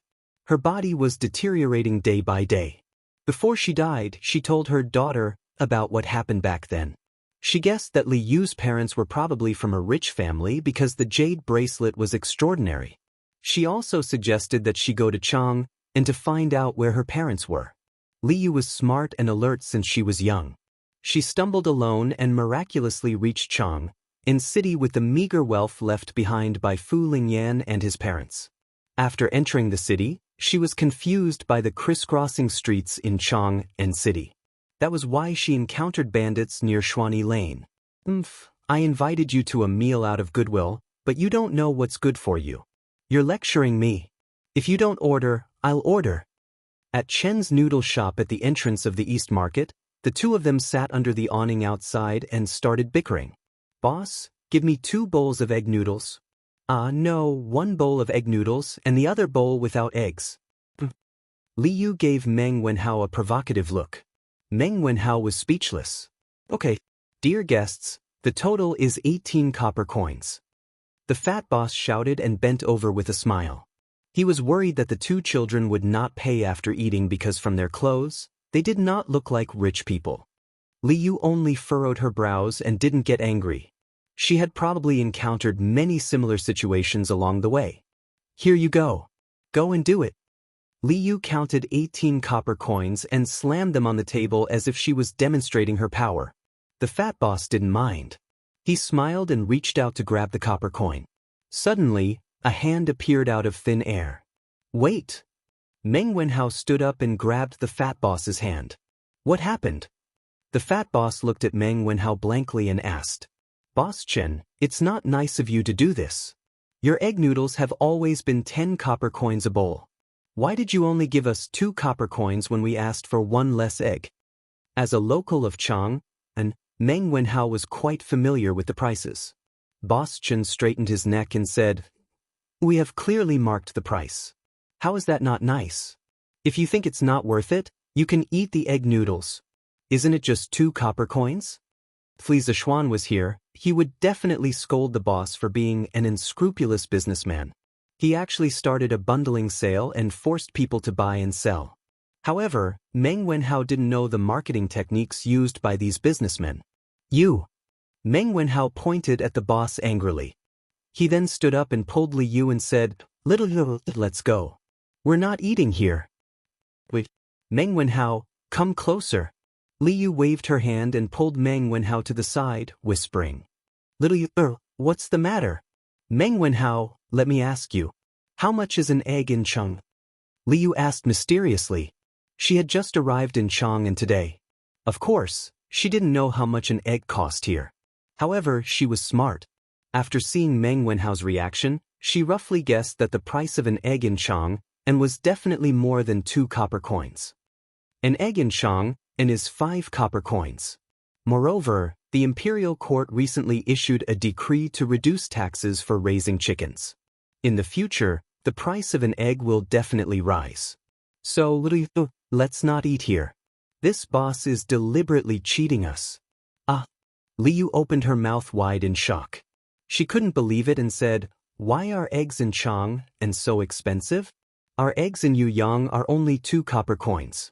If I had known earlier, I would have brought more eggs to sell. Wouldn't I have made a fortune? Meng Wenhao was speechless. His companion's brain structure was probably really different from his. She always thought of strange things. I'm just joking. Why are you looking at me like that? Li Yu was annoyed by Meng Wenhao's look of looking at her as if she was crazy. Ahem, it's nothing. Let's go to another place to eat. Hey, 2 customers. Are you still eating or not? Don't hinder our business. Boss Chen, who was at the side, couldn't help but say impatiently when he saw the 2 children chattering non-stop. Not eating. Eat. Just eat. Meng Wenhao and Li Yu each had their own opinions. The two of them were like natural enemies. They had only known each other for less than half a day and had already bickered countless times. Are you still eating or not? I'm the one paying. Of course, I'm the one who has the final say. Little Yu, ugh. Meng Wenhao wanted to persuade her, but he saw Li Yu's eyes flash with a hint of slyness. She even winked at him. Meng Wenhao had just seen this scene. Wasn't it when she cheated the robbers in the morning? Thinking of this, Meng Wenhao quickly shut his mouth. He began to mourn for the fat boss in front of him. He just didn't know how little Yu was going to deal with it this time. Meng Wenhao was a little excited. Alright, then give me 18 copper coins first. The fat boss sighed and said with a smile. No. Boss, we don't want what we ordered just now. Change the order. Li Yu shook her head and smiled mischievously. Then what do you want to eat? Boss, you just said that egg yangcha noodles cost 10 copper coins and normal yangcha noodles cost 8 copper coins. Is that right? Yes. That's right. Li Yu smiled proudly and finally revealed her foxtail. She said slyly, Boss, give us 10 bowls.